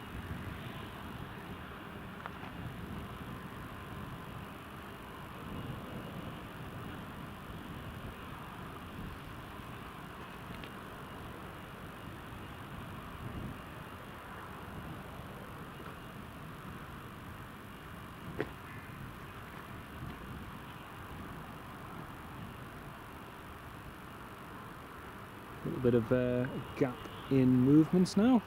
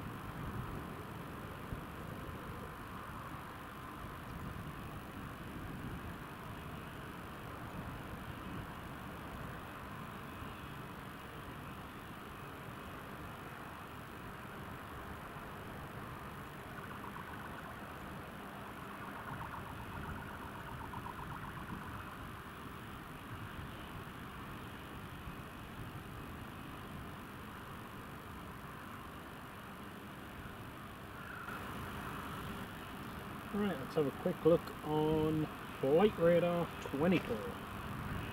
So we have a Jet 2 just coming into line now from Ibiza. Jet 2 A321 going overhead to Zakynthos shortly. So I'll just turn that on, turn the filter on. And we have another Jet 2 coming in from Malta. That's due in 50 minutes. Ryanair from Paphos, 53 minutes.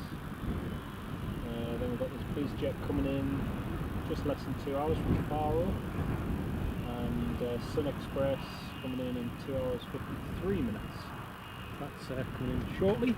We've also got Logan Air heading out to Exeter. He's running a little bit late. He should have departed 2:20. He's only just taxiing now. So he's running about 40 minutes late. So we're going to have to pick up a little bit of time.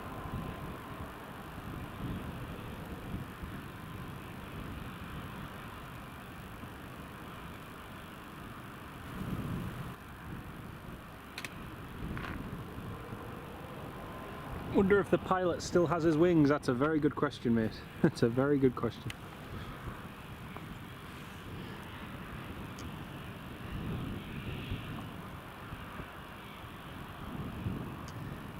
No, that's pretty normal, especially for mid-afternoon. It goes a little bit quieter, so there is not as much to see. So, and plus also it's the time of day when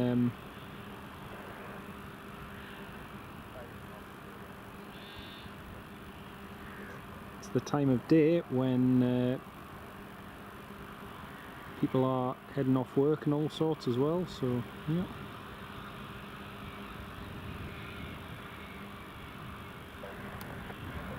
Logan Air lining up.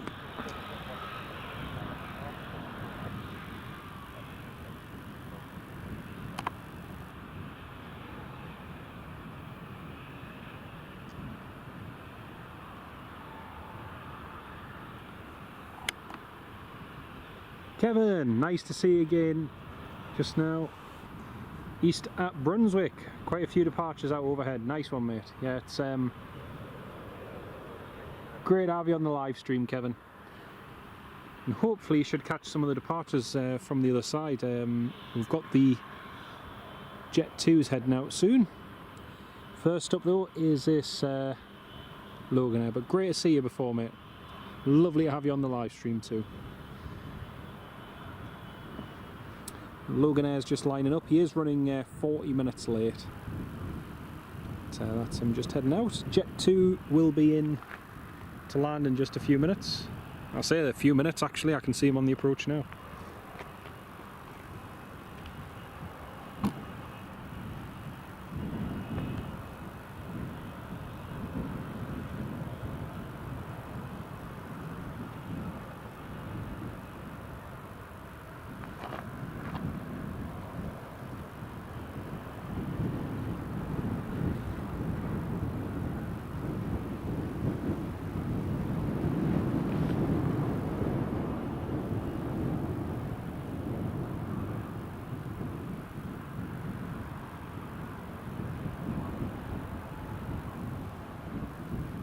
Gonna have to get his skates on. This Jet 2's getting closer. Stephen Marchant, you're still showing friends and family the clip of you going up them Ryanair steps.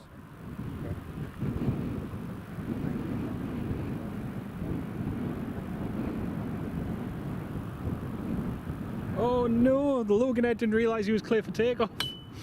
The traffic's at like not even 3 miles. Oh dear. This is going to be tight. This is going to be very tight.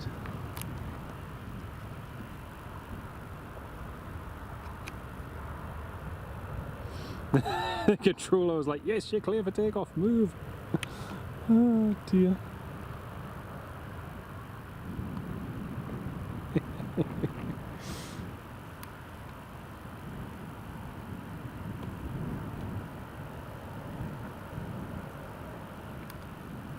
Logan Air airborne.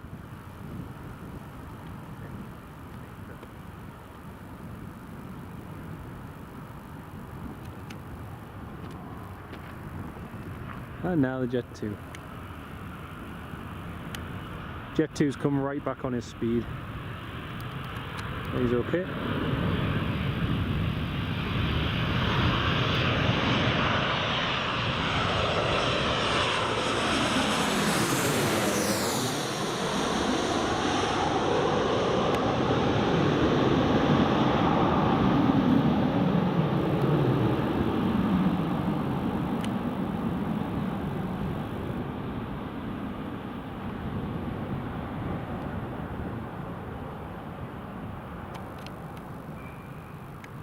Aye, we did.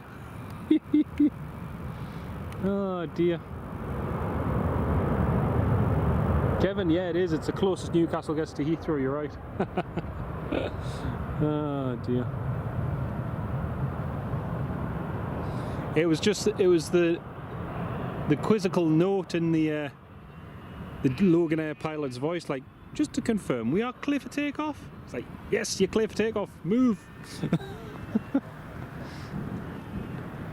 Got that BizJet's just starting its engines up now. So the BizJet parked on the south side. He's got his beacon light on. You can see that there. His red flashing beacon light, and he is starting his engines now.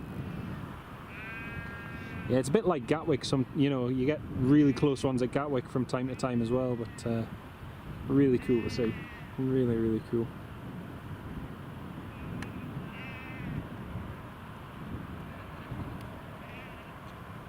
Two just vacated. Expedite to vacate, absolutely.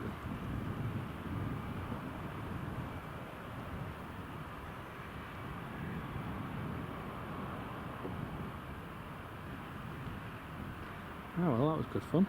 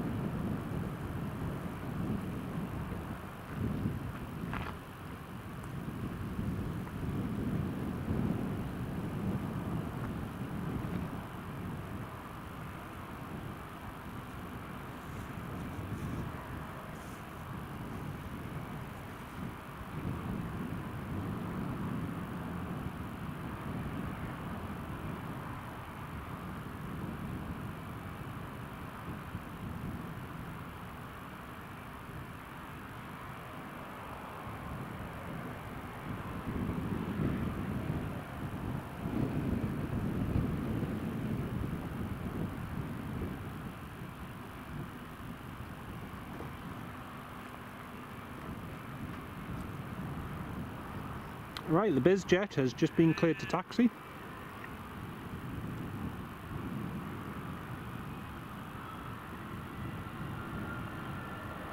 I think this one came from Ibiza, or Malta.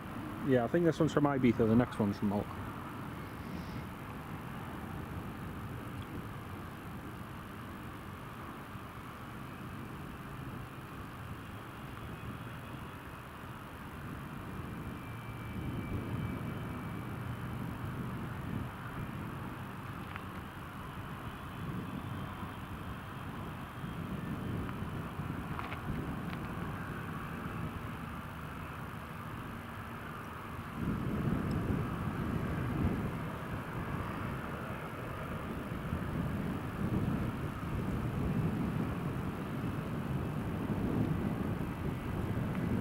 Alright, that BizJet is just approaching the holding point.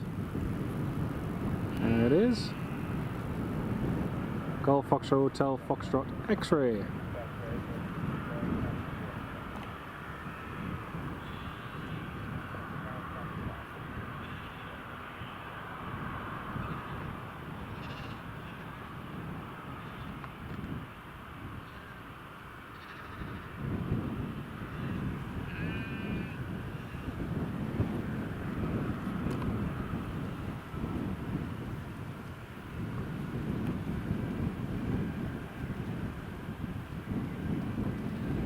2 is taxiing to stand number 8, I believe.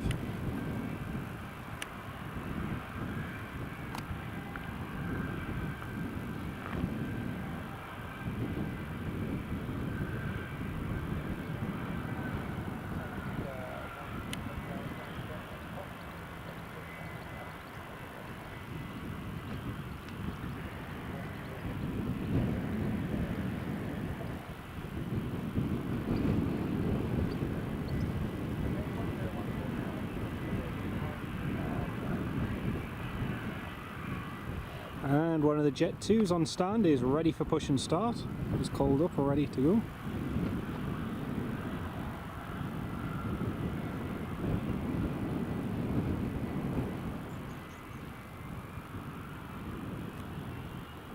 His jet is ready to go.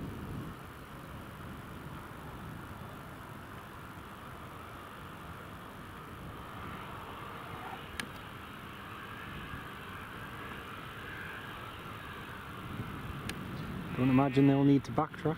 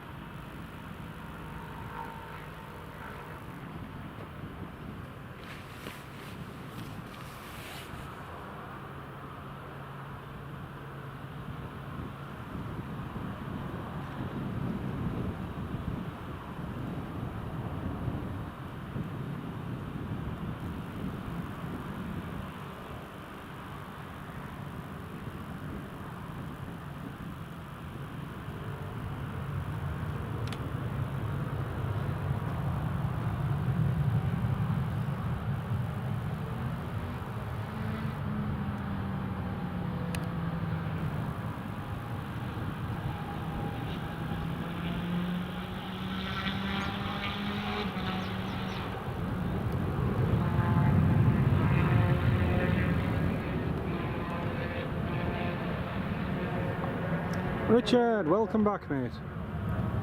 Came and do some work in the garden, brilliant.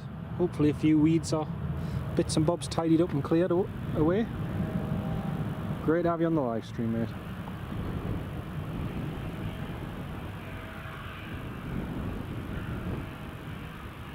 Jet 2 just pushing back now.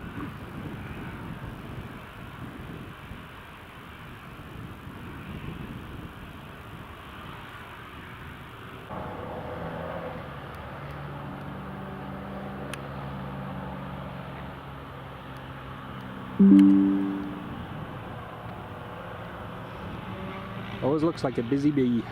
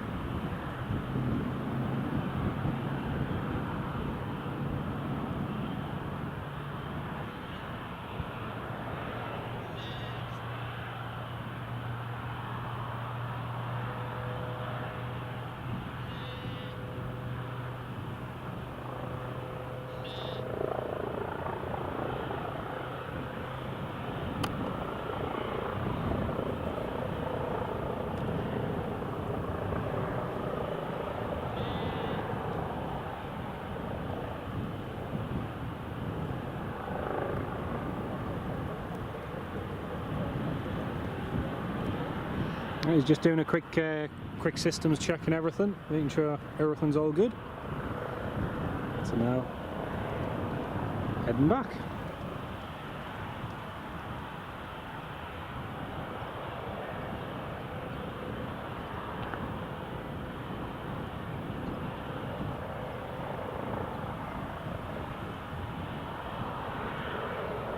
Jet 2 has just called up the tower and is ready to taxi.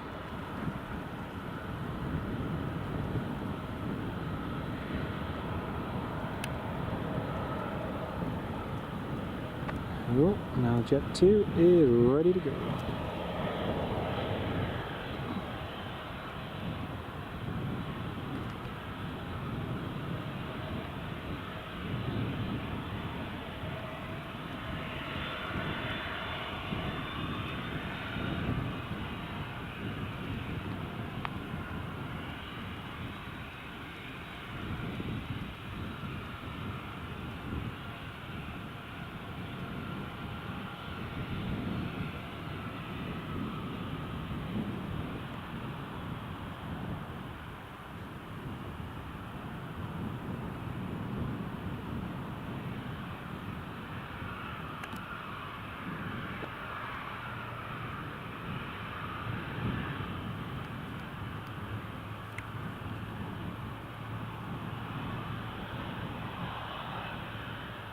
I think the favourite's definitely been the Q8 C17. I think that was a nice one to see. Haven't caught it departing in quite a while, so to see that going out was really nice. Definitely one of my favourites.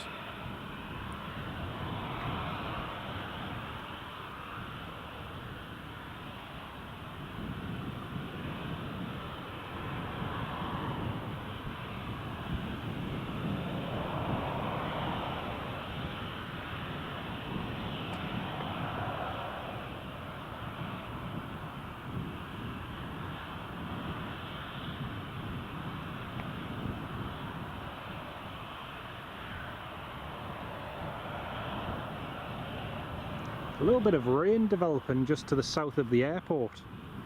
Kevin, do I fly helis in the sim? Yes. Quite like flying the AH-101, the Merlin. I do enjoy flying the Merlin. Wildcat as well, that's a nice one to fly. Robinson R44, that's a nice one.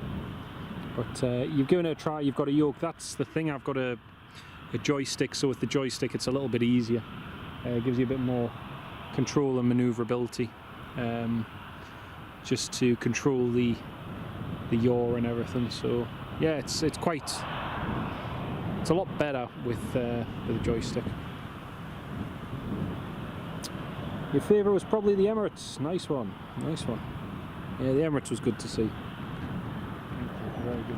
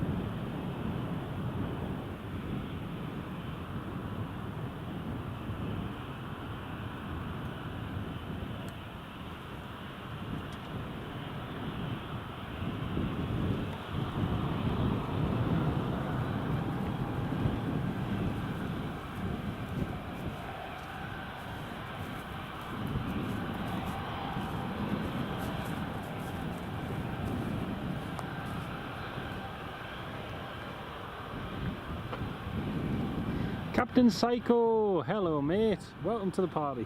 Great to have you with us, mate. Hope you're keeping well. Yeah, I actually, believe it or not, I only just ordered a pair of rudder pedals this week. But yeah, hopefully they do the trick. Right folks, the live stream will be paused momentarily for just a couple of minutes whilst we transition for just a couple of minutes. So yeah, if you bear with us, once this Jet 2's departed, just need to make sure that everything else has. Got Jet 2 to depart, and once he's departed, I'm going to pause the stream just for a quick minute. So I just need to change one setting on the camcorder, and then we'll be back on. I'll leave on flight radar 24 for a minute whilst we continue streaming.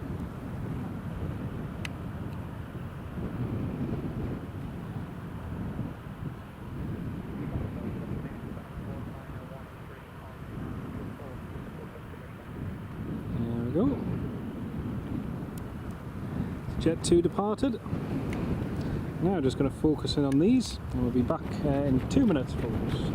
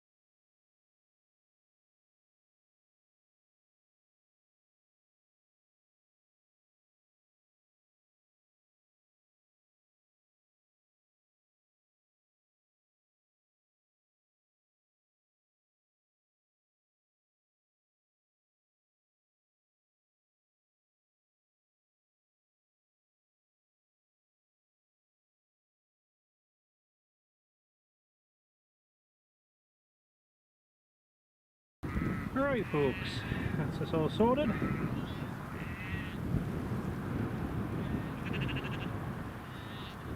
That should be here.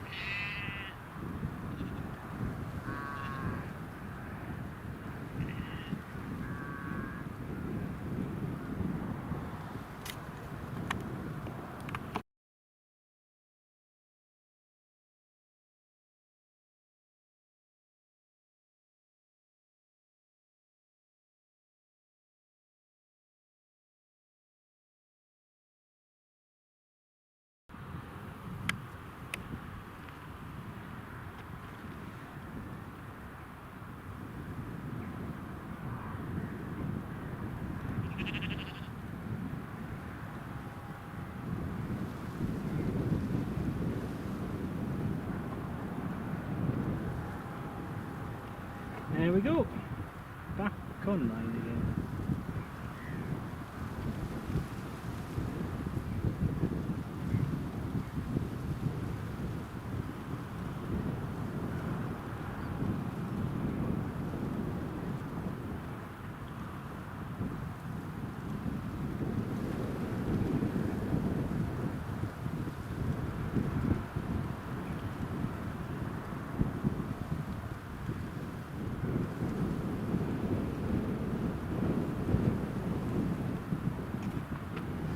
we go, folks. This is all sorted. Just had to quickly relocate some stuff. It looks like we might have some rain coming in shortly, so I just wanted to get things sorted for that. Captain Psycho, thank you. Great to have you on the stream. Philip Ross, great stream. Does anyone know how the tuna are going to the Far East? Not too sure yet, Philip. Hopefully we'll find out next week, because I think it's next weekend that they're going to, not this weekend coming, the weekend after, that they're going to be departing, so it'll be good to see. Hopefully it's something big. Atlas Air 747 would be great.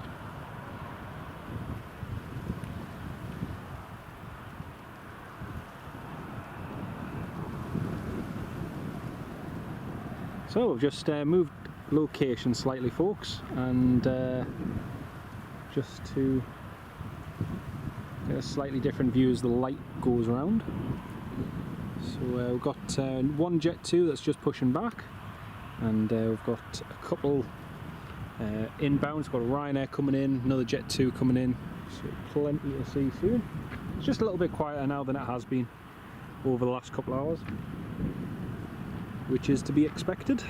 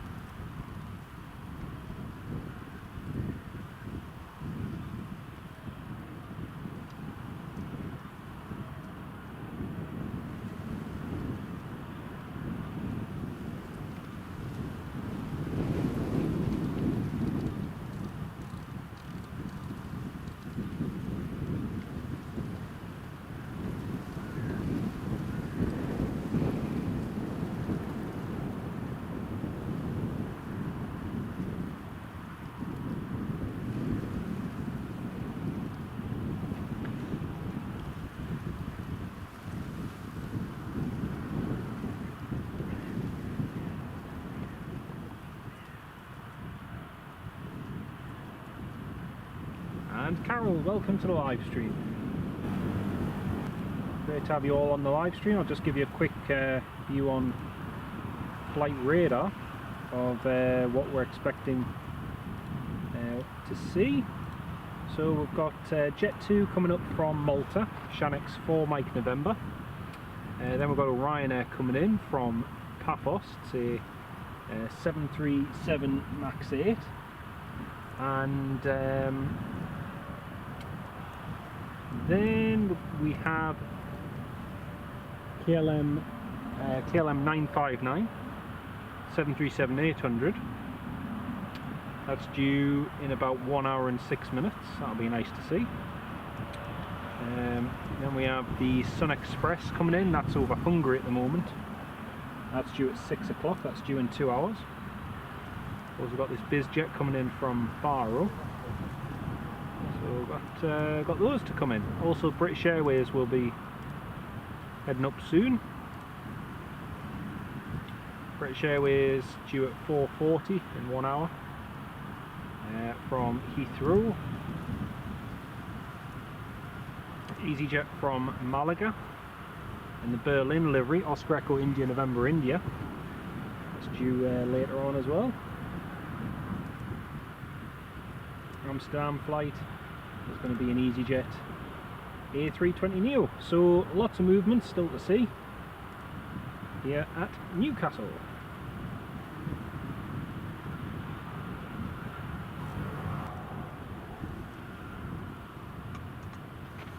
So we've just passed 5 hours live here at Newcastle, so not bad going at all. Tom Dixon, good afternoon Tom, welcome to the live stream, mate.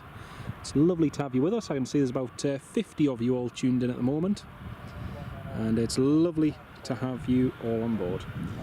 Got another Jet 2 that's just ready for push and start. It's getting ready to go.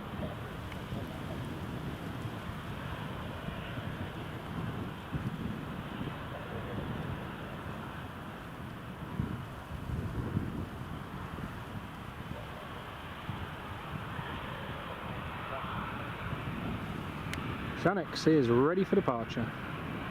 Tom Dixon, I think the 2 Dreamliner's due in tomorrow. Yeah, I think it should be due in tomorrow.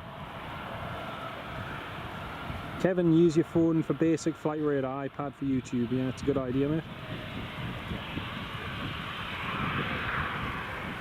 Next Jet 2 is ready to taxi.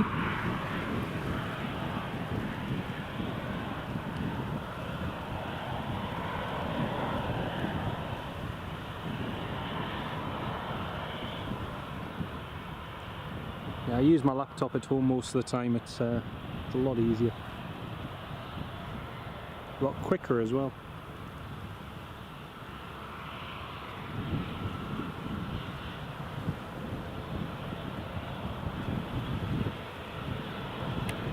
Oh, there's a few drips of rain there. Isn't very good.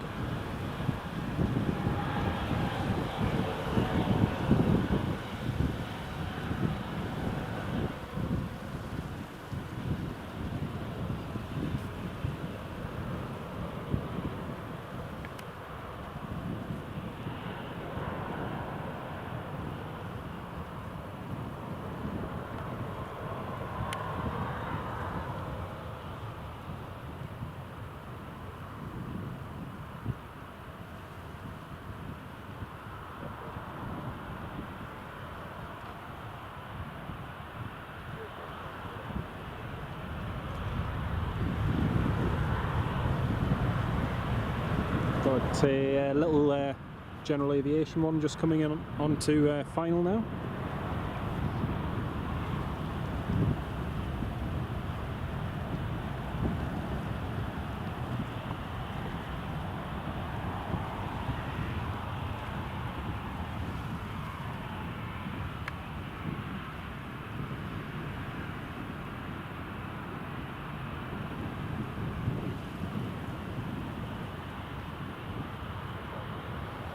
Right, little GA1 is cleared to land.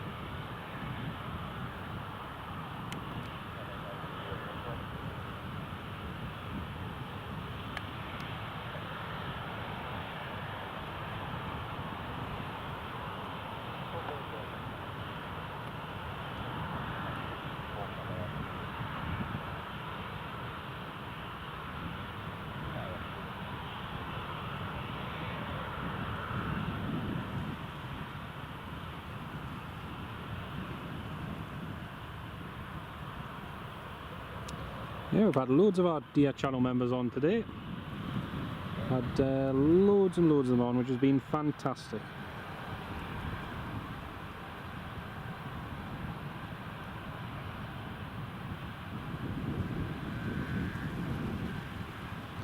It's the pipe I just vacated the runway. Jet 2 737-800 just lining up now as well.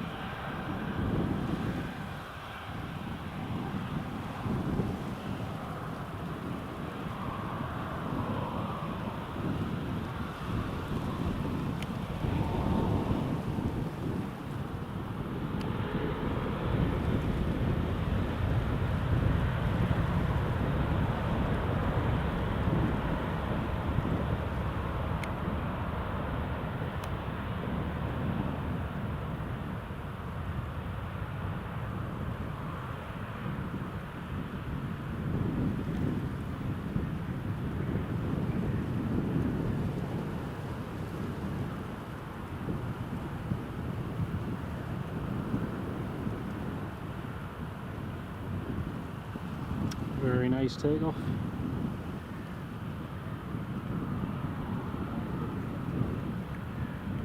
Next Jet 2 is ready to taxi. They're all heading out at once now. The one's just pushed back from stand number 4. That's the one with the Jet 2 Holidays tail.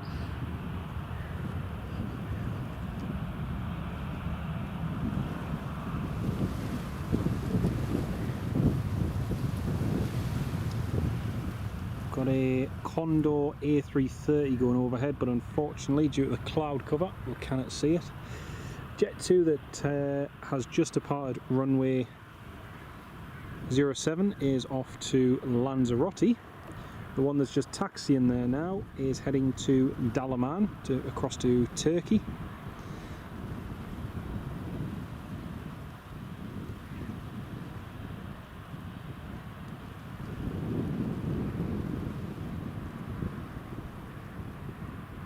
Our next two arrivals, Jet 2 from Malta and Ryanair from Paphos, are getting closer. Too far away now. The BizJet that departed for Edinburgh has just landed as well.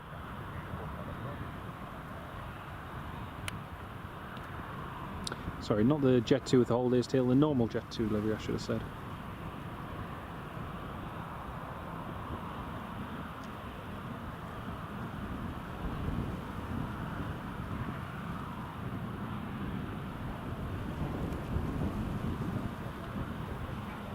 Jet 2 is ready for departure.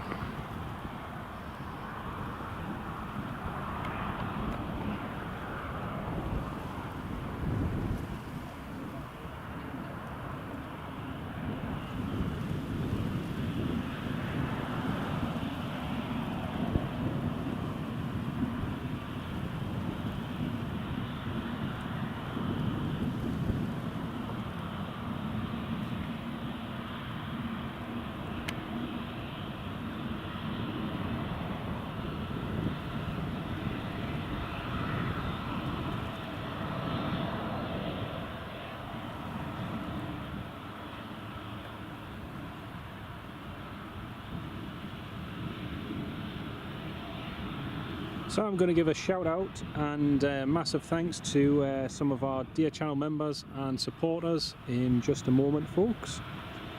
And once this Jet 2 has departed, heading off to Turkey or Turkey.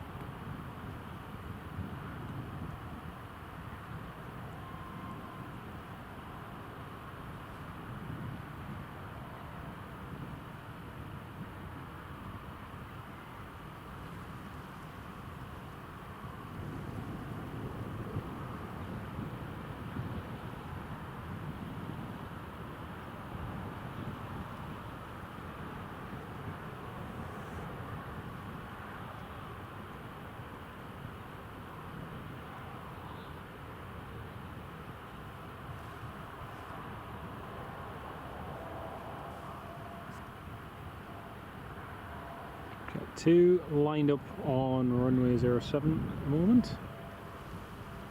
Listen, you've not really missed much, mate.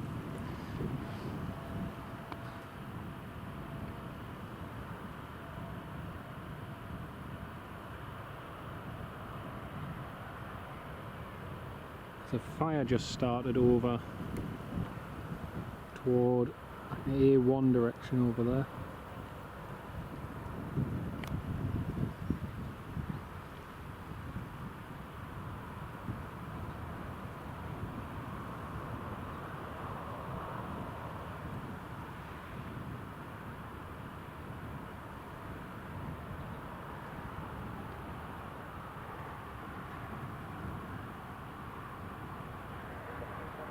Police helicopter's just lifting.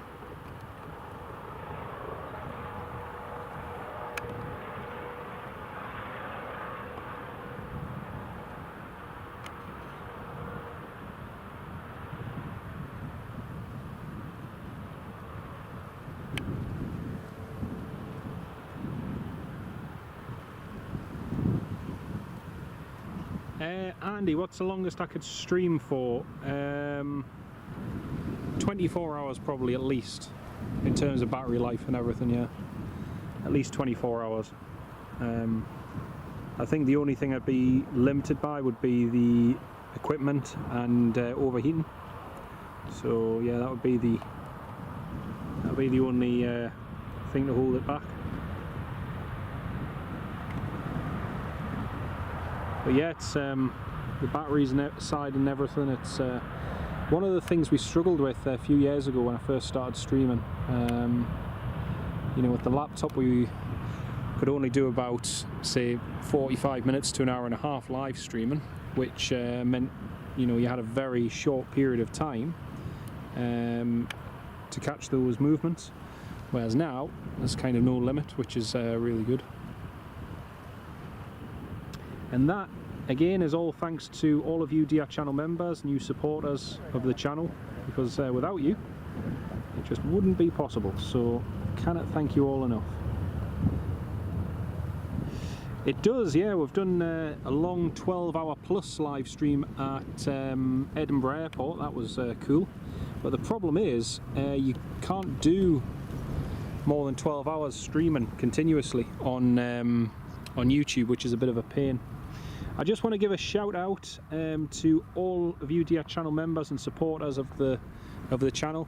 Particularly a massive thanks to Alan Lee for his support this morning, SKRRPP, and Mark as well, who popped in during his lunch break, and also to a new channel supporter, to Trev Leon. A big, massive thank you to each and every one of you for all of your support, and to all of you DR channel members who tune in and out and comment on the content when you get access to it. Really, really appreciated.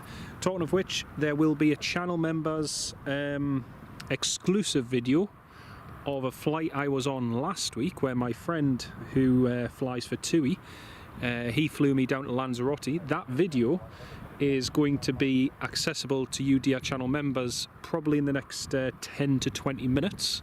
So if you're a channel member, please do check that out, and hopefully you enjoy it.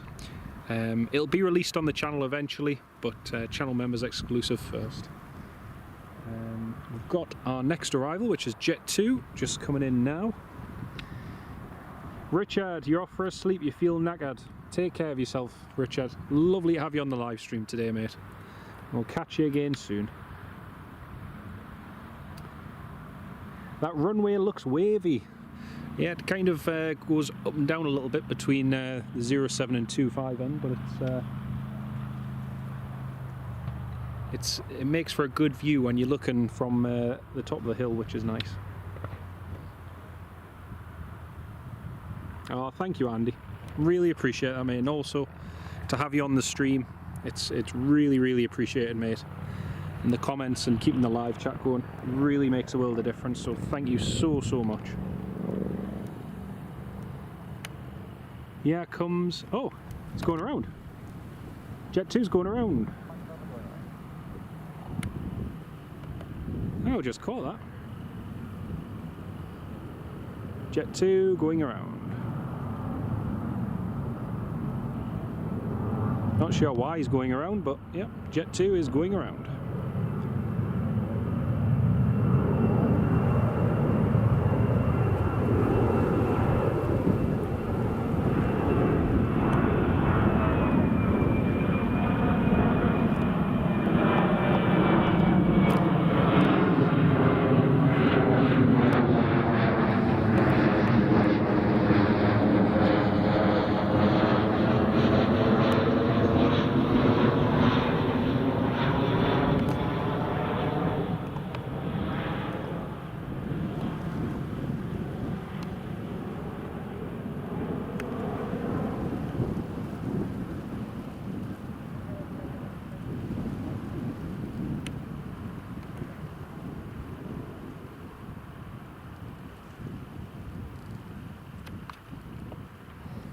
There we go.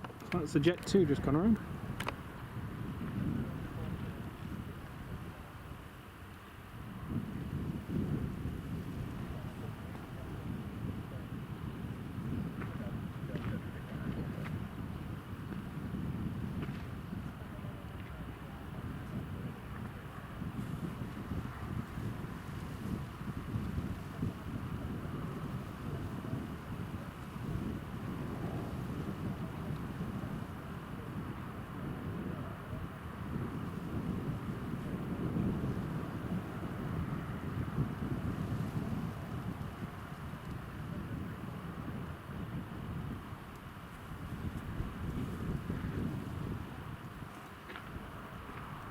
Just waiting for him to give the reason for the go around.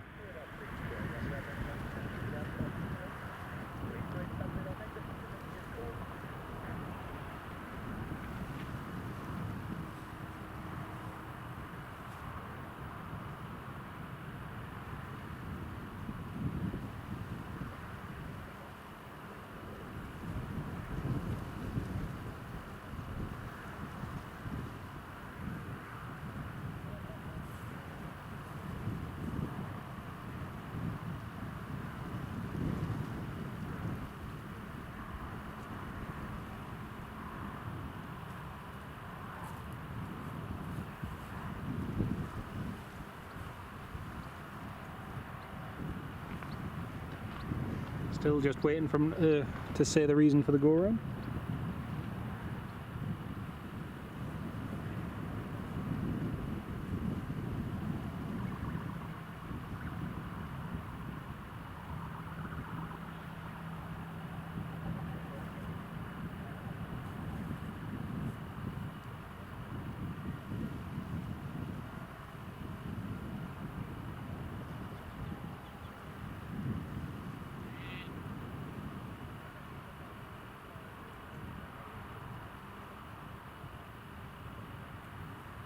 That's okay, brilliant. Right, so the Jet 2 has just confirmed that the reason for the go around was due to the speed on the approach. They were just struggling to bring their speed down on the approach. So perfectly normal, safe go around executed, and they're just going to try coming back in for another landing. So that's the reason. Not really, Kevin. No, most of the smoke's disappeared, so yeah, it's pretty much all gone now.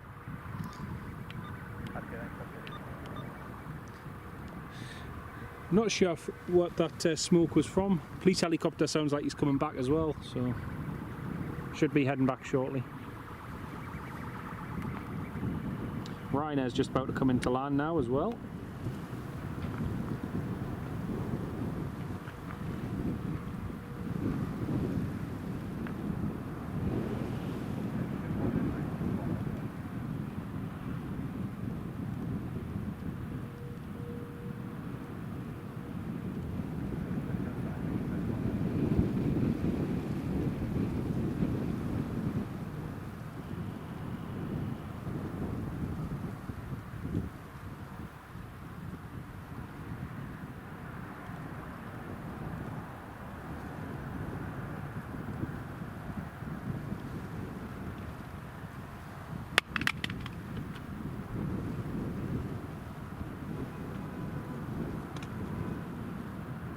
Right, here comes the Ryanair.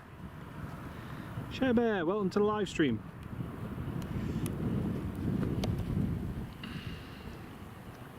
Here comes the Ryanair now.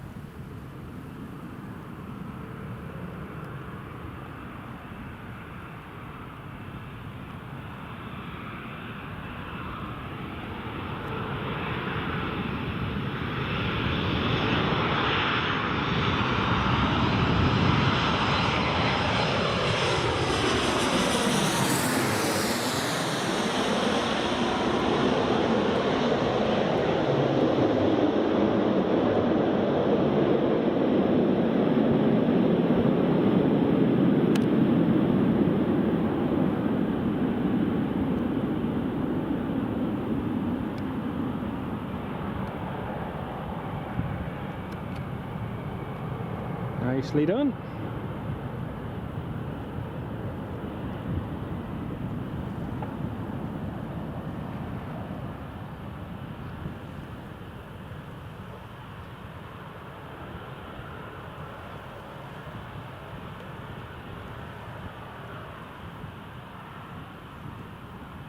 The other Jet 2 is just about to taxi.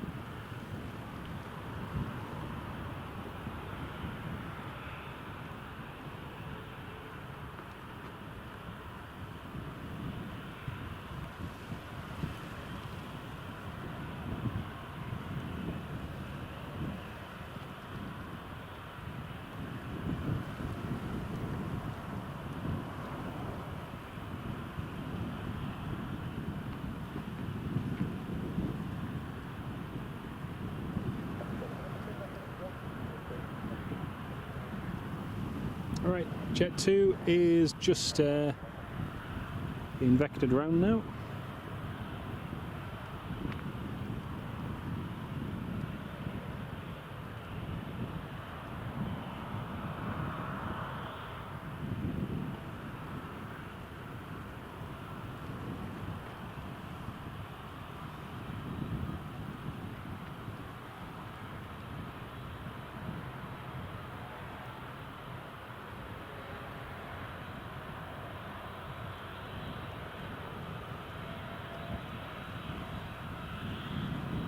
You can see that there's 69 of you all tuned in at the moment. Welcome on board, everybody. We've just had a Jet 2 737 go around, just because they were a little bit fast on the approach. And they're just going back in on the approach again now to try and do the landing again.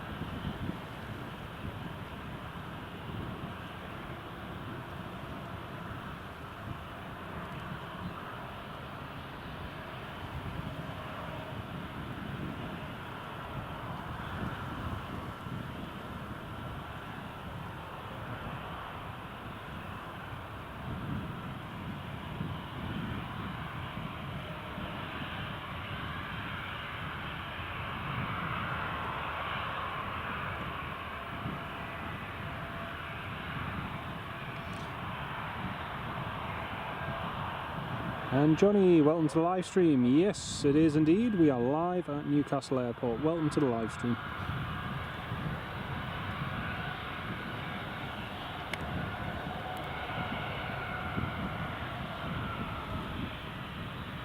Jet 2 just taxiing to the holding point.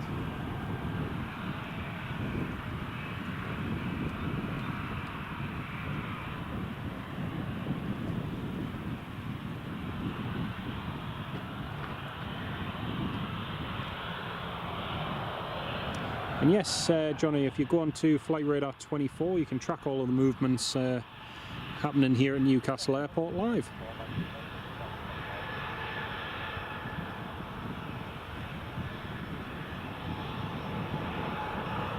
Jet 2 from Malta has just called up. They're established on the approach for runway 07, and hopefully this time they managed to land.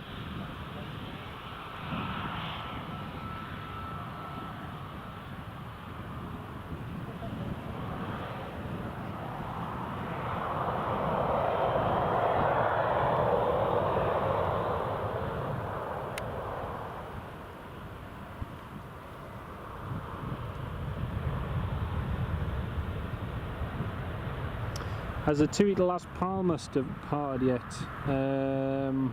You'd have to check Flight Radar 24, I'm not sure. I'm sure there's one to Lanzarote departing soon. We did have a few TUIs go out earlier on, so it might.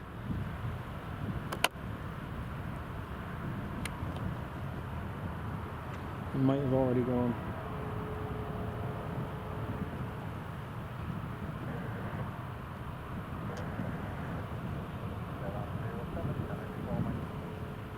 Yeah, Jet 2, Shanix 4 Mike November is clear to land. This is the flight from Malta. Let's see if they can actually land this time. Last time as we panned over at the approach, they were just performing a go-around.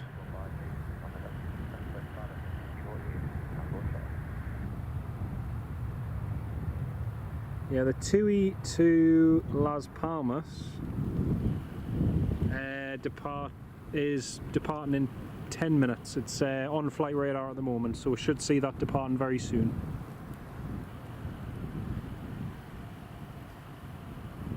Dan, no, I won't be live on Sunday, mate, unfortunately, no. They're on the 7:52 cost with TUI. Yeah, it's early, mate. No. I'm working all weekend as well, so not this weekend, unfortunately.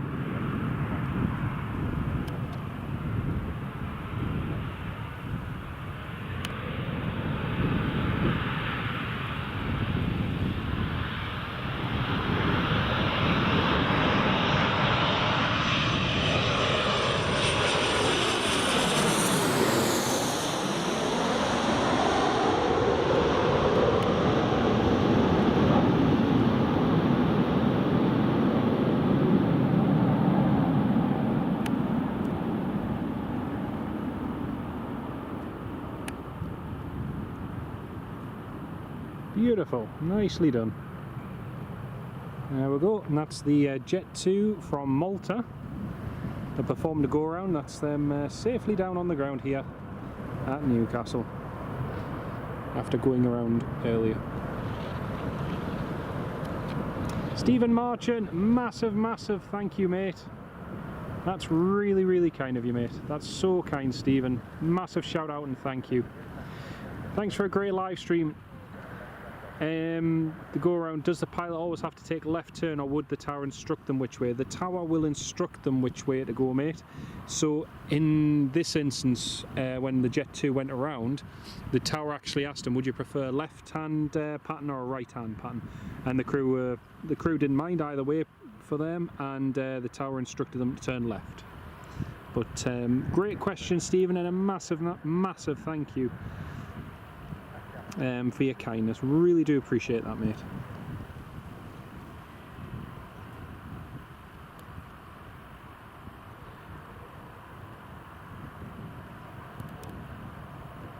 It's really good of you, mate. Thank you so much.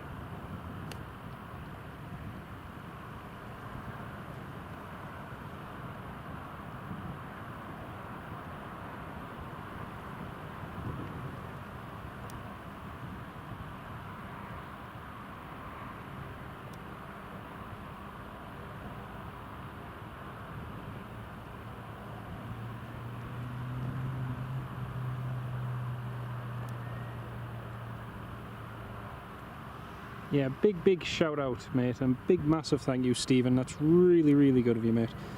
But yeah, the it also sometimes depends on the winds, for instance. So if the wind's really bad, there might be a preferential left or right turn depending on weather as well. So there's lots of different factors. But yeah, like so this Jet 2, the controller and the controllers here at Newcastle are fantastic. They're 5-star. You know, they were very good. They just asked them would they prefer left or right hand pattern, and the crew chose a left hand one, and the radar gave it to them. And even, you know, asking the sorry, Johnny, who was asking about the flight to Las Palmas, this is the flight to Las Palmas. So this is the TUI to Las Palmas, just taxiing. Oh, nice one. Peace and quiet then. Hey, man. Yeah, this is the flight to Las Palmas, the TUI flight. Yeah, even the controllers here, for instance, you know, some will immediately ask you, you know, what was the reason for the go-around? The controller gave him a left turn on the upwind, on the crosswind, sorry, and then onto the downwind leg, and he waited until he'd given the Jet 2 the turn onto the downwind leg, gave them a few seconds, and then just asked them, oh, Shanix, just confirm the reason for the go-round.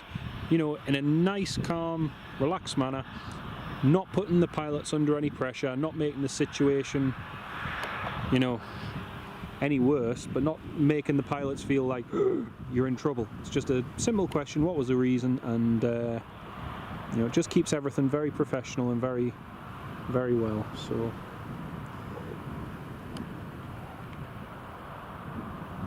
right, that's the TUI lined up heading to Gran Canaria, Las Palmas.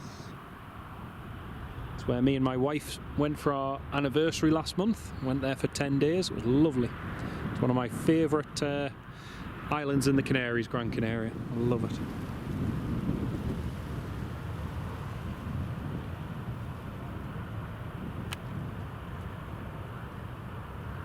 And again, a big shout out and thanks to Stephen Marchant for your kind donation earlier on, mate. Really, really do appreciate it. Thank you so much.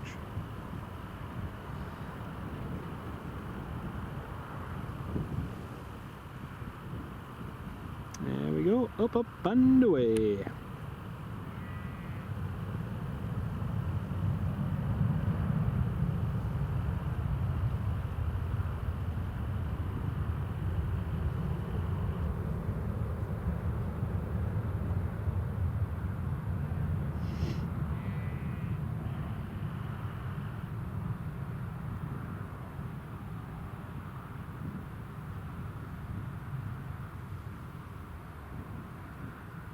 Oh, it is. It's a fantastic place, mate. We stayed in a little village called Aranaga when we went there last month, and it's really nice. It was quiet. It's not like Maspalamas or Playa de Ingles. It's a lovely, quiet village. There's a few restaurants, really nice, chilled atmosphere, and also the nice thing was it was a lot of locals that lived there. So yeah, it wasn't as touristy as some other places on the island, but no, we had a fantastic time. We'll definitely be going back to Aranaga again. I've been to Gran Canaria a few times now, and one of our friends used to have a timeshare out there, so I went to visit them, and yeah, it's just such a lovely island. We're going to Tenerife later in the year, which I've been to a few times, and really looking forward to that. The nice thing about going to the Canaries during the winter months is you're guaranteed some sunshine, which is always nice. But, no, it is good. Austin, see you later. Take care, mate, and nice to have you on the live stream.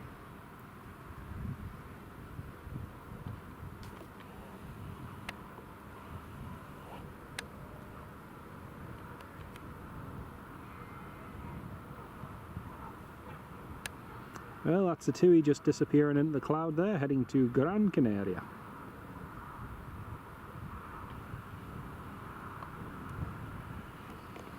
Well, the sun's come out, and it's shining on the Ryanair and Jet 2.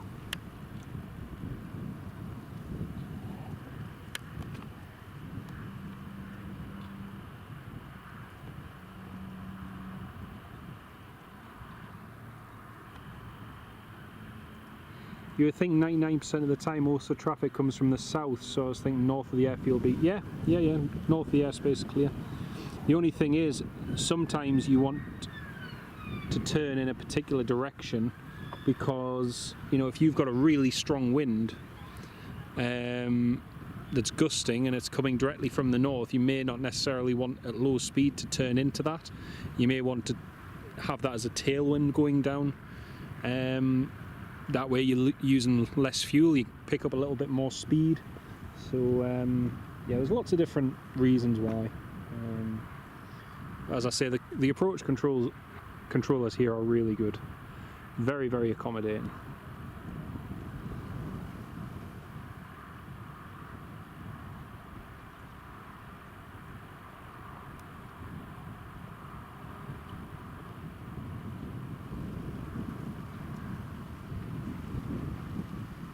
Just a little braking activity again.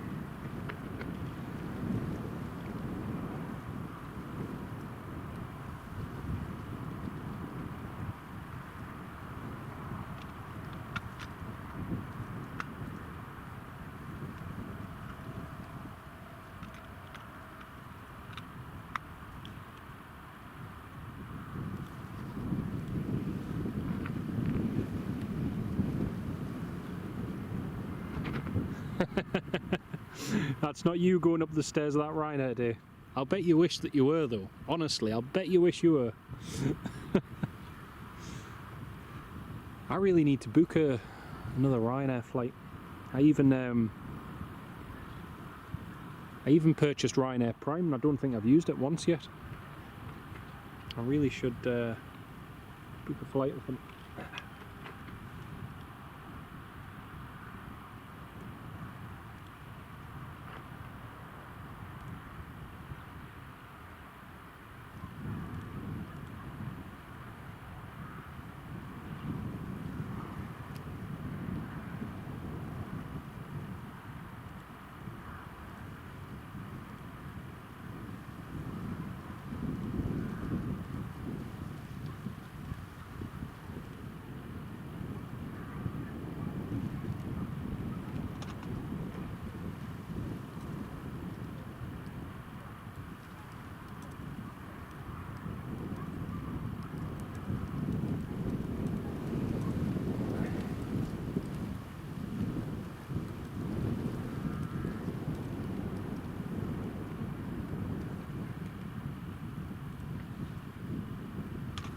Right, just a quick update.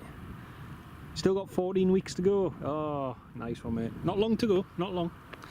Just a little note to all of you dear channel members. There's a channel members exclusive preview video just gone live. So if you check the subscriptions list, you should see that now. And again, it's a video preview for all of you. It will be coming out on the main channel soon.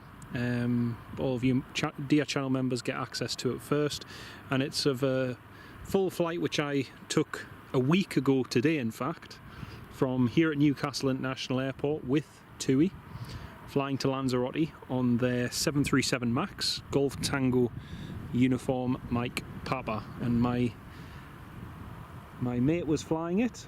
And he was pilot flying from here at Newcastle down to Lanzarote, and you'll get some nice views in that little video I've done. But again, that's up for all of you dear channel members. You can watch that exclusively now.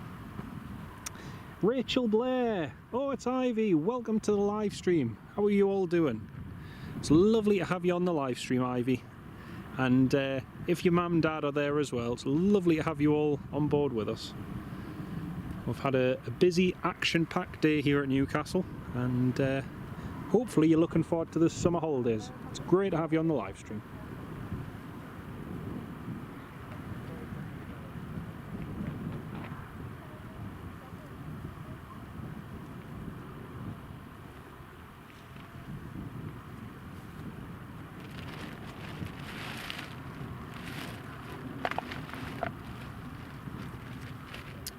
Now, interestingly, and the reason I've just timed the whole release of that channel members video first is the TUI that has just called up now. That's the exact same flight that I was on this time last week, and it's just pushing back now, heading to Lanzarote. I've never flown to Lanzarote before. Last week was my first time flying there, and it's a nice little place. I was only there for an hour and a half, but hopefully you enjoy the video.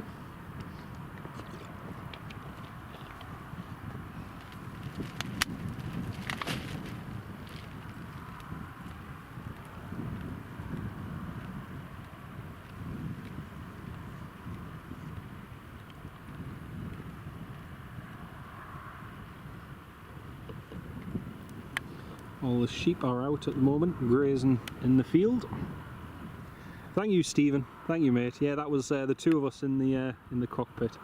And for those of you who don't know, my mate Will, who was pilot flying on that flight, he gave me my first ever flying lesson last year in December. So that was very special, and I've been meaning to get on one of his flights ever since then. Me and Will have done a lot of plane spotting together over the years and flight simming, and we've been to Ukraine, been to Slovakia, Poland, and Dublin. So it was just really nice to get the opportunity to have him as pilot flying on one of those flights. It was really, really special. And I've got to say, the cabin crew were amazing. Both him and the captain were absolutely amazing, and just made the whole experience unforgettable. It was really, really good. And amazingly, I was going back through my flight log. The last time I flew with TUI, as it was Thomson, was in 2006 from London Gatwick down to Malta. So yeah, 19 years since I last flew with TUI, and that was on a 737-800 from London Gatwick. So yeah, it's amazing where that time goes, but it was a super special experience. You got 3 TUI holidays booked for the next 12 months, so say, yeah, definitely, please do, mate. He'd love that. He'd absolutely love that.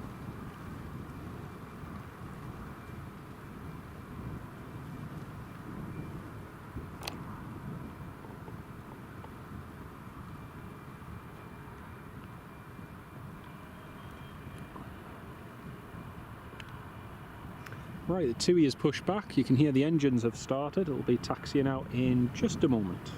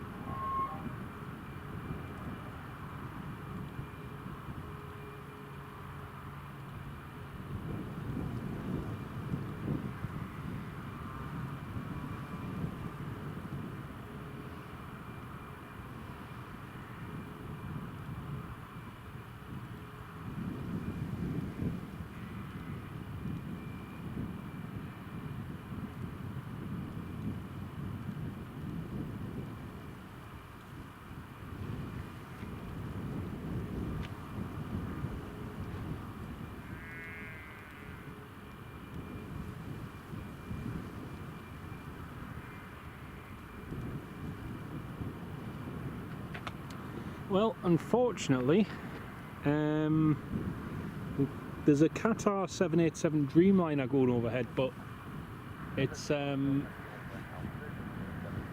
overcast to see it, unfortunately. Oh, my pleasure. Lovely to have you on the live stream. I take it you could be flying anywhere, not just the same routes, mate. Yeah, his roster's always chopped and changed, and toward the end of the year with TUI, their pilots do a lot less flying, just because it's very much a seasonal thing. So they do a lot less in terms of flying during the winter, which isn't great, I suppose, if you want to build more and more hours. But that's just part and parcel of the way it works.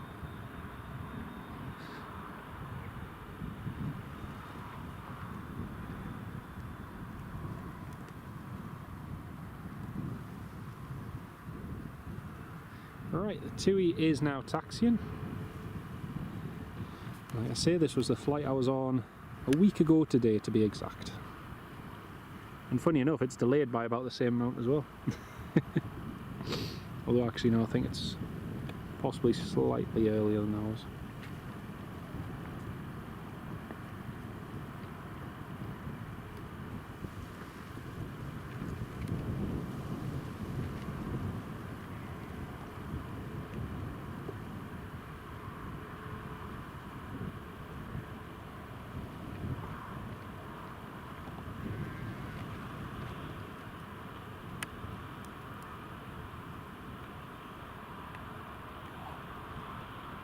And the best part is it's the same aircraft operating the same route. Tango Uniform Mike Papa.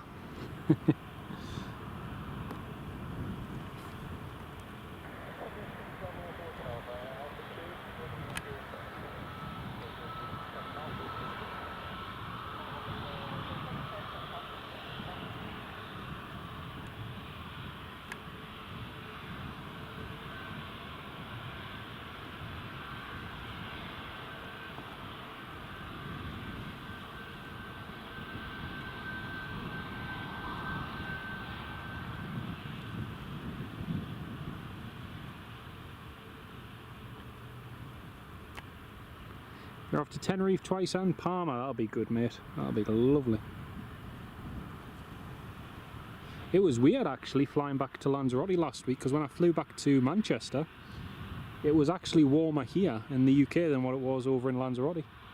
Because in Lanzarote you had the wind chill factor, so it kept the temperature quite cool. And here it was a lot milder. Especially with that heat wave that we were just about to have at the weekend.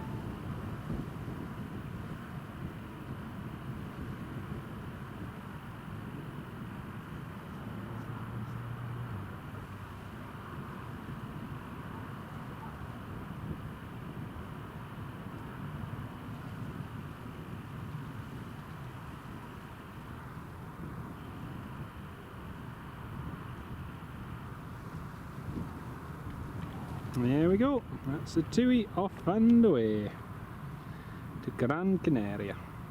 Gran Canaria? Lanzarote even.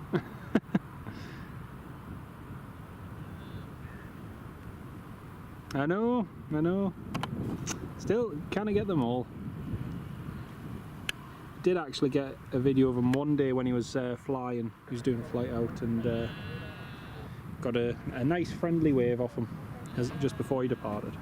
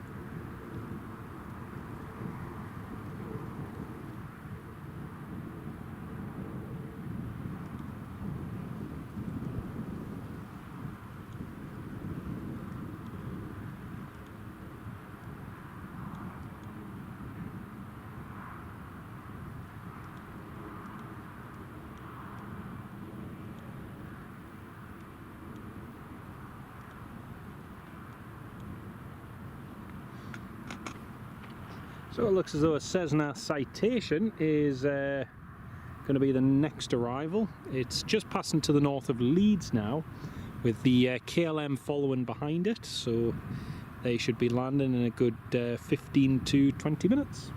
Aviation Liam, thank you for the live stream. You're more than welcome, mate. Richard Bradley, love that livery. Same here, mate. It is so simple, straightforward, and yet appealing on the eye at the same time. It's one of those ones that just works really, really well. It's beautiful in the sunshine. You've just seen a plane, but you don't know what brand. Ah, I'm not sure. Depends if it's one on the ground here, or if it's one that just took off. Because if it's the one that just took off, it would probably be the TUI heading to Lanzarote. Probably be that one.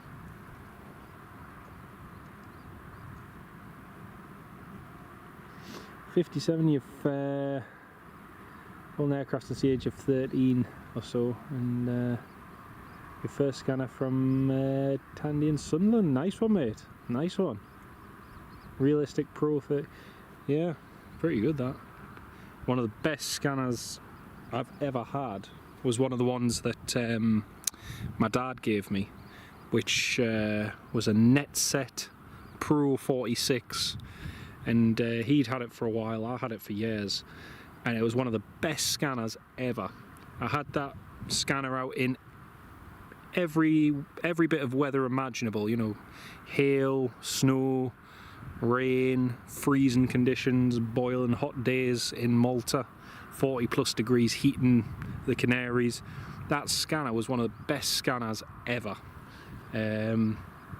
It lasted for ages and ages.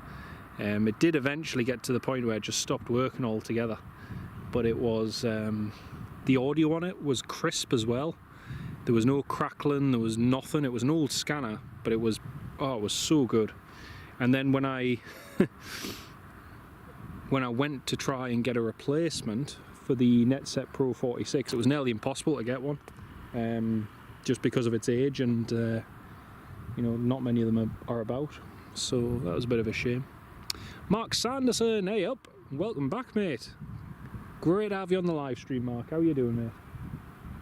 We're just waiting for our next couple of arrivals coming in, which won't be too long. We've also got a few departures going out. Just enjoying a nice warm day here at Newcastle Airport.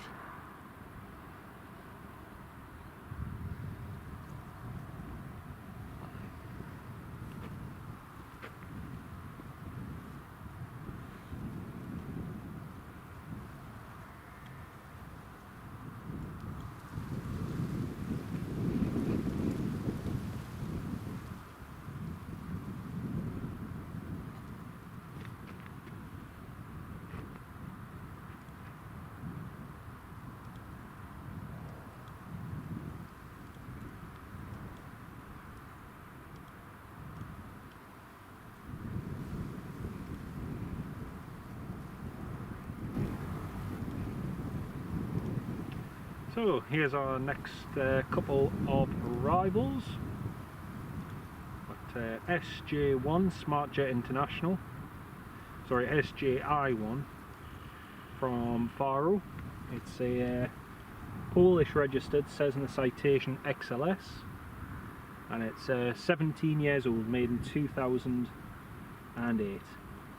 Then we have KLM 737-800 Papa Hotel Bravo Charlie Hotel. This one's 6 years old, and this was one of, if not, I'm pretty sure it was one of, if not the last 737-800s ever produced. Papa Hotel Bravo Charlie Hotel. It was delivered in March 2019.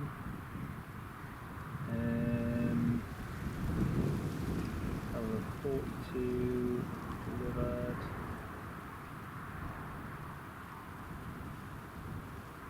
Yes, it was the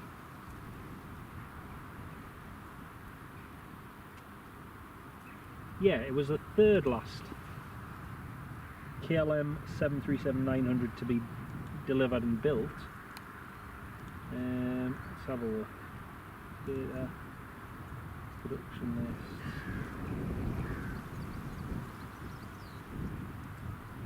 So I'm just having a quick look just to confirm.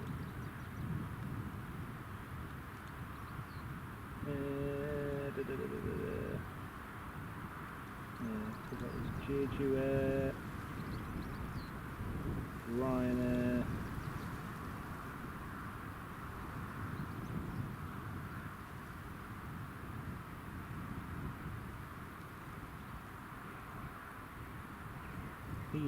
B, C,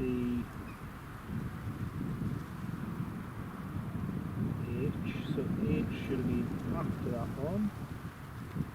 Yeah, BCH, yeah. So there was one. How many more were delivered after that? 27th of March. Oh no, that's when it was re-registered, right. So there's that one, 1, 2, 3, 4, 5, 6, 5, 6, 7, 8, 9, 10. Right, so it was one of the last 10 737-800s to be built. I just wanted to have a look on the fleet list just to see what other ones. There was a couple to Pobeda and Jeju Air around the same time as well. Also we have EasyJet's Berlin livery coming in from Malaga. That's due in 1 hour. Sun Express is due in 1 hour and 20 minutes from Antalya. Ryanair 737 from Palma de Mallorca, that's due in 1 hour. So the Alicante flight as well, Hotel Mike Yankee. And EasyJet from Amsterdam later, the A320neo. There's a big gap in arrivals there, about an hour difference. So yeah, that's what's coming in later on anyway.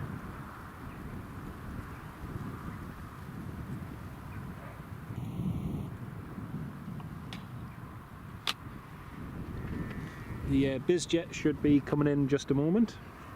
Used to love going on to the Tandy shop in town next to the cinema, I think it was. Nice one, mate. It's the only thing you wanted, pal. Nice. Nice one.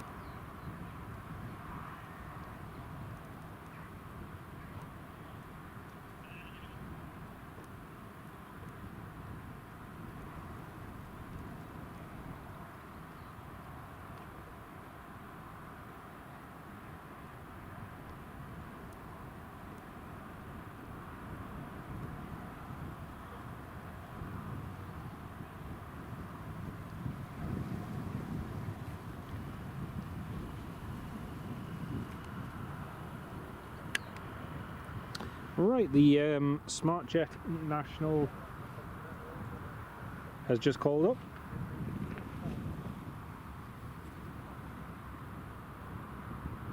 There we go. SmartJet has just been cleared to land runway 07. Got to go to do the grass now, so we'll be popping back later. Oh, no worries, Richard. Catch you shortly.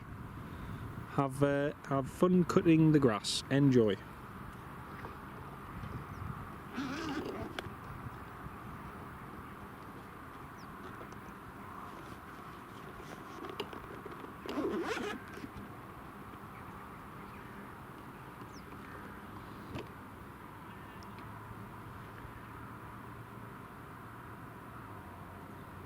The unfortunate answer was 2035.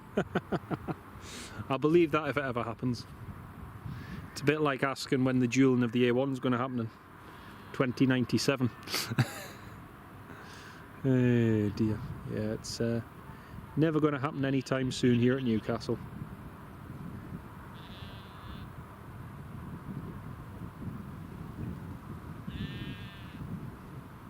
I think especially recently, you know, it's been a spiral sort of in the last 20 years, but you know, nowadays we have a new threat to the airport, which is environmental activist groups who try and cause disruption. So a lot of airports don't want anywhere the public can go because it's it opens up areas potentially. So yeah, it's a bit of a shame, but it's just one thing after another. Not saying that's a reason, but it is what it is. I got an answer. Oh, he got an answer. Yeah.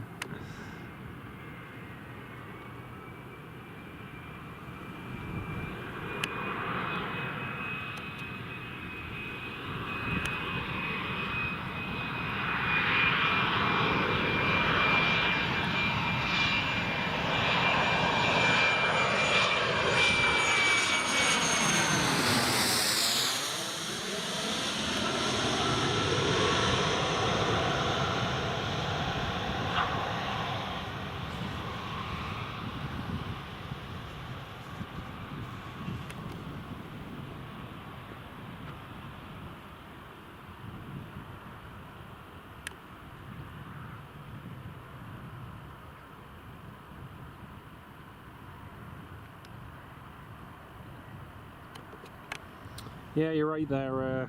You're right there, Stephen. It's one of those things in this country that, you know, we've moaned about it and talked about it before, but you know, it's never going to change.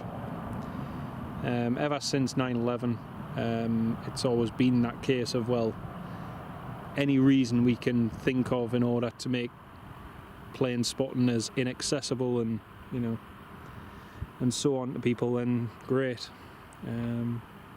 You go to other airports across the continent, and it's a totally different scenario. But yeah.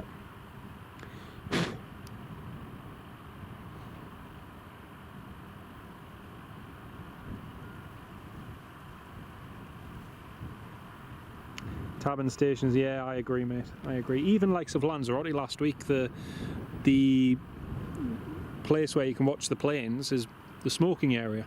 And it's like, okay.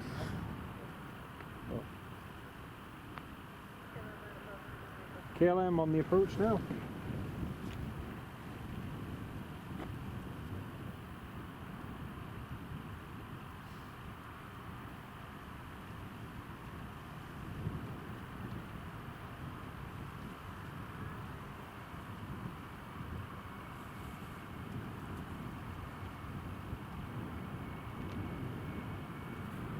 KLM's coming in quite quickly. Meanwhile, the business jet is air content. That'll never happen, because the whole reason they've clamped down security around that area is because of the amount of VIPs that come through there, and they don't want people poking their cameras in unless your name is Keith and you're associated with Sky News. They don't want anybody doing that sort of thing. That's one thing that made me laugh last week, because when Newcastle United signed Anthony Elanga,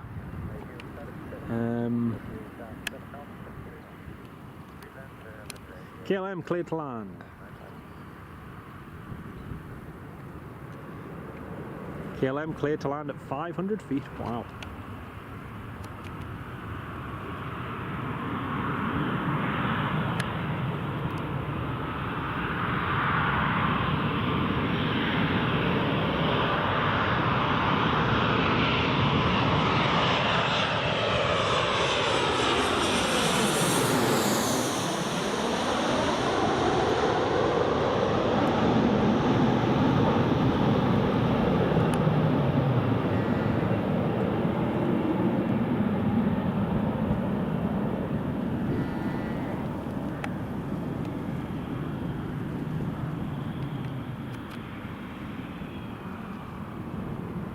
Yeah, to be honest, Mark, I don't think that would make any difference, because at the end of the day, the airport still has to look after the airport's interests, and it's not in the airport's interest to have people snooping around, watching planes, taking pictures.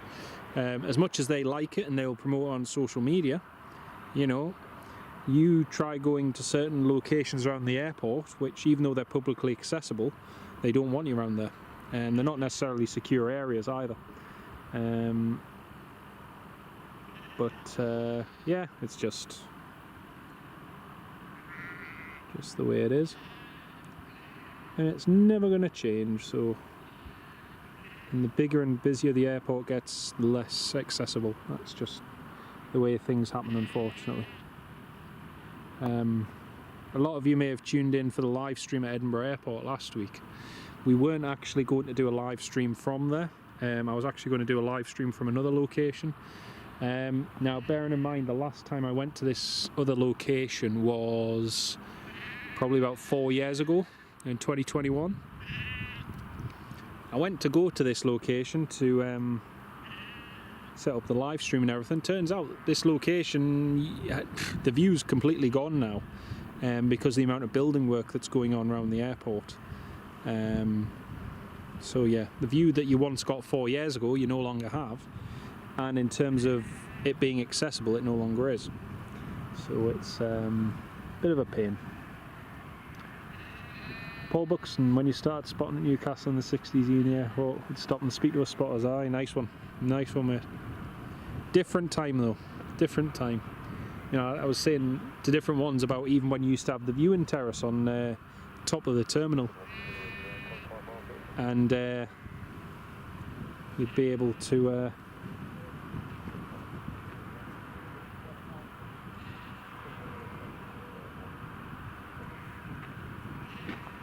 yeah, and even then you could go to the cafe, get a drink and watch the planes and everything, but yeah, those days are long gone. I think of all the places, the UK, in my opinion, is the worst, one of the worst places for not having spotting locations. You go to a lot of places in France and Spain and Germany and Poland, Sweden, they all have locations. Most airports here in the UK, sadly, don't have a dedicated area. I'm not saying they don't have good locations, you know, Newcastle has some fantastic locations, but they don't have a dedicated spotting area.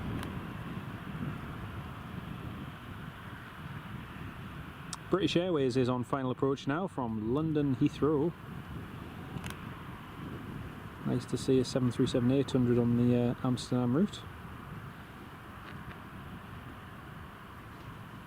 Also, some interesting news as well. Norwegian Air, who just started flights here to Newcastle in May, they have just confirmed their schedule for 2026, and if you go on their website, at the moment anyway, Newcastle Airport is on that list. So hopefully next year we will still have Norwegian. It's still down as a 2-weekly flight. They're going to stop the route over the winter period, and but yeah, it's still down as a route even in 2026, which is great.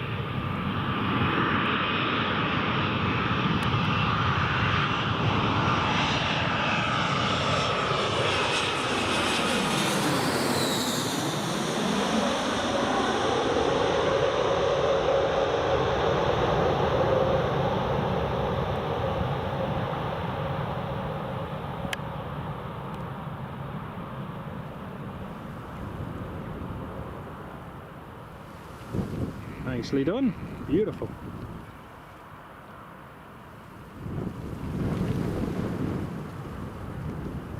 You say it'd be the best job, but the problem is the job wouldn't then get done. There'd be birds everywhere, it'd be chaos. Oh dear.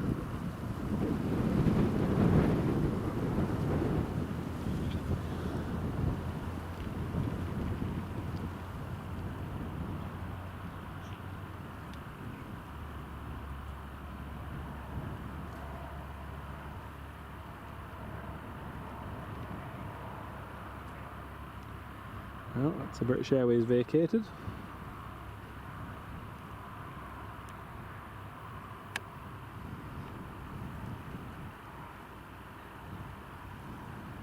Can you see Teesside expanding? Yes, I can.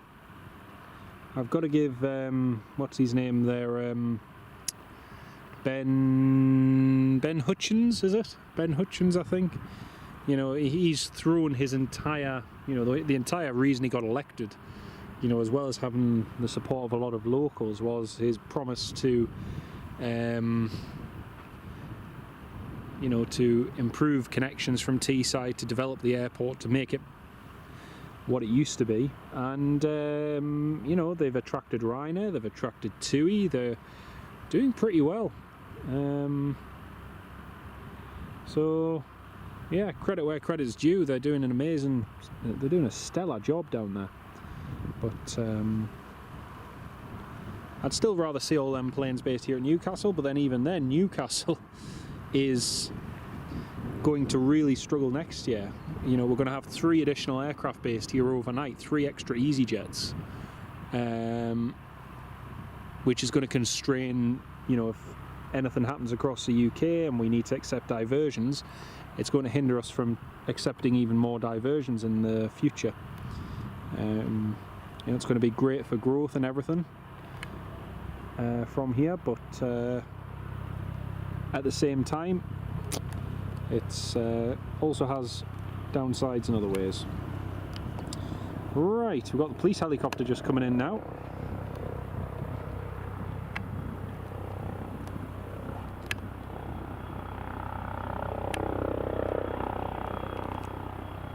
There it is.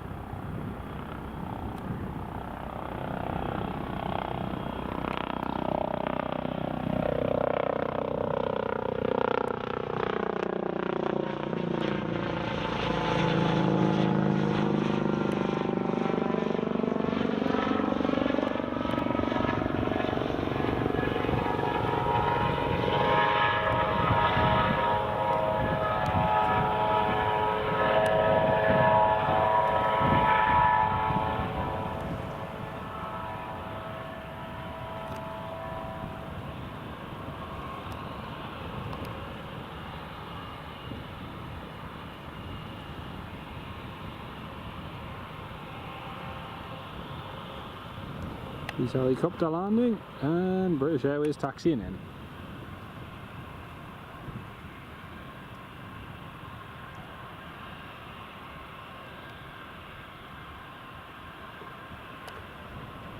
Aye, checking me out, yeah.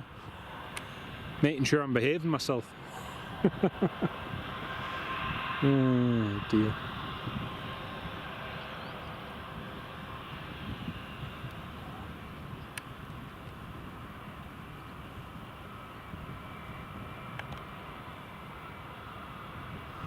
Yeah, I've got videos from this spot years ago where those bushes there were nowhere near anywhere as high. You could zoom all the way across onto the stand 3, stand 4, whereas now it's all just shooting away. There's going to come a stage in, you know, the next 5-10 years where that entire view will be completely blocked out by all those bushes.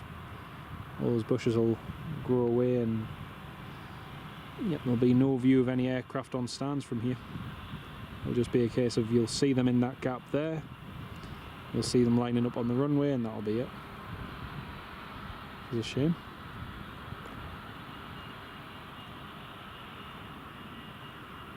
Well, another little gap in movements again.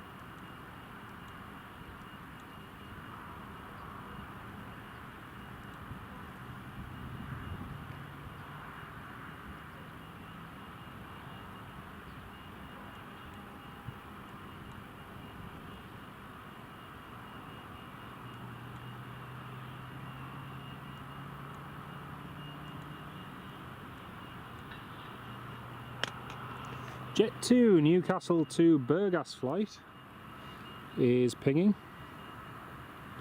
Also just checking, I think I need to do a live from the tower. I'd love to, but I don't think the airport would be too happy about it. Just tracking on flight radar 24, there is an RAF P8 airborne, call sign Thunder 01.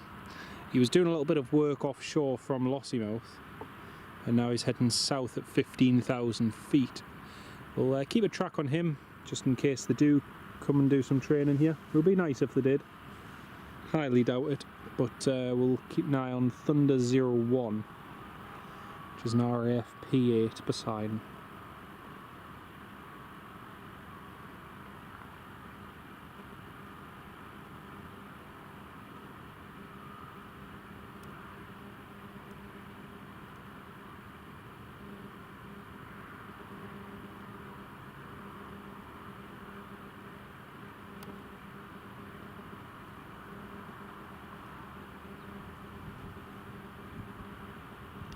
Flying to Kos in September, new airport for you. That'll be good, mate. That'll be really good.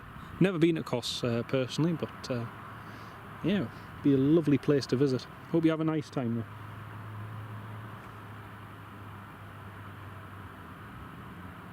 That was the weird thing flying to Lanzarote last week. Never been there before, and I was only on the island for about an hour and a half. Literally landed, went straight through passport control, back through security, then onto the to the gate for my Jet 2 flight to Manchester. Thankfully, all the timing and that worked out nicely. But yeah, yes, they have. They just got a maintenance contract with Jet 2, so they'll be doing a lot of their maintenance for the next, well, for the 2026 season anyway. So that's going to be a big load of work for the airport, which is great.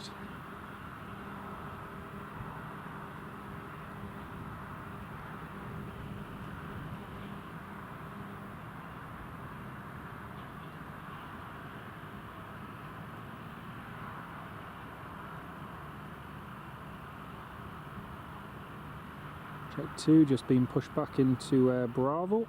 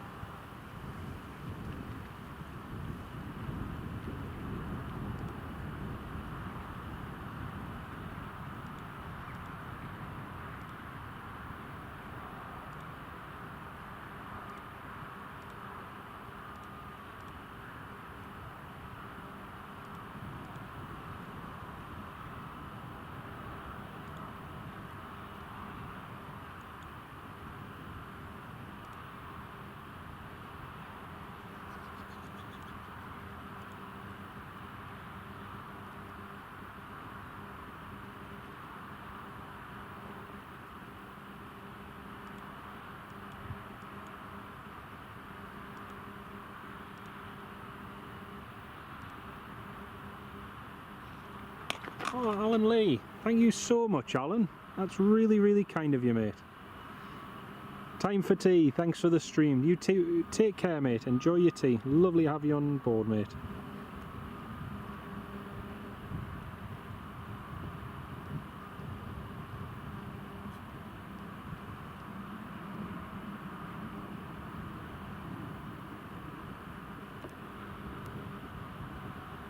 That's so good of you, Alan. Big, massive shout out and thanks to Alan Lee. Really do appreciate it, mate.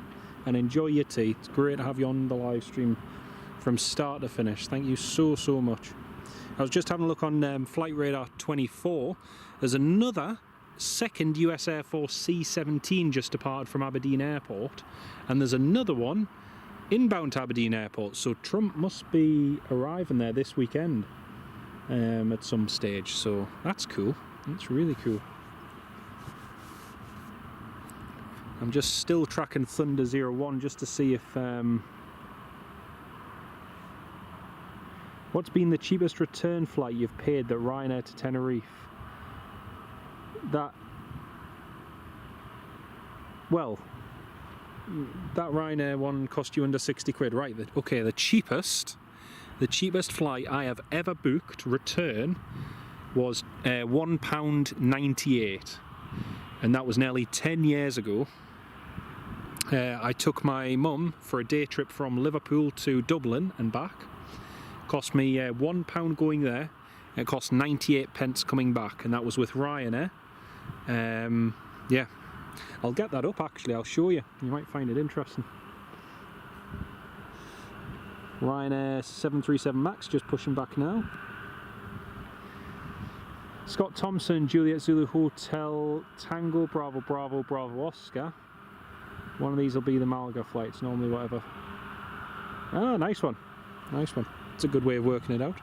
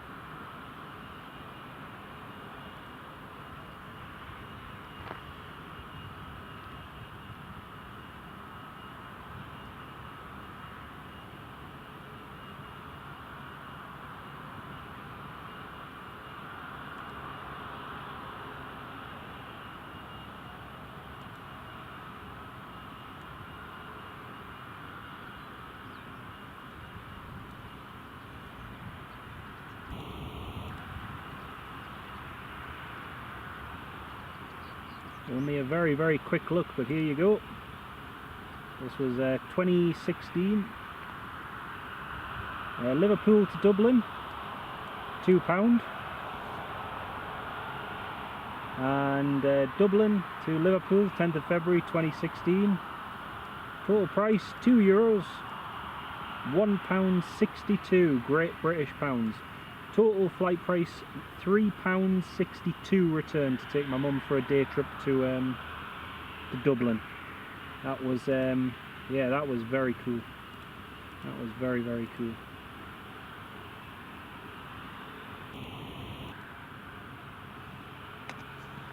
So yeah, me and my mum drove down to Liverpool, parked my car up, walked along to the airport, and yeah, £3.62 return to Dublin for the day. I had a lovely day out, had a meal, had a look around the town, went to the Chester Beatty collection, had a look at that, went for a walk down by the River Liffey, and yeah, had a fantastic day. Then got the bus back to Dublin's terminal, flew back to Liverpool that night, and we flew on, and I remember this well, we flew on Echo India Foxtrot Oscar Golf EI Fog, and it was only a week old. It was a brand new 737-800. It's literally a week old, having been delivered from Seattle, and we got that for our return flight back to Liverpool, and again at the cost of less than 80 pence each on the return flight. So yeah, it was absolutely amazing. Absolutely amazing. Unbelievable. How can they make a profit? I know, and yet they do. Their profits, you know, are evidence of how well they do. Andy Appleyard, thanks for the stream, mate. You're more than welcome. Got to take your son to his football match. No bother. Fantastic to have you on the live stream, Andy. Thank you so much for your support, and it's been lovely. I hope you managed to get all the work you wanted done today. Great to have you with us, mate, and enjoy the football match. Hopefully they win. Fingers crossed. Great to have you with us. It's the Jet 2 just taxiing along to runway 07 now. Heading to Alpha 1.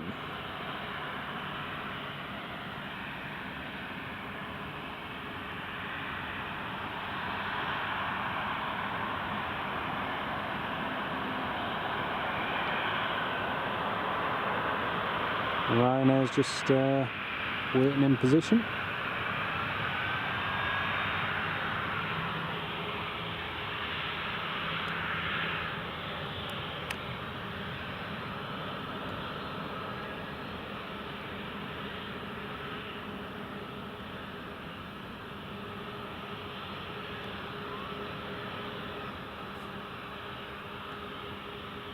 Jet 2, cleared to line up and wait, runway 07. Ryanair's cleared to taxi as well.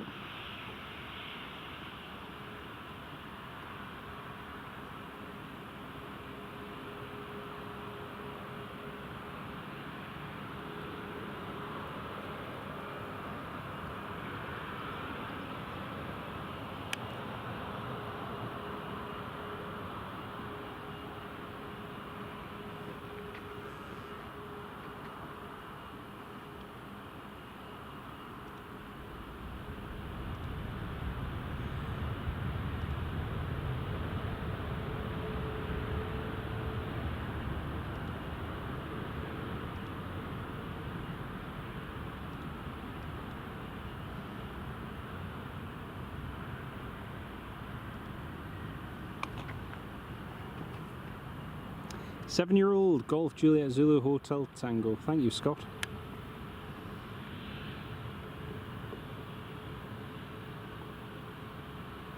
I still say that the last batch of Boeing 737 NGs were some of the best aircraft ever made.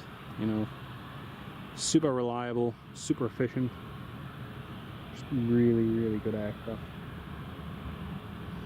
Right, Ryanair Max is taxiing along there now.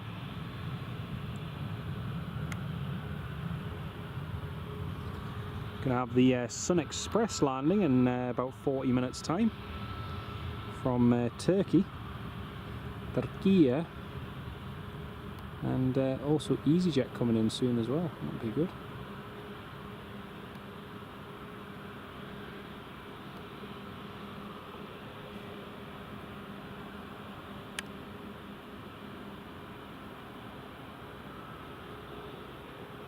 Thunder 01 is still heading down the coast, heading south at 15,000 feet.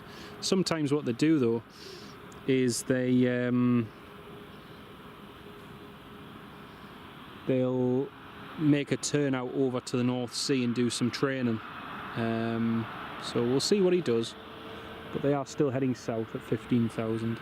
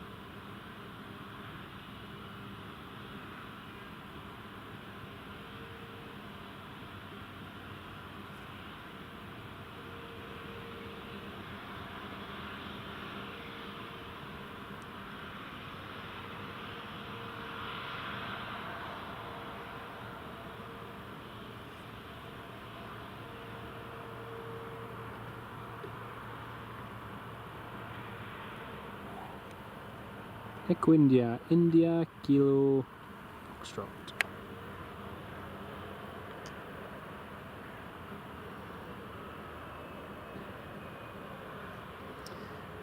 This one's heading to Barcelona. He's only 8 minutes late as well.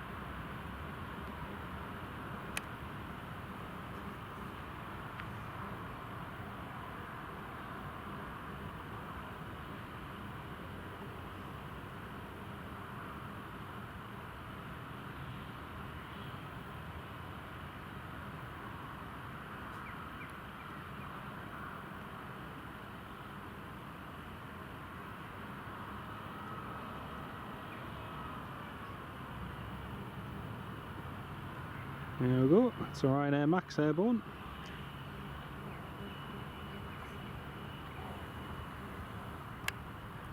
Got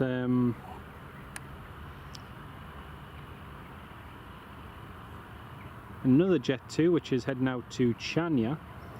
That's just pushing back now from its stand. There we are, Jet 2, just getting pushed back onto one of the remote stands. I presume they must have a slot delay or something, because that's usually why they get sent out there.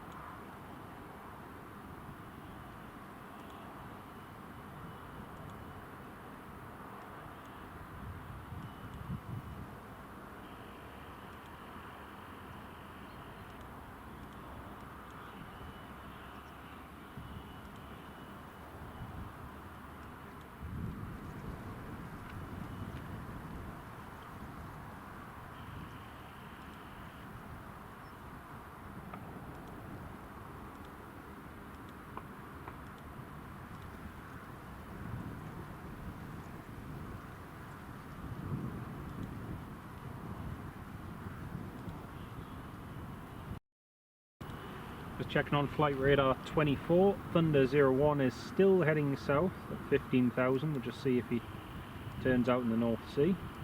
Also there's the Reach 4208 from Aberdeen. That's the second C-17 to be at Aberdeen. Again, this is all preparation for President Trump's visit to Scotland. He's going to visit the new Trump International golf course, which has been opened. I'm just wondering with this one, Reach 4205, if that's heading there. Just seeing as that one's 4208 and that one's 4205. Don't know. He's at 32,000 feet, but we'll keep an eye out.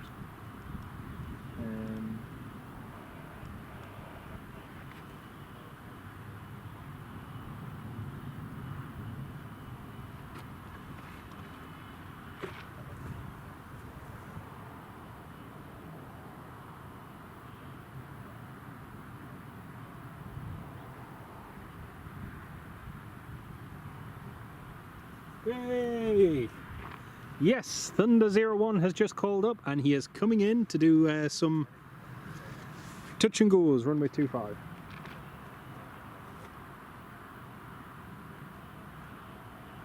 Correction, low approach and go rounds, but still. Brilliant! Brilliant!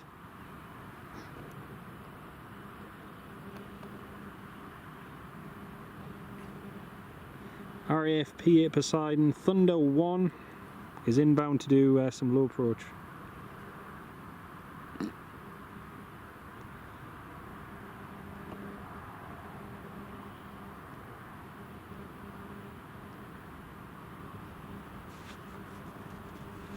Happy days. He's just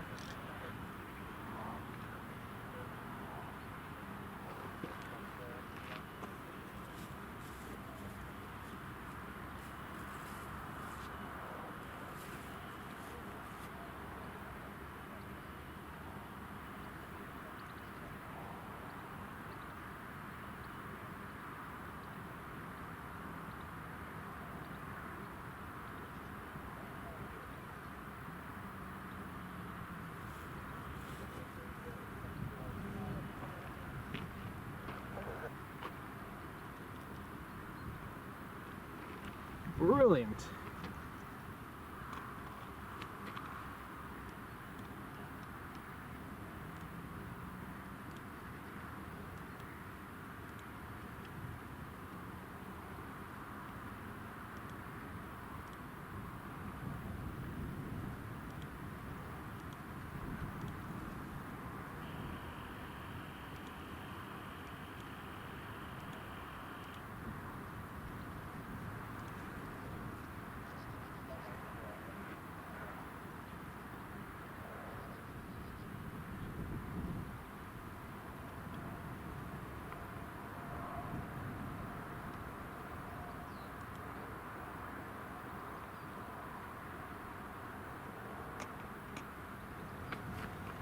Zulu Papa 807 as well.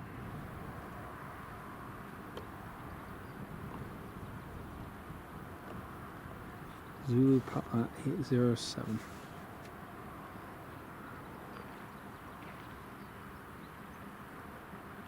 So yeah, we've got the EasyJet coming in and we've got the RAF P8 Poseidon coming in. Brilliant.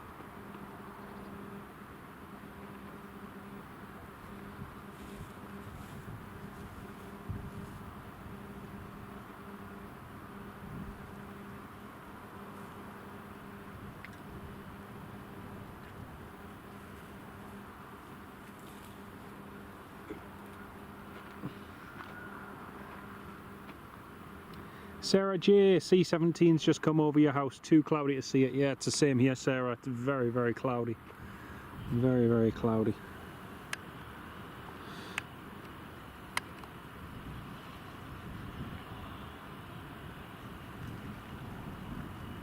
Oh, I'm super excited to see this P8. It'll be great.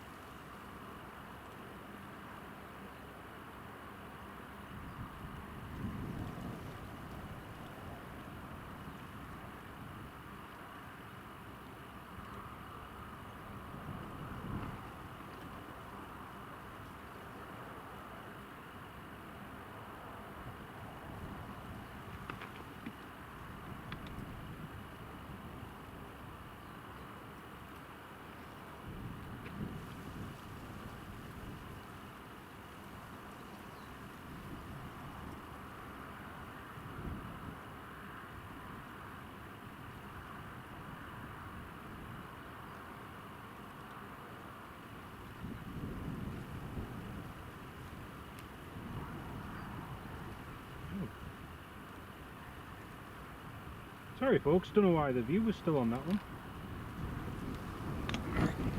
Sorry about that folks, I don't know why the view was still stuck on Flight Radar 24. There we go, that's better. Sorry about that. Right, the EasyJet is coming into land now.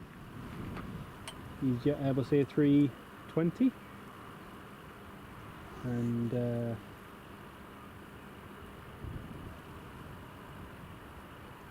And then after that it's going to be the RAF P8 Poseidon, which is coming in to do some low approaches and go arounds, which will be brilliant.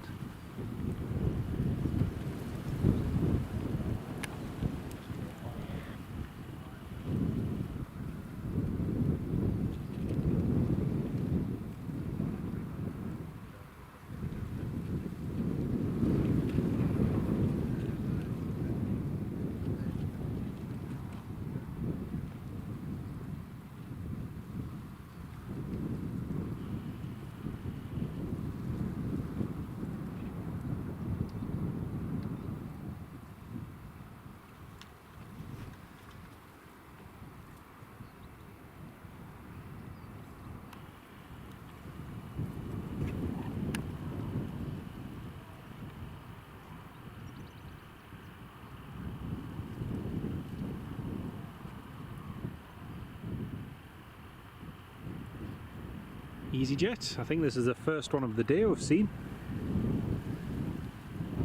It's going to be busy with EasyJets next year once we have 3 of them based here at Newcastle.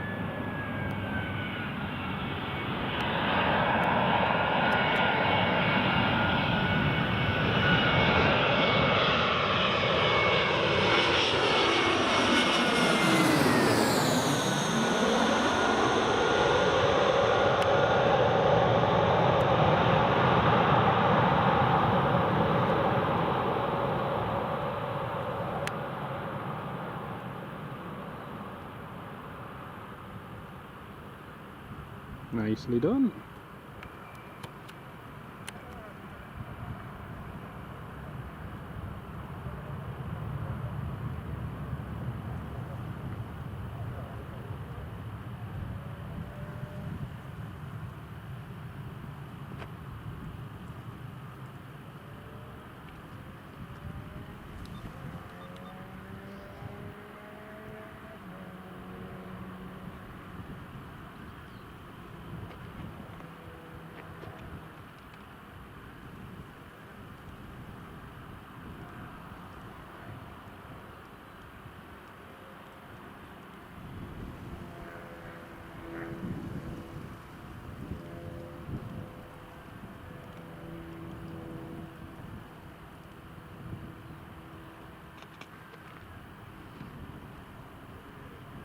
See the welcome to Berlin livery on the side of that EasyJet.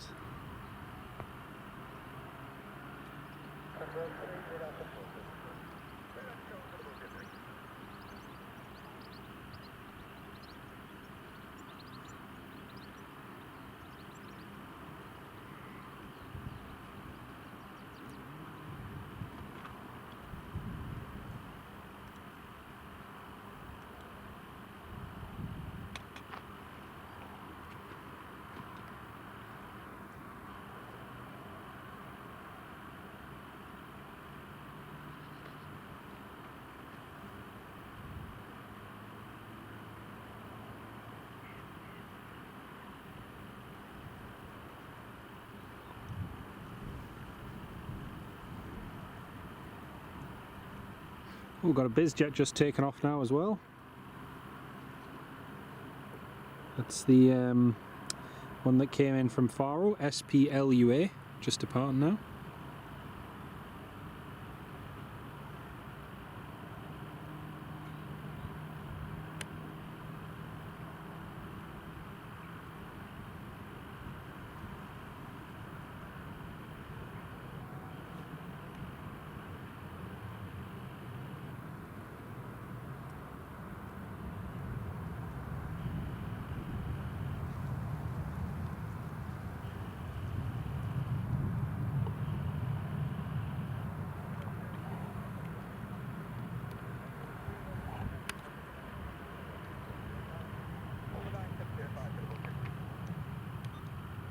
Don't know why his call sign's Thunderbird 03, because he's coming up as Thunderbird 01.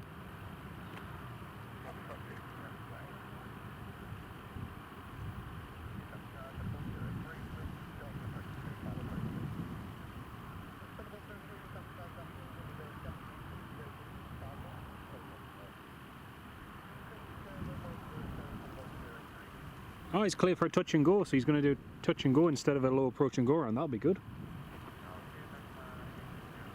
Brilliant.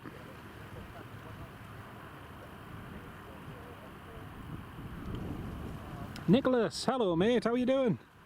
Just got in from the graft, champion mate. Movement's been good. We've got the Kuwait Air Force C-17 this morning. Call that departing. Well, this afternoon actually. It ended up going at just after 12. We've got the Emirates. We've got 3 United Arab Emirates helicopters coming in as well. So yeah, it's been really good. And now you've actually joined at a perfect time, Nicholas. We've got an RAF P8 Poseidon from RAF Lossiemouth that's coming to do some training here, so he's just about to come and do a touch and go. So yeah, you've joined us at a perfect time. Welcome on board. It's the EasyJet from Malaga has just landed. It's in the Berlin livery. It's just taking its time. They've landed nice and early, so they're not in any rush. Right, let's pan back over to the approach and get some P8 Poseidon action.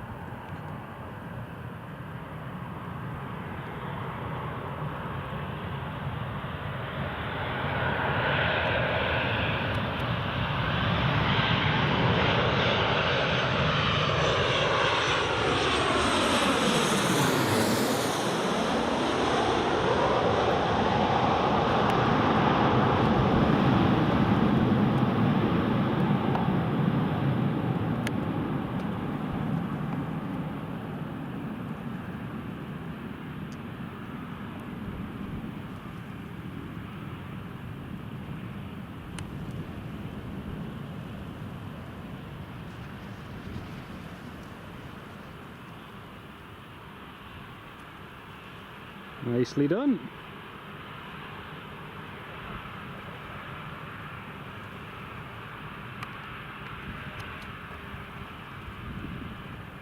So yeah, you joined us at a perfect time there, Nicholas. That's the P8 just doing a touch and go. The KLM and EasyJet just there. KLM is just lining up, runway, line up, runway 07, sorry.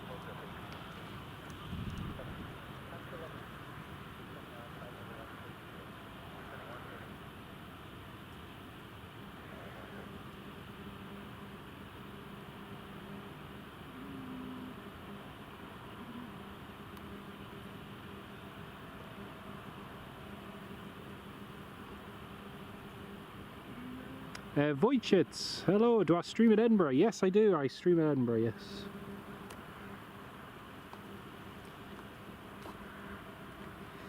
Richard Bradley, welcome back mate, back from the grass.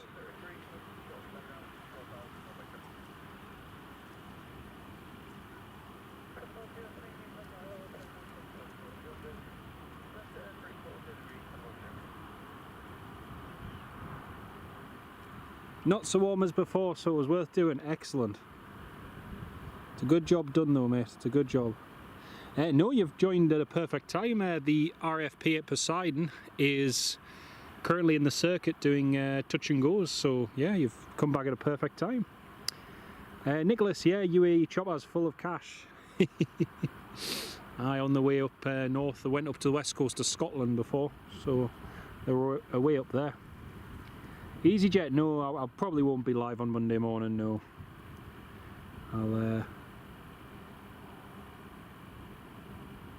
I'll probably be working Monday morning.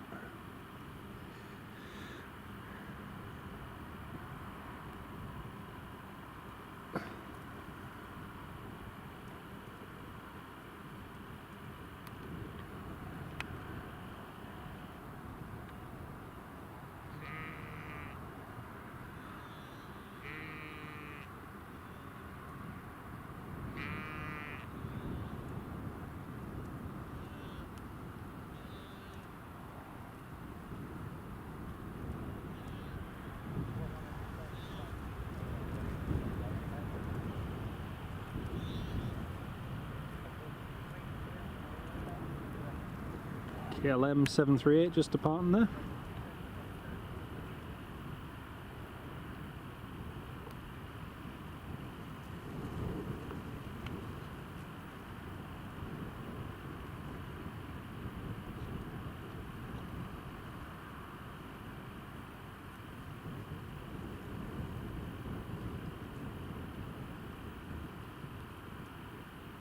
Yeah, more than likely, mate. It's that time of year again. It's ending that time of year.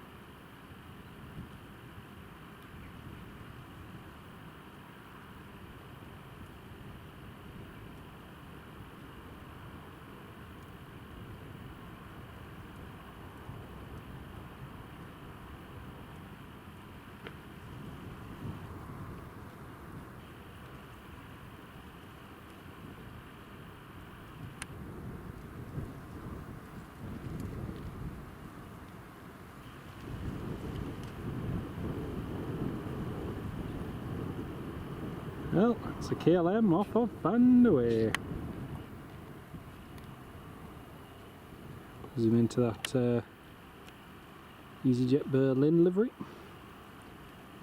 Just waiting for the first passengers from Malaga to disembark.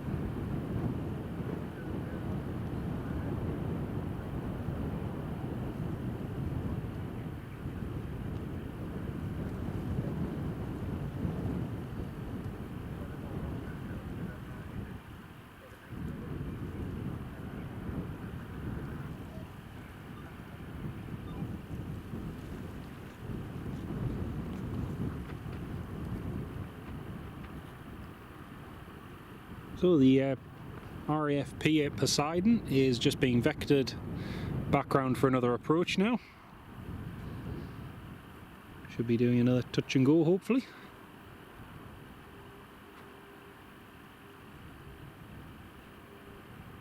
I was really hoping like an A400 might come in or a P8, but I'm super chuffed that they've sent one of the P8s down from Lossiemouth. It's really good. Looks like a fairly busy flight from Malaga.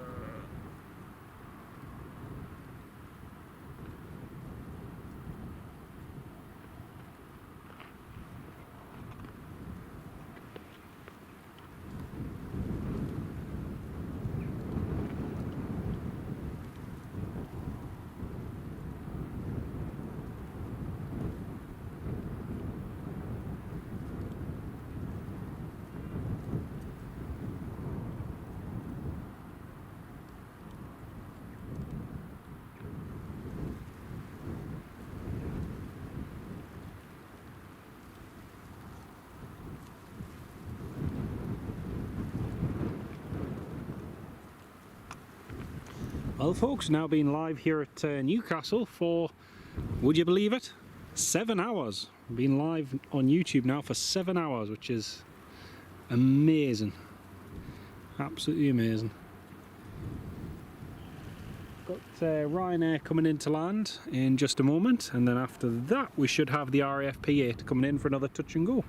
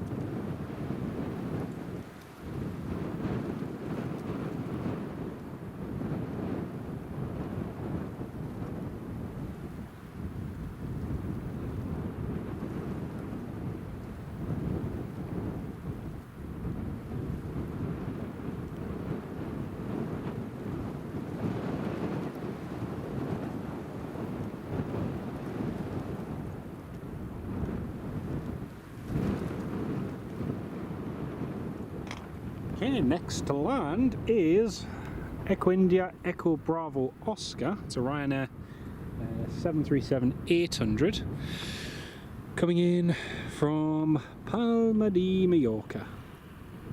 That's just coming into land now.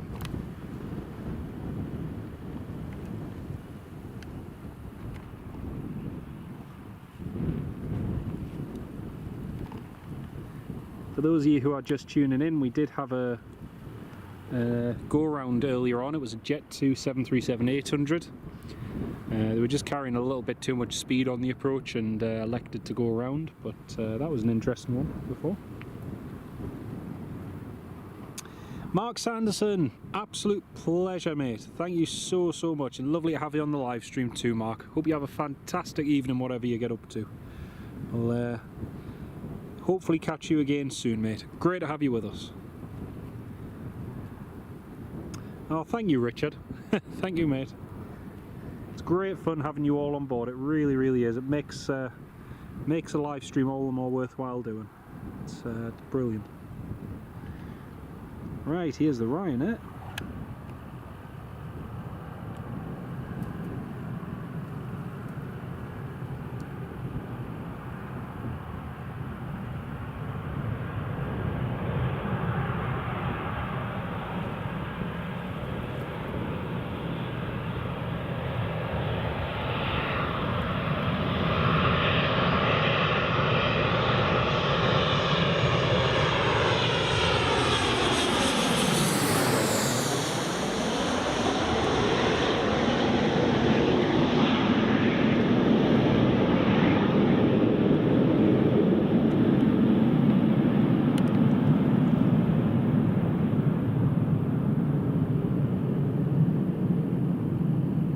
Boom. Nicely done. Very nicely done.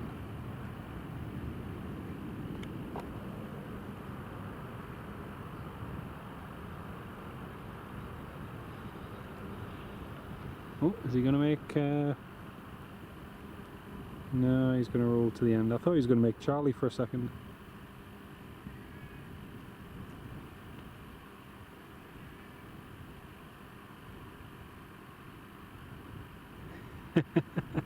Stephen Marchin, if only we had Speedbird 1. Now that would be something. That would be something very, very special.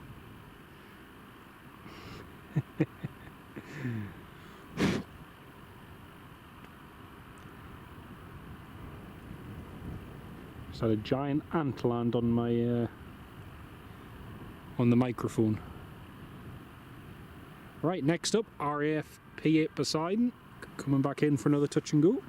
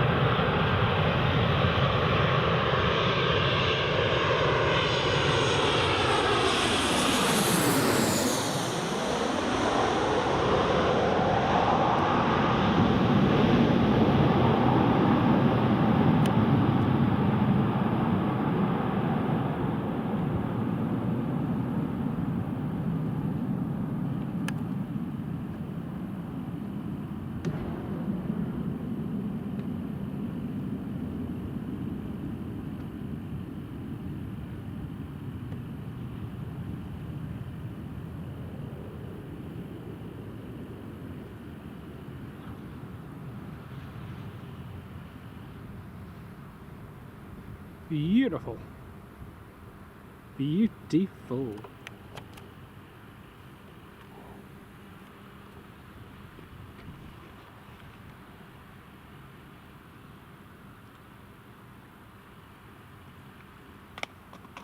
Oh, that was cool. That was very, very cool.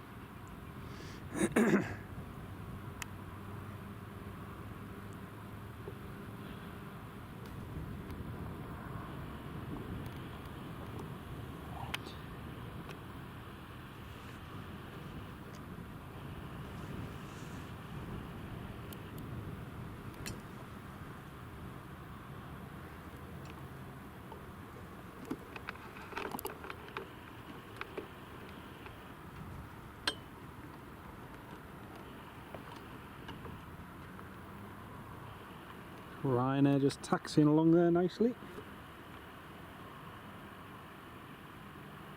Also, the British Airways has just pushed back, and he is getting ready to go.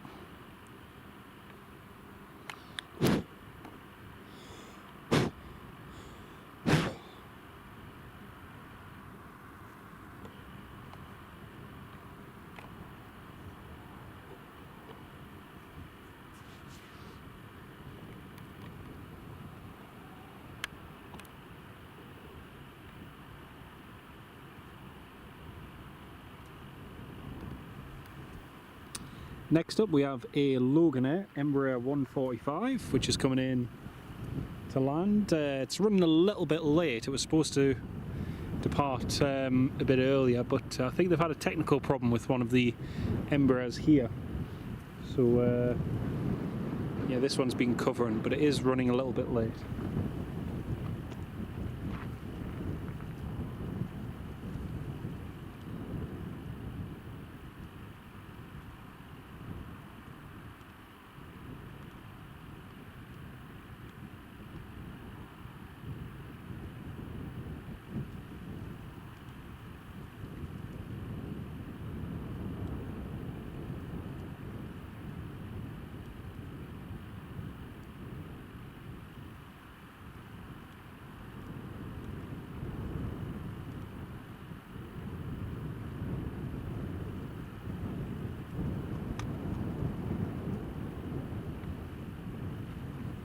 And Benny, welcome to the live stream. Just landed on a 2:20 flight from Rios. I think we got that one landing, mate.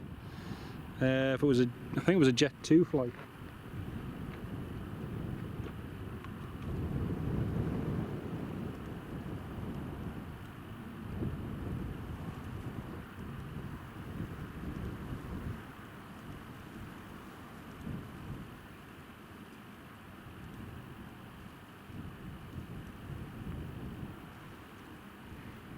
Yeah.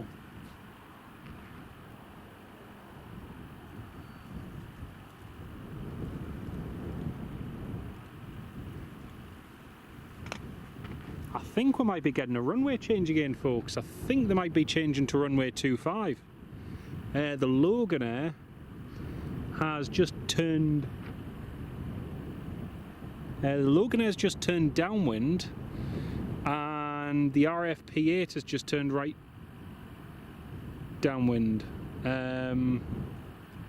Yeah, we might be changing runway 25 again.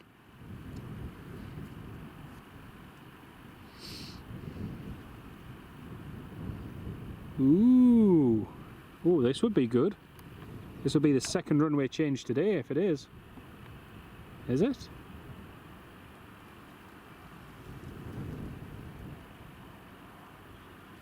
Yes, it is. We're changing to runway 25 now, folks. Woohoo! Halfway through as an RFP at Poseidon's doing touch and goes as well. How cool is that? Runway change, fantastic. We've got so lucky today with runway changes. Can't remember the last time I had two in the same day. It's ages ago.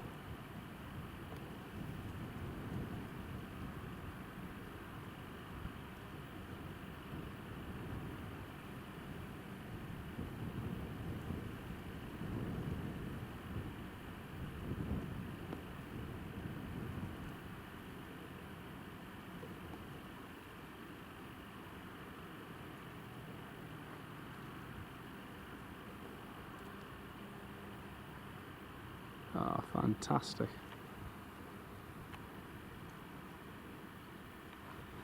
It's funny with that P8, I thought that was a very quick approach that they just did. But yeah, that's right, Benny, that's right. Yeah, we were live streaming. If you go on the live stream, play it back to about the time your flight landed, you'll see your flight land. Because I think you were the second aircraft to land just after the runway changed. No, that's brilliant. And now it looks like it's changing again. Woo! So Loganair and the P8 are just about to come in again.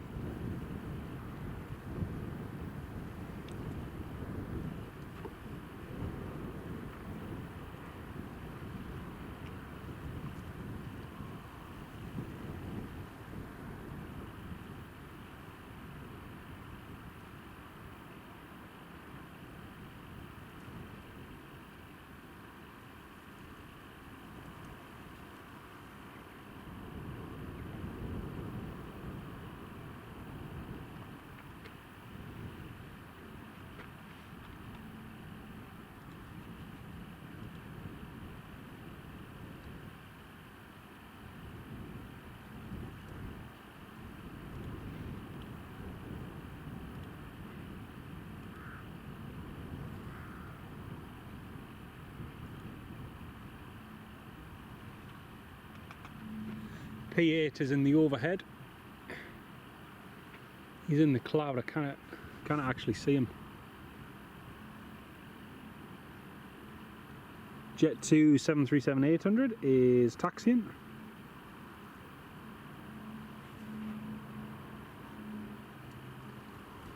Yeah, if that cloud was just a little bit thinner, or if he was 1,000 feet lower, I think we'd see him. That P8 is right above us, but we cannot see him, unfortunately.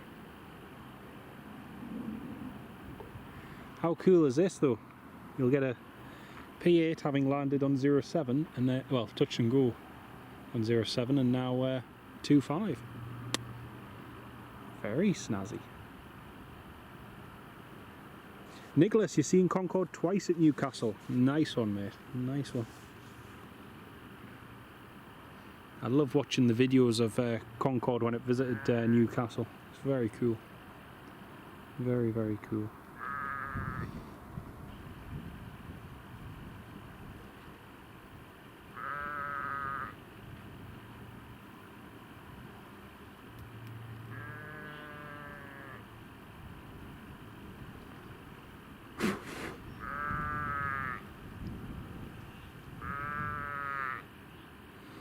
And Jet 2 is taxiing out as well. Here we have the Jet 2, which has been waiting for ages. They were supposed to depart nearly an hour ago. So they've had a good old wait.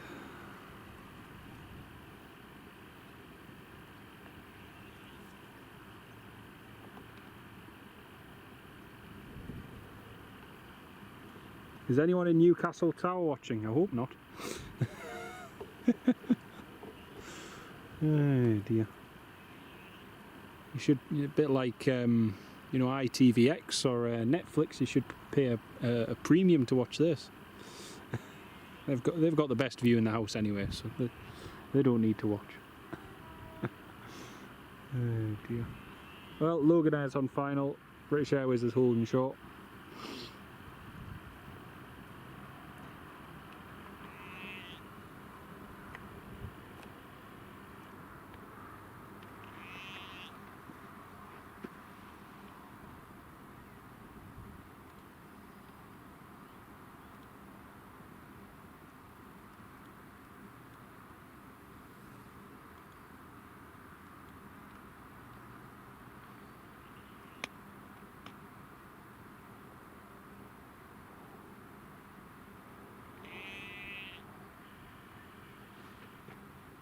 Oh, British Airways is going to get out. Ah. Thought I might have let the Loganair land first, but no. British Airways is going to go for it.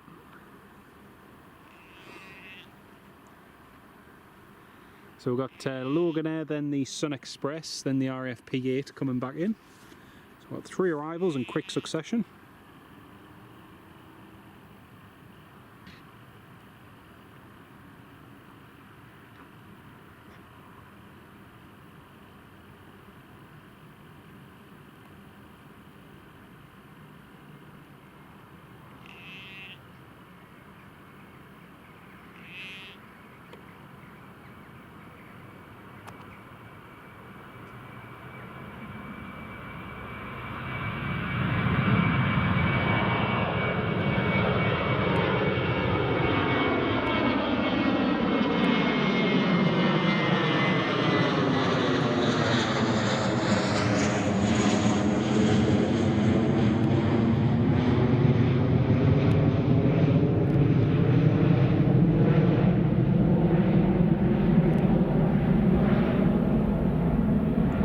Yay, Loganair, Richard Bradley. Thumbs up for using the Loganair emoji. 10 out of 10, mate.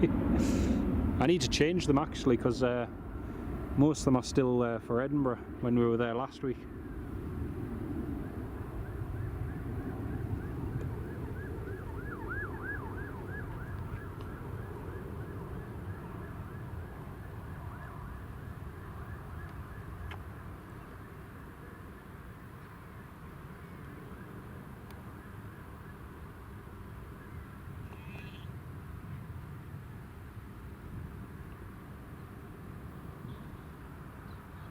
Beautiful, nice touchdown. Sun Express is next to come in. Dean, you're on the BA, see you later. Oh dear. Have fun.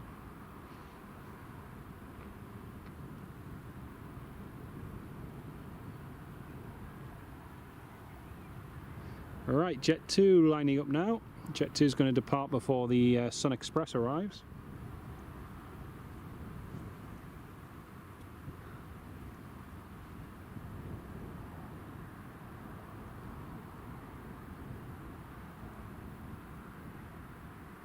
There we go, it's a Jet 2 lined up.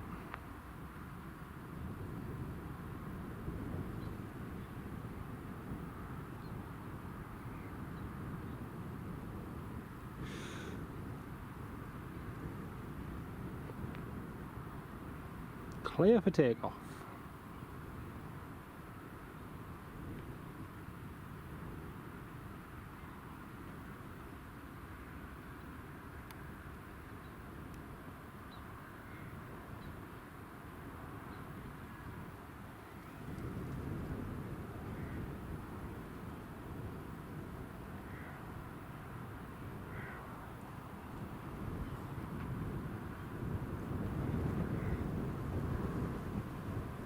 There we go. BA Shanix is rolling.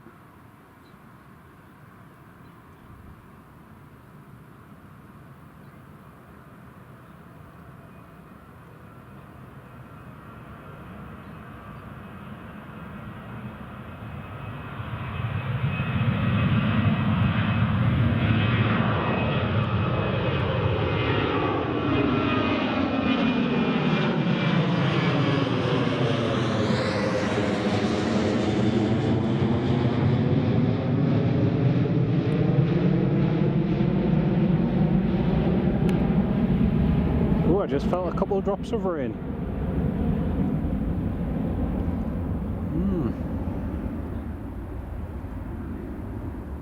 Hope that's not a sign of things to come.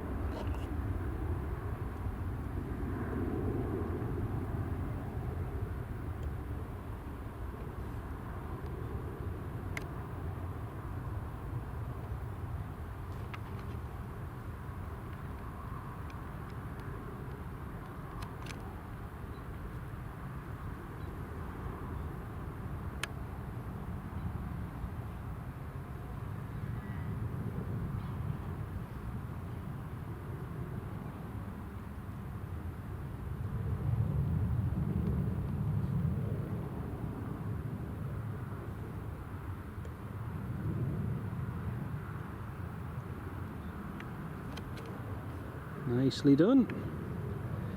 Good old Sun Express. It's nice to see the 737-800 today. We usually get a mix of Maxes and 738s and A320s recently on the route. But the 737-800 still going strong. Local time now is 11 minutes past 6 Thursday evening here at Newcastle International Airport.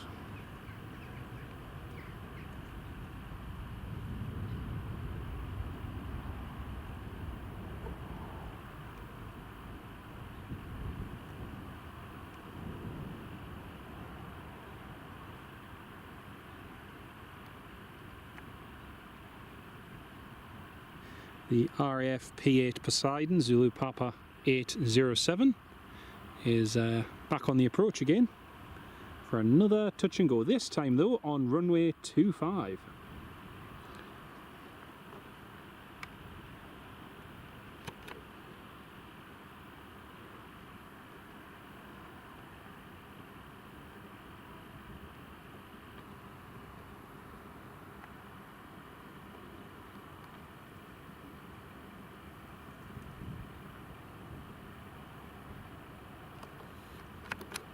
Tango Charlie, Sierra Papa Tango. All passengers started boarding the EasyJet back to Malaga. All just waiting on the stairs there.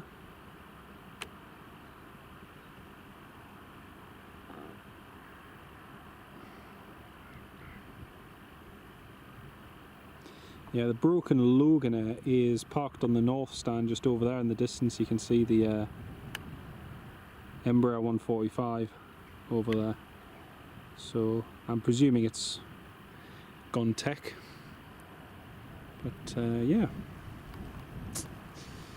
and there's the Sun Express tail just heading in. Okay, next one. Looking forward to this.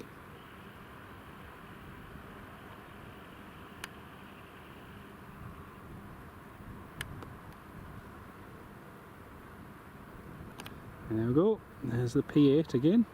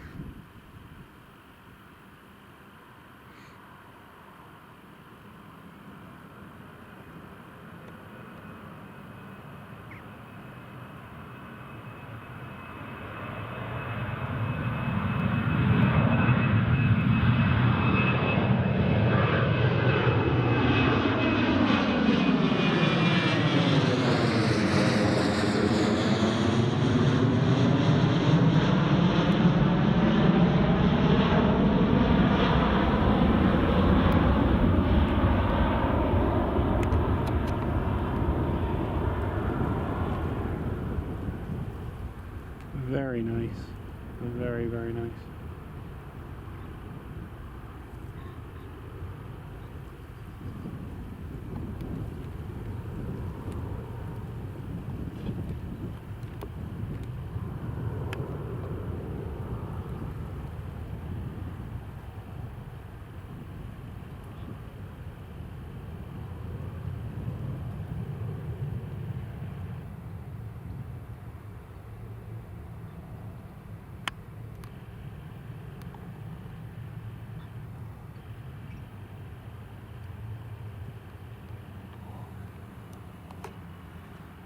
Very cool.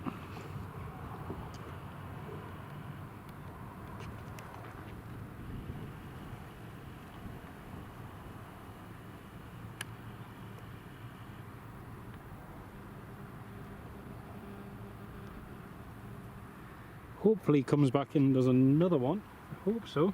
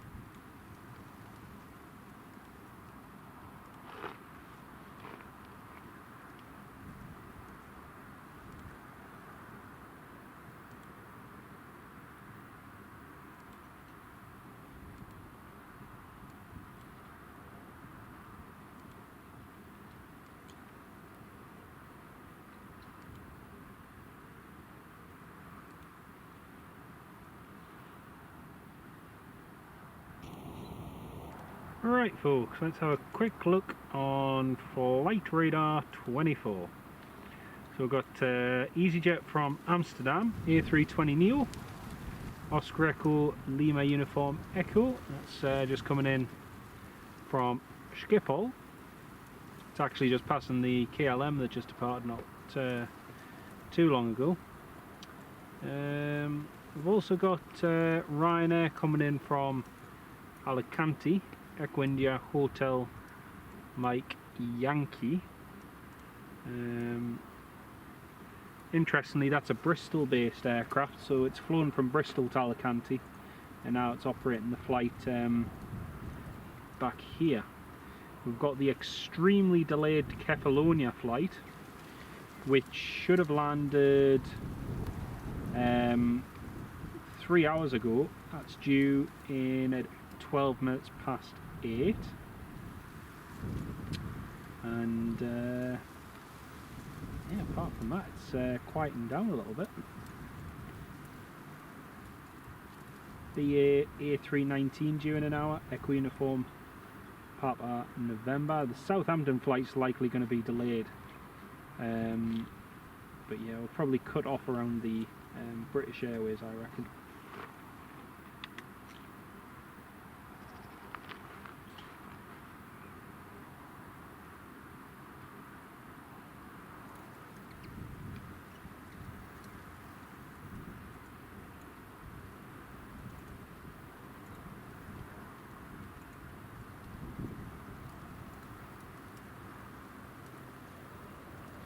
P8 looks like it's coming back in for another approach. It's doing 240 knots. Just turning downwind again. Going out soon, we have the 640 flight to Malaga, that's the EasyJet. Then Ryanair heading to Mallorca. Sun Express at 6:55, there's a 10-minute delay on that, could be longer as well. So yeah, that's all happening. So it looks like the P8 is going to come in for another approach, which is great because then that would make it two 2 approaches, 2 touch and goes on 2.5, and 2 approaches and 2 touch and goes on runway 07. That's great.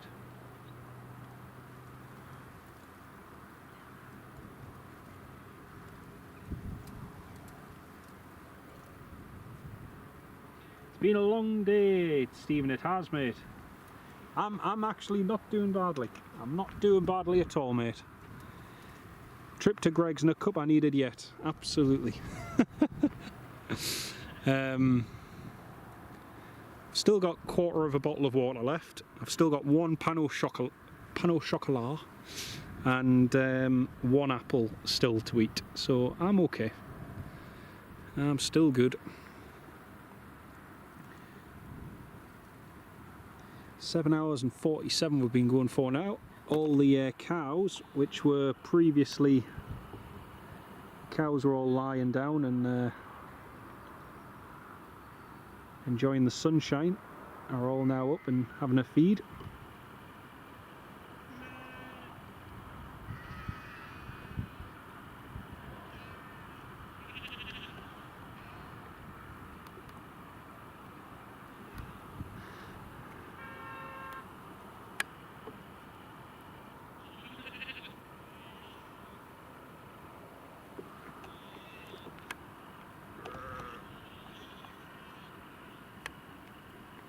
Well, looks like that EasyJet's nearly boarding complete anyway. Last few passengers just to get on. Rear steps are closed.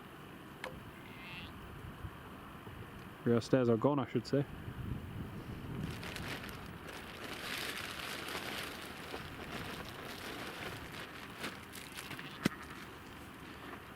Yeah, I was worried before because Just with how warm it was actually I didn't think I'd brought enough to drink with me, but I've just tried to ration out how much water I've been drinking, just to preserve as much of it as possible, and it's worked, which is the main thing.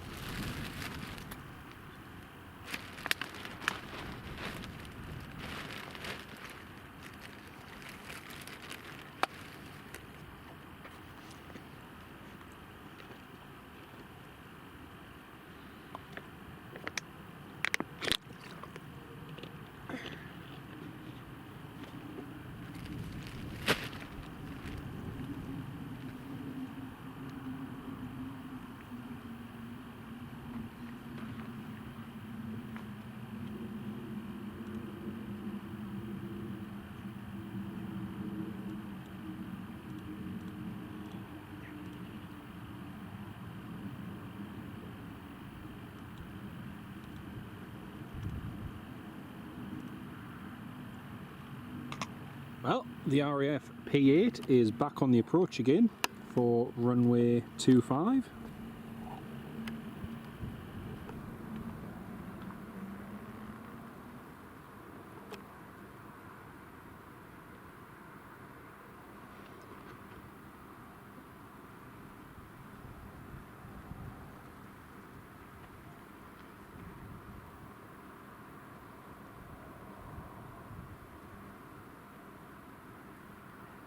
It's really made my day that that they sent the P8 to come and do some touch and goes. It's, always makes a world of difference.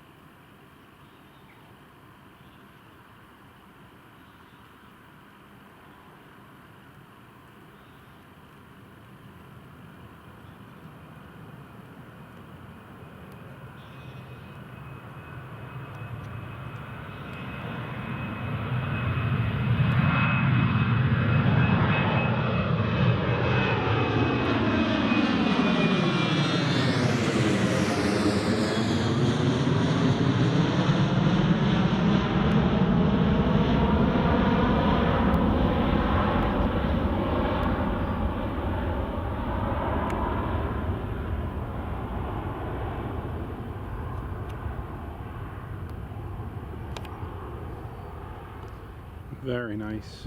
Very, very nice.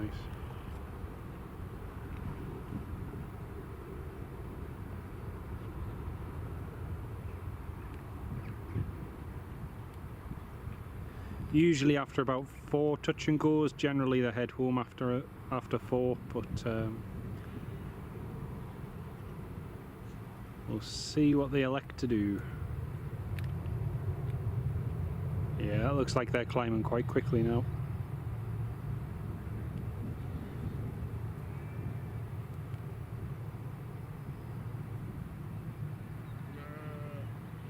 See if they surprise us and come back round to do one more.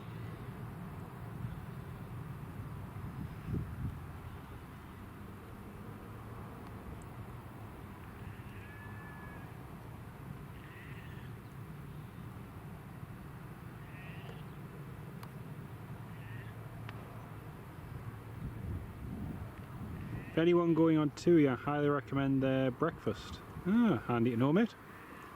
Handy to know.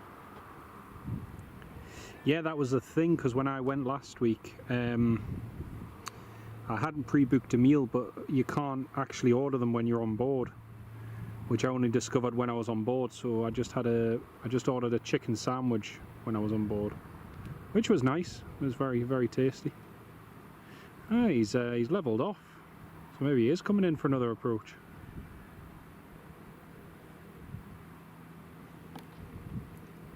Looks like the P8 might surprise us yet. Right turn, 4,000 feet, Kevin. Yeah, that's what he's doing. Still with Newcastle radar as well, so still just getting vectors. Hopefully for another one.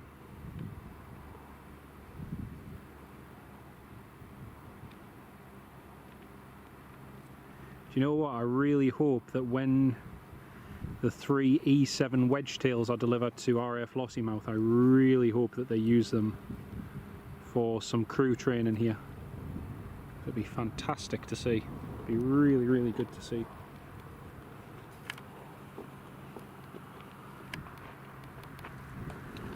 Right, let's pan over to the EasyJet again.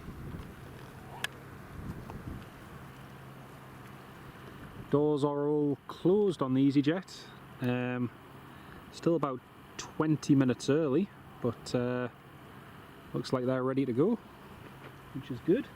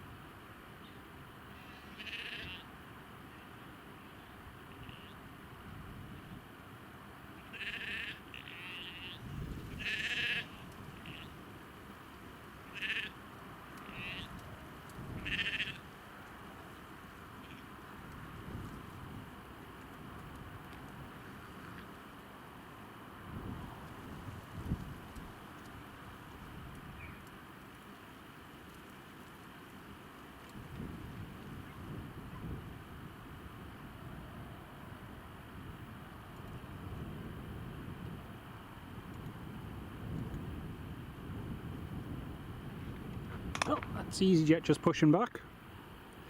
Oh, you're at the Moor Farm part, Kevin. Brilliant. Oh, you should get a good view of it going overhead then, mate. Brilliant.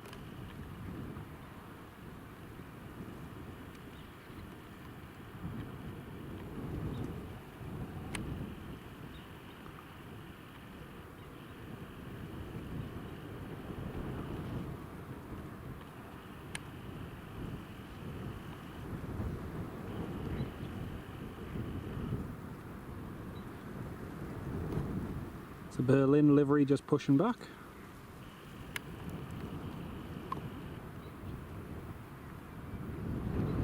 And the RAF P8 Poseidon, for the 5th time, is just turning onto the approach here at Newcastle.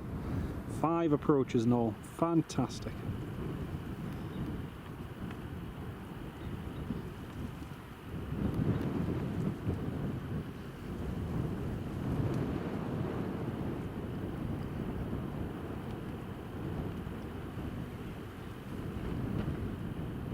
Well folks, we have just hit, believe it or not, we've just hit the 8-hour live stream mark. So we've now been live streaming here on YouTube for 8 hours now, which is fantastic. And there's still about 50 of you all tuned in at the moment, despite it being 6:30 in the evening. Thank you all so much for being here. We'll probably wrap the live stream up in about an hour's time, and yeah, 8 hours we've been live now, which is brilliant. Absolutely brilliant. Welcome back, Austin. Great to have you with us. Yeah, you're right under the flight path there, mate. So just getting tea. Happy days, mate. Happy days.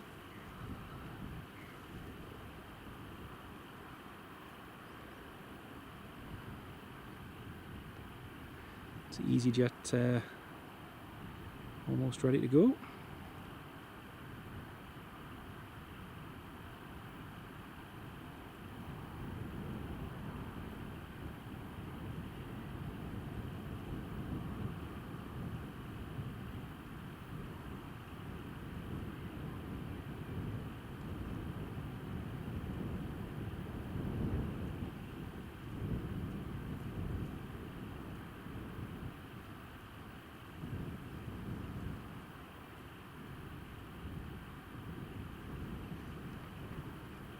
Sam, Chippers 1990, welcome to the live stream, mate. How are you doing? You've joined at a great time, Sam, because I think one of the last P8 touch and goes is just about to happen. So you've joined at a perfect time.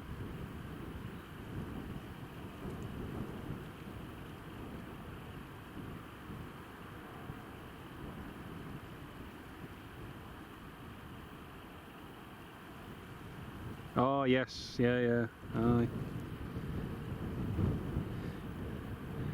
You cannot mistake that noise, you're right. It's quite funny actually, because the sheep here are all very nice and settled. They're lovely. This one is heading to Malaga, heading down to the south of Spain, in what next year will be a regular, virtually daily service. So that's going to be good.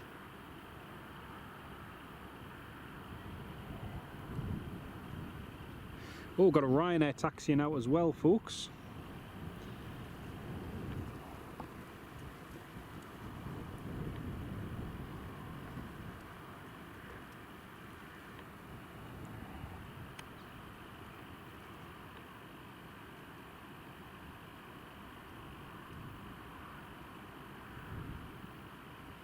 Ryanair 737-800, just heading to runway 25.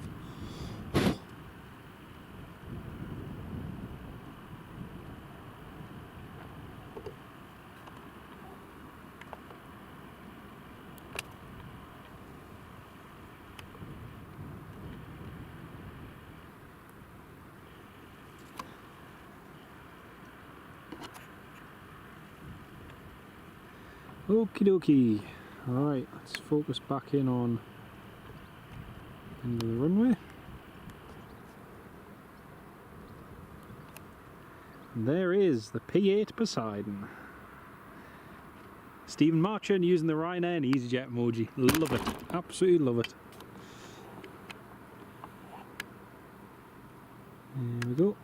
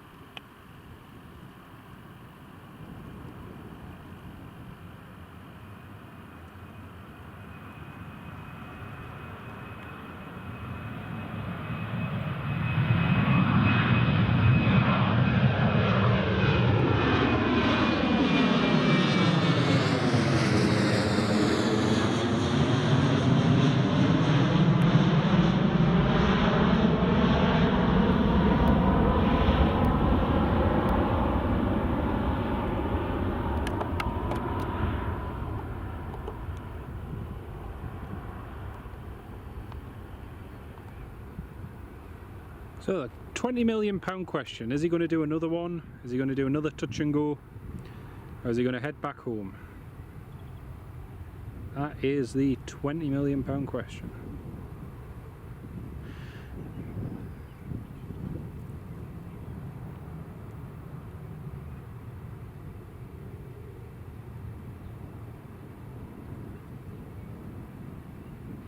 That C-17 of the Kuwait Air Force is almost landing in Kuwait. That's cool. That's cool. That just shows you how long we've been live as well. Crazy. Crazy, crazy. Right, to the Ryanair. Andrew, thank you very much, mate. It's been a fantastic day. It's been really, really good. And we are getting toward the end of it now, but we've had a fantastic day. Thank you so much, mate. So Ryanair just lining up now on runway 25.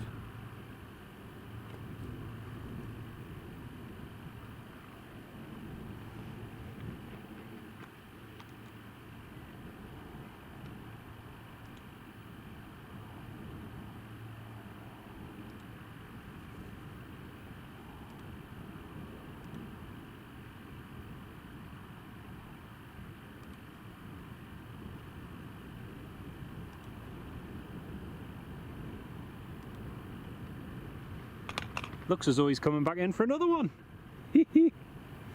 Cool. Been at work, missed it. Ah, not to worry, mate. Not to worry. There's the Ryanair heading to Palma de Mallorca.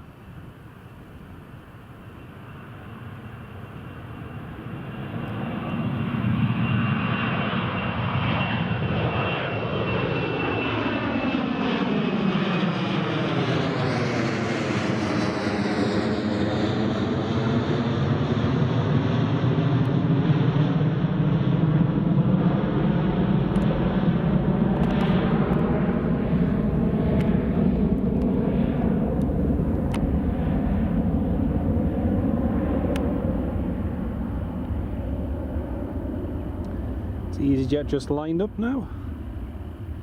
EasyJet to Malaga. Yeah, it looks like he's definitely going to come back in again. That RFP8, he's just turning right downwind now to come back in for another approach.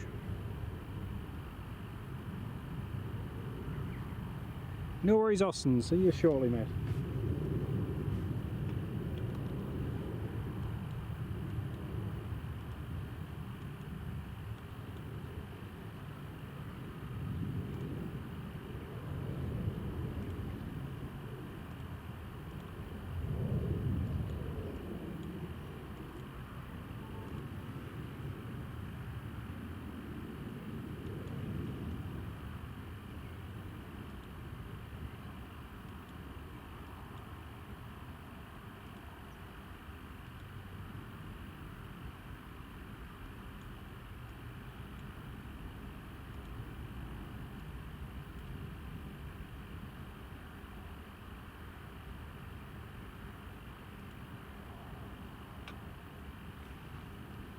And that's the EasyJet rolling.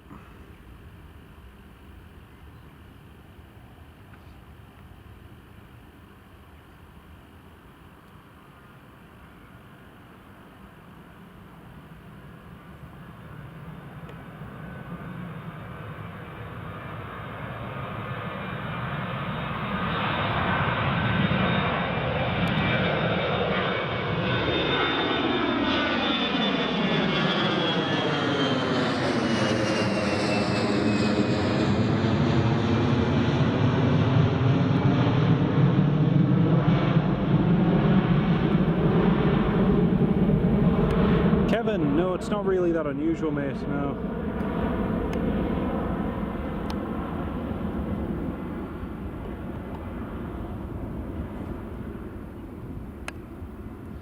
Generally, the air traffic controller will always give them a slightly different, I think the time they respond to it's always slightly different, so yeah, just especially with vectors, you always just get what you're given, basically. That's the EasyJet Berlin livery heading back to Malaga.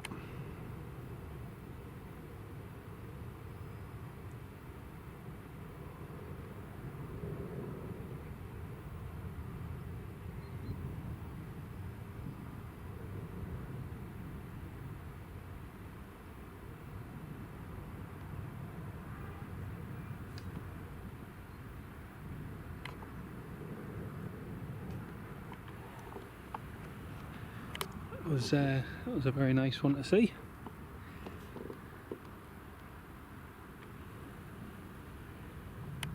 Now it's all gone quiet momentarily. I was to wait for the P8 to come back in again.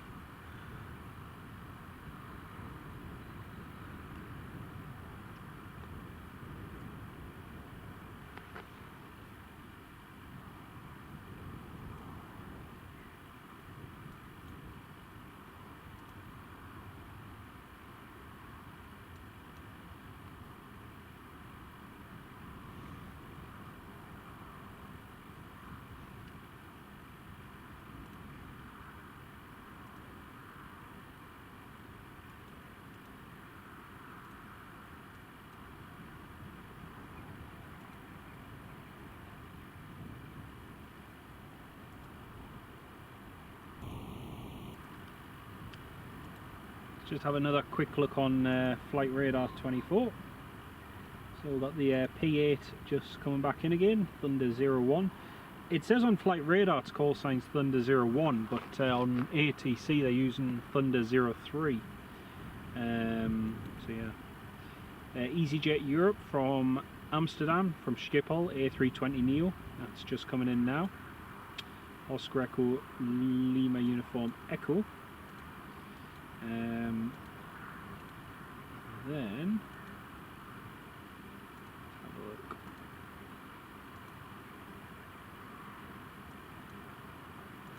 Got the Ryanair from Alicante, that's due in 31 minutes. Then we have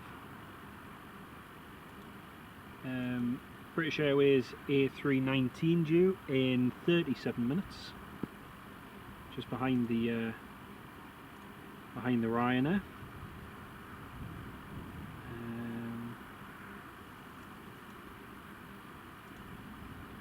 So yeah, after that there's not much. It's quite quiet after that. Most of the stuff that's already gone will be heading back soon.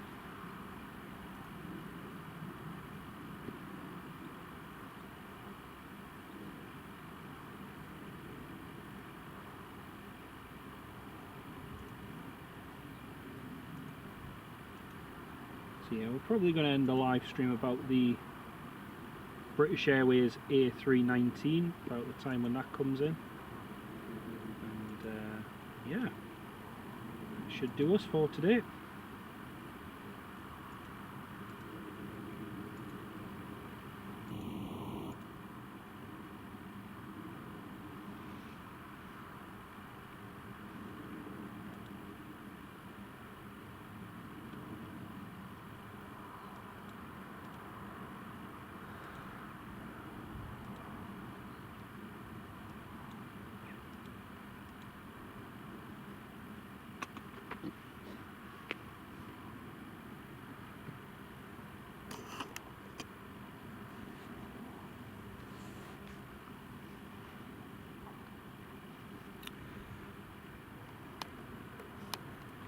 Right, let's focus back in on the P8. There it is again, back on the approach for what is now, the 6th time.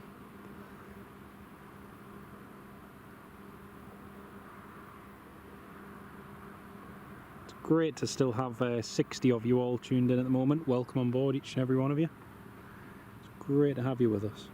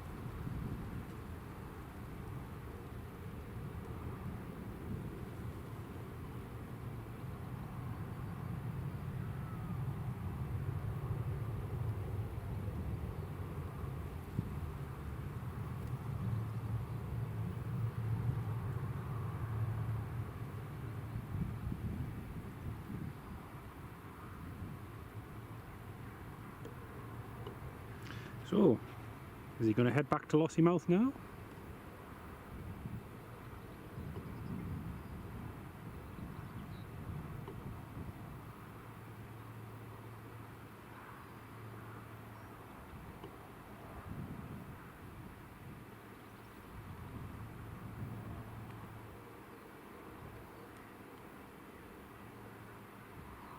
Or is he going to come and do another one?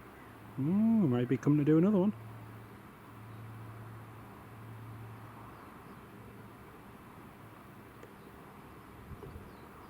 Yep, definitely looks like he's coming back to do another one. EasyJet overhead, Kevin, brilliant tar, mate. There's the EasyJet.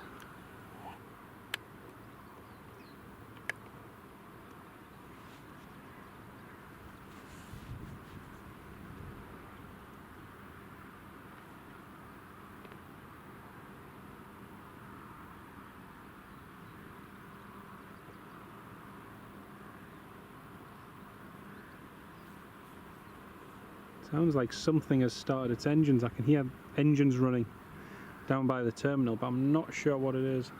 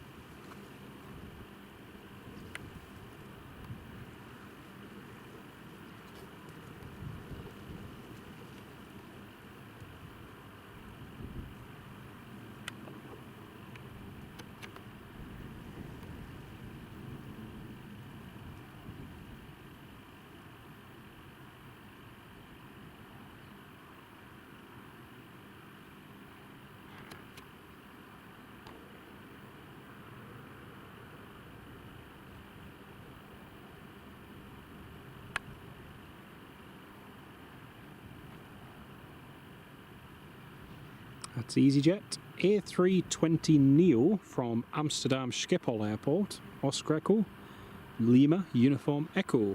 Delivered brand new to the airline in it was March of 2024, so just a little less than a year and a bit old.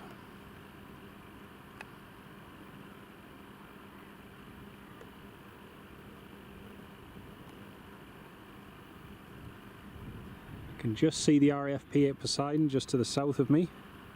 He's left downwind this time for runway 25.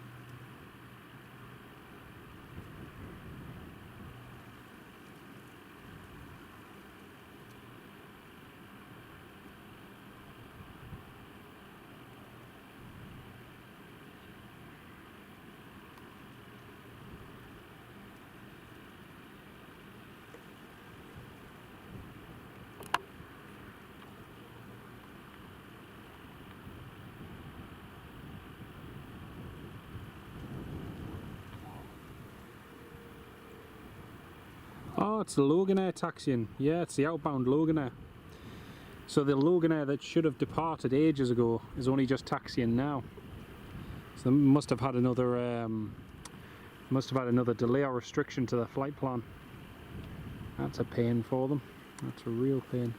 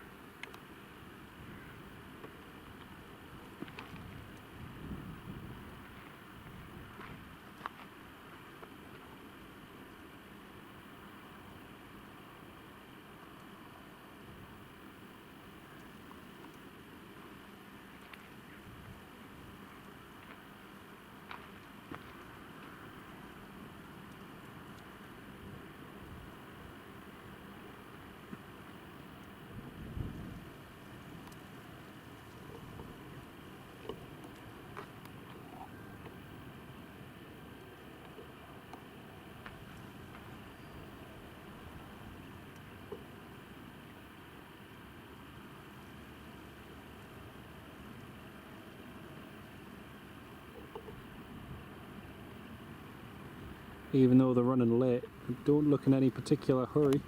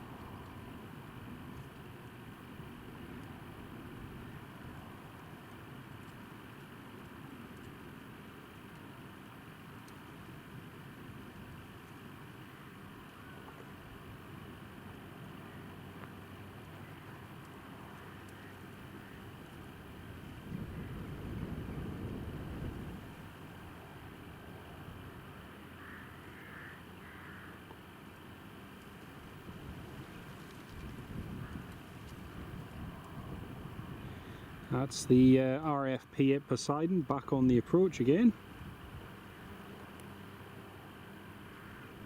I'm going to give some shout outs in just a second. Chibaz 1990, yes, P8's inbound again, mate. Just want to give a shout out to all of our supporters today who've been really supportive of the channel. I just want to express a massive thank you to Alan Lee, SKRRPP, Mark, who popped in for his lunch break, Trev Leon, who's joined as a supporter, Stephen Marchant for his really kind donation, and also to Alan Lee as well. I just want to say a massive thank you to each and every one of you for all of your support, and also a massive shout out to all of you dear channel members. I really want to say a huge thank you for all of your support. Also, we've got a new thing which is on YouTube, which is our top fans. So we've got Stephen Marchant and Steve Allen and Ken Alloway, MW Withy, Andy Appleyard, Kevin Fairclough, Richard Bradley, Ferryhill Train Spotter, and wow, the list goes on and on and on. Massive shout out. If you're in the top fans in the live chat, please, a big massive shout out and thank you to you. Really do appreciate all of your support, folks. It makes the world of difference to the channel and supporting what I do, so thank you so much again. Loganair's just approaching the holding point whilst the P8 Poseidon is on final approach again. So we'll get this landing once more. Touch and go even.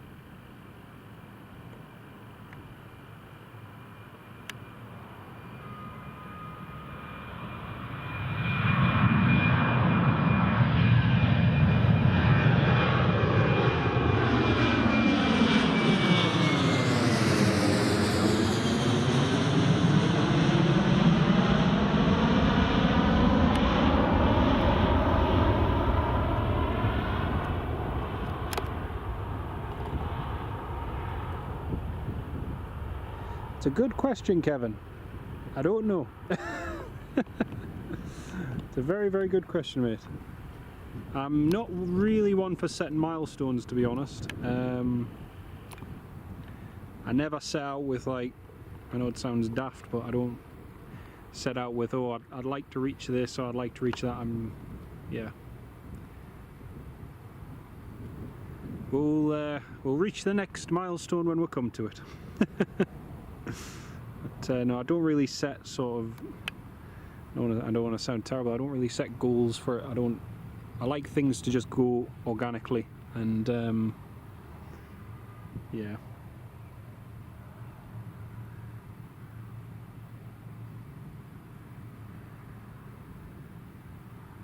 So making a right hand turn.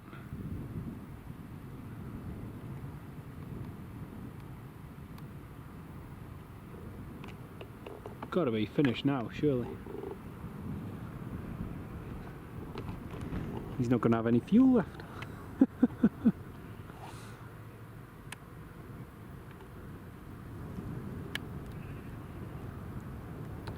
Here goes the Loganair, the delayed Loganair Embraer.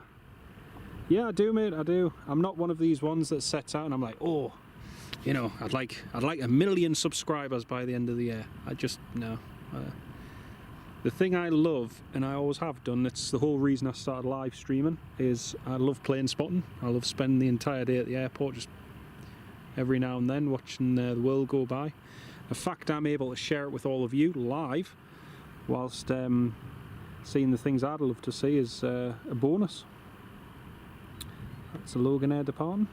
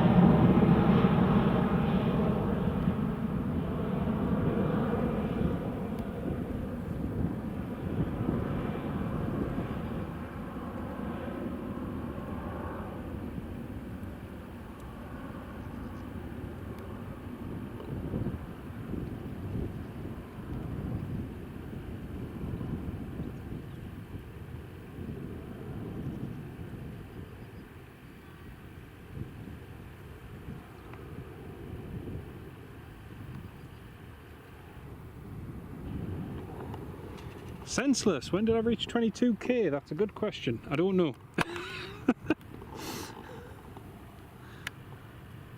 Honestly, I would have to check. I think it's fairly recently. Pretty sure it's fairly recently. But yeah, I would have to double check.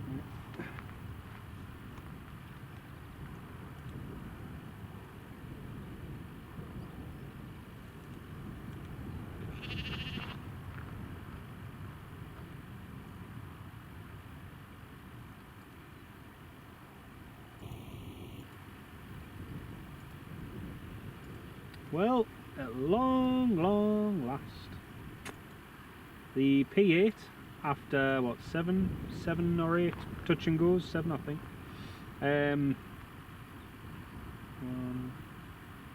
One, 2, 3, 4, 5, 6, yeah, 7 I think. After 7 touch and goes, the RAF Poseidon Zulu Papa 807 has finally left the circuit and is heading north back towards Lossiemouth.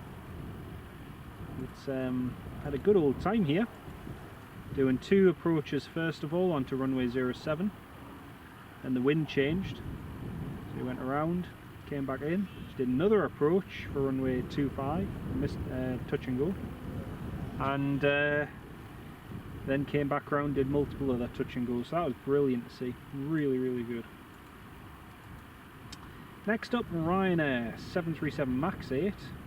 This is the one that has come from Bristol originally. It's a Bristol based bird, I believe. It's an Alicante based bird. It's an Alicante based bird. So it's flown from Alicante Bristol today, Bristol Alicante. Now it's doing Alicante Newcastle, Newcastle Alicante. So that's inbound now. Hotel Mike Yankee, 3-year-old 737 MAX 8 200. Sun Express Tango Charlie Sierra Papa Tango is pinging on the ground, should be going fairly soon. And also the British Airways Shuttle 12 Quebec is 24 minutes away. He's north of Leeds now, so not far to go. I don't think, just double check, I don't think there's anything else coming in. Jigsaw 90, but that's just doing circuits around Bryce Norton. Nothing too interesting. KC 135 at 17,000 feet now.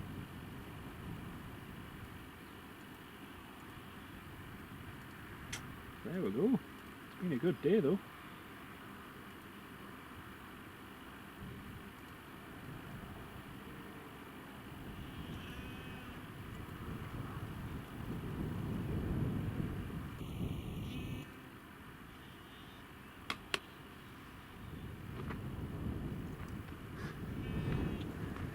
There is indeed a magic watching these. 100%, totally agree with you, Richard. Totally agree, mate. It's it doesn't get old. Doesn't get old at all. And you know, I always go back to during the pandemic. You know, I'd come here during the pandemic, and it was just like, it was like a ghost town. It was so eerie and so quiet. We had flights to and from likes of Heathrow and Bristol and Belfast, and just the normal UK domestic flights. But other than that, nothing at all. And it was so sad. And yet to see the airport back to normal again, and not just back to normal, like doing extremely well, is really, really nice. So yeah, it's nice to see. And as I keep saying, this year is going to be really good, but next year is going to be very interesting. I think next year for the airport, it has all of the ingredients are there for Newcastle Airport to break passenger records in 2026. Just seeing the way the trajectory that the airport's on. It's interesting because if you go back to the busiest ever year in Newcastle Airport's history, 2007 or 6, we had a hang of a lot more aircraft movements, a lot more regional flights, domestic flights here in the UK and so on, which helped with those passenger numbers. Now, the amount of movements the airport handles now is way down compared to then. So all it is going to take in the next few years is a slight increase in aircraft movements, the right route network, and the likes of EasyJet, who are coming back next year, and everything is looking good for the airport to do extremely well. So I'm really looking forward to seeing how it all pans out. It's going to be good. But yes, we are nearing the end of the live stream, folks. The last few arrivals and departures to come up very soon. Chippers, yeah, I saw PIA have had their ban for the UK lifted. It's good news for them, but they really need to make sure that their safety inspections and everything are all top notch, because otherwise it's, you know, I fear it's going to be in vain. But then seeing what we've seen recently, and with the PIA report last week, the interim report into the the Air India, not PIA, the Air India report on the Dreamliner accident, you know, we see that no one anywhere is perfect, and even when you have safety standards at international level, they can still be flaws. So Newcastle isn't currently a major hub for EasyJet. It will be from next year. So at the moment they operate a few flights to and from here, but next year will be much better.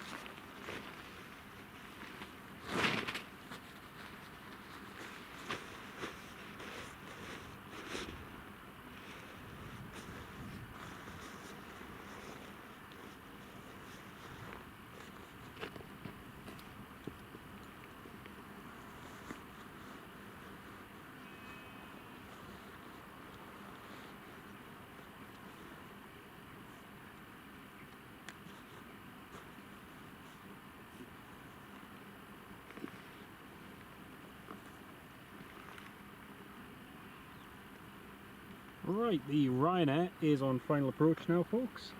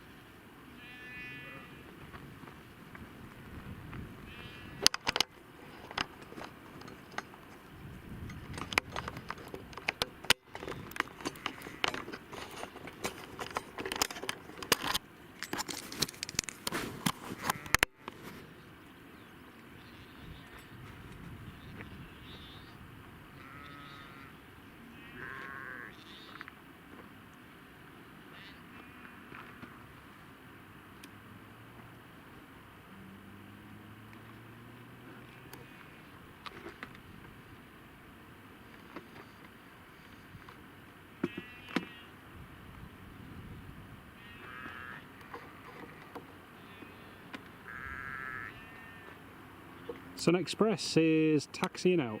Happy days.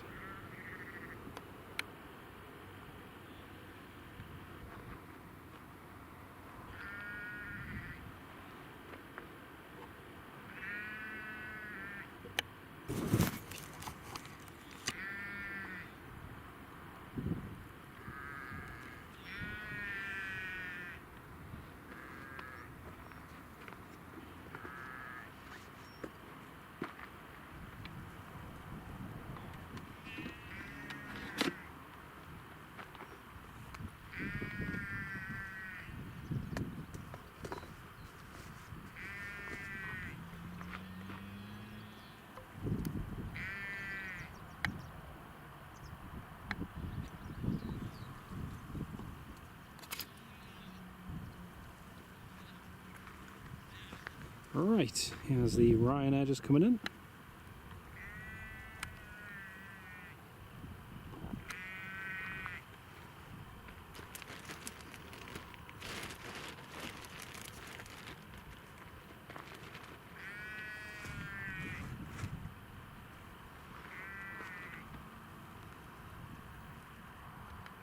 There we go, that's the max down.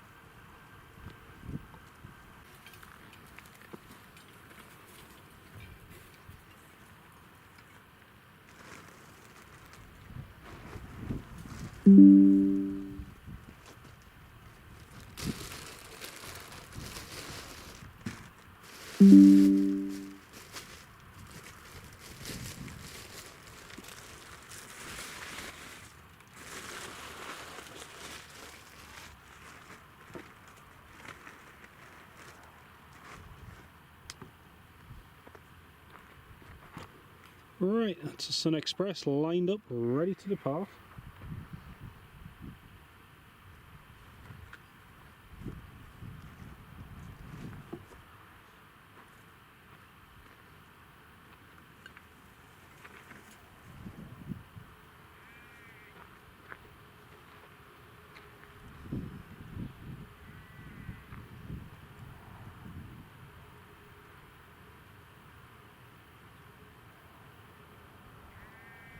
North Tyneside, I'm not too sure. Best to have a look on Flight Radar 24. I'm not entirely sure when it's due. Right, it's a Sun Express going.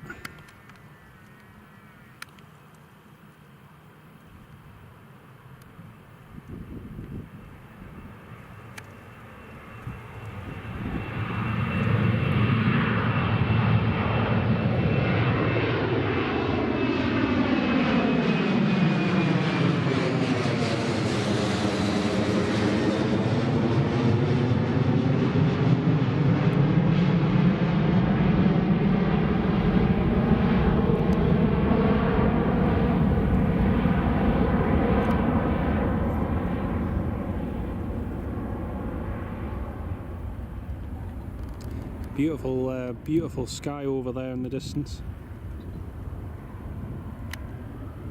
Fantastic. Beautiful.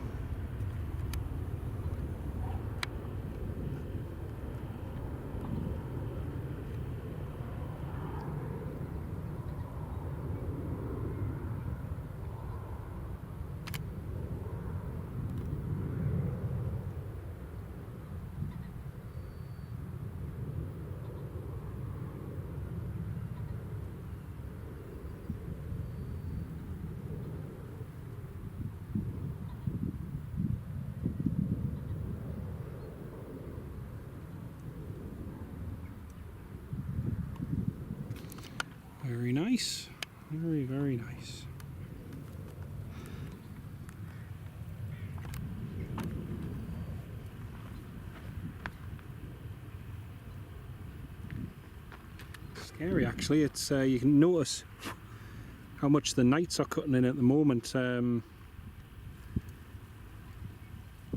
British Airways is on final approach now.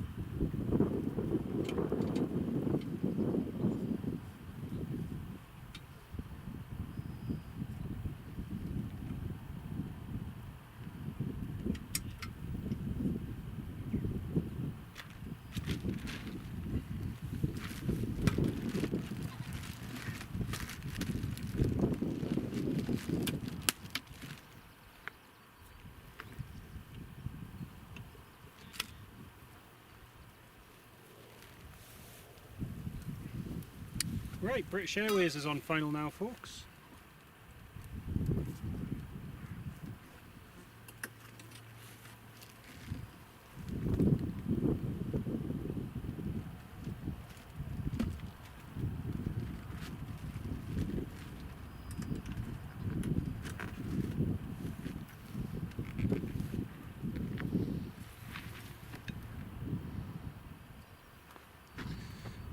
British Airways is just on final approach.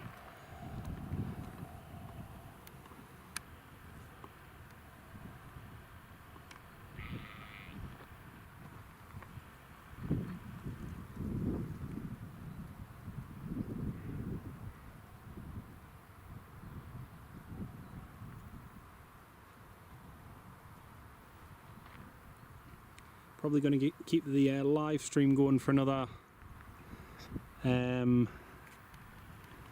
or so minutes, just to try and hit 9 hours streaming, which would be amazing.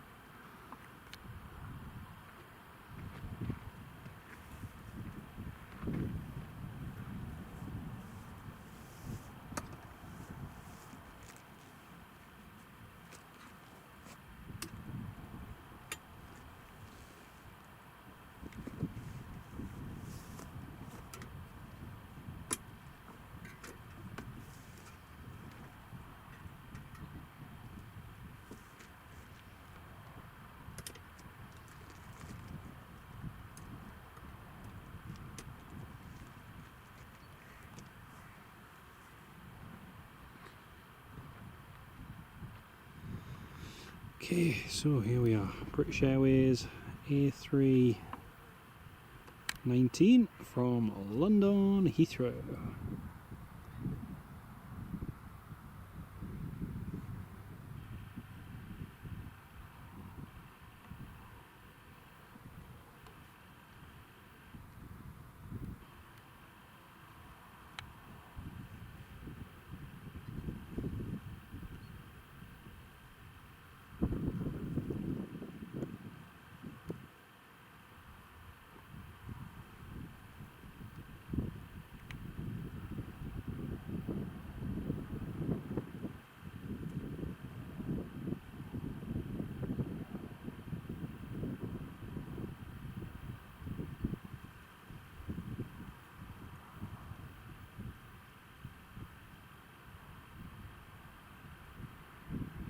Oh, BA's rolling to the end of the runway.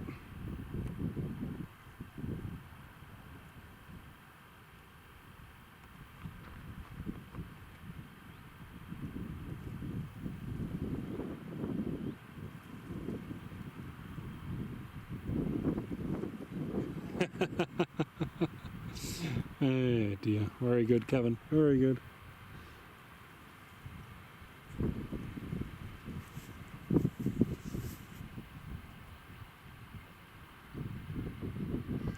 Nine hours, yeah, it is.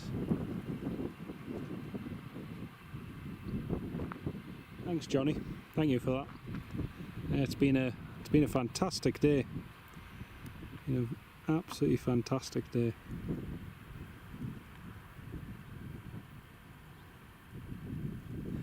We've got the Q8 C17 to start off with, which was fantastic, and yeah, it's just been really, really good.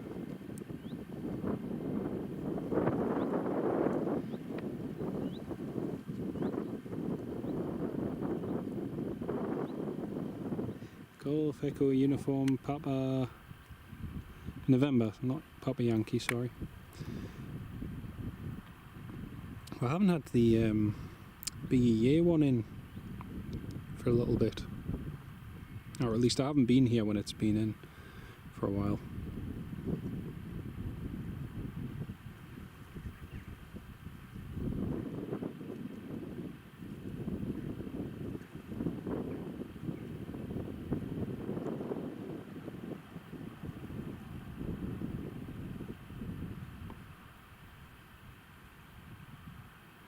EasyJet to Amsterdam still has its doors open.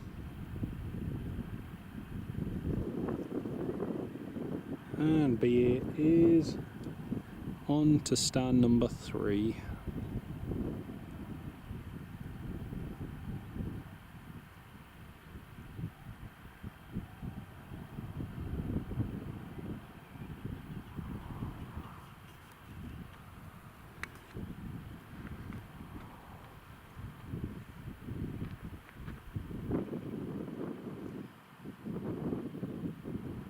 Ken Alloway, yeah, still going, mate. Just about to wrap things up now with the stream. We're just approaching the magic 9 hours, and it's been a fantastic stream today. And I want to say a big thank you to each and every one of you for your kind support, and especially a massive shout out to all of you DR channel members as well for all your continued support on the channel.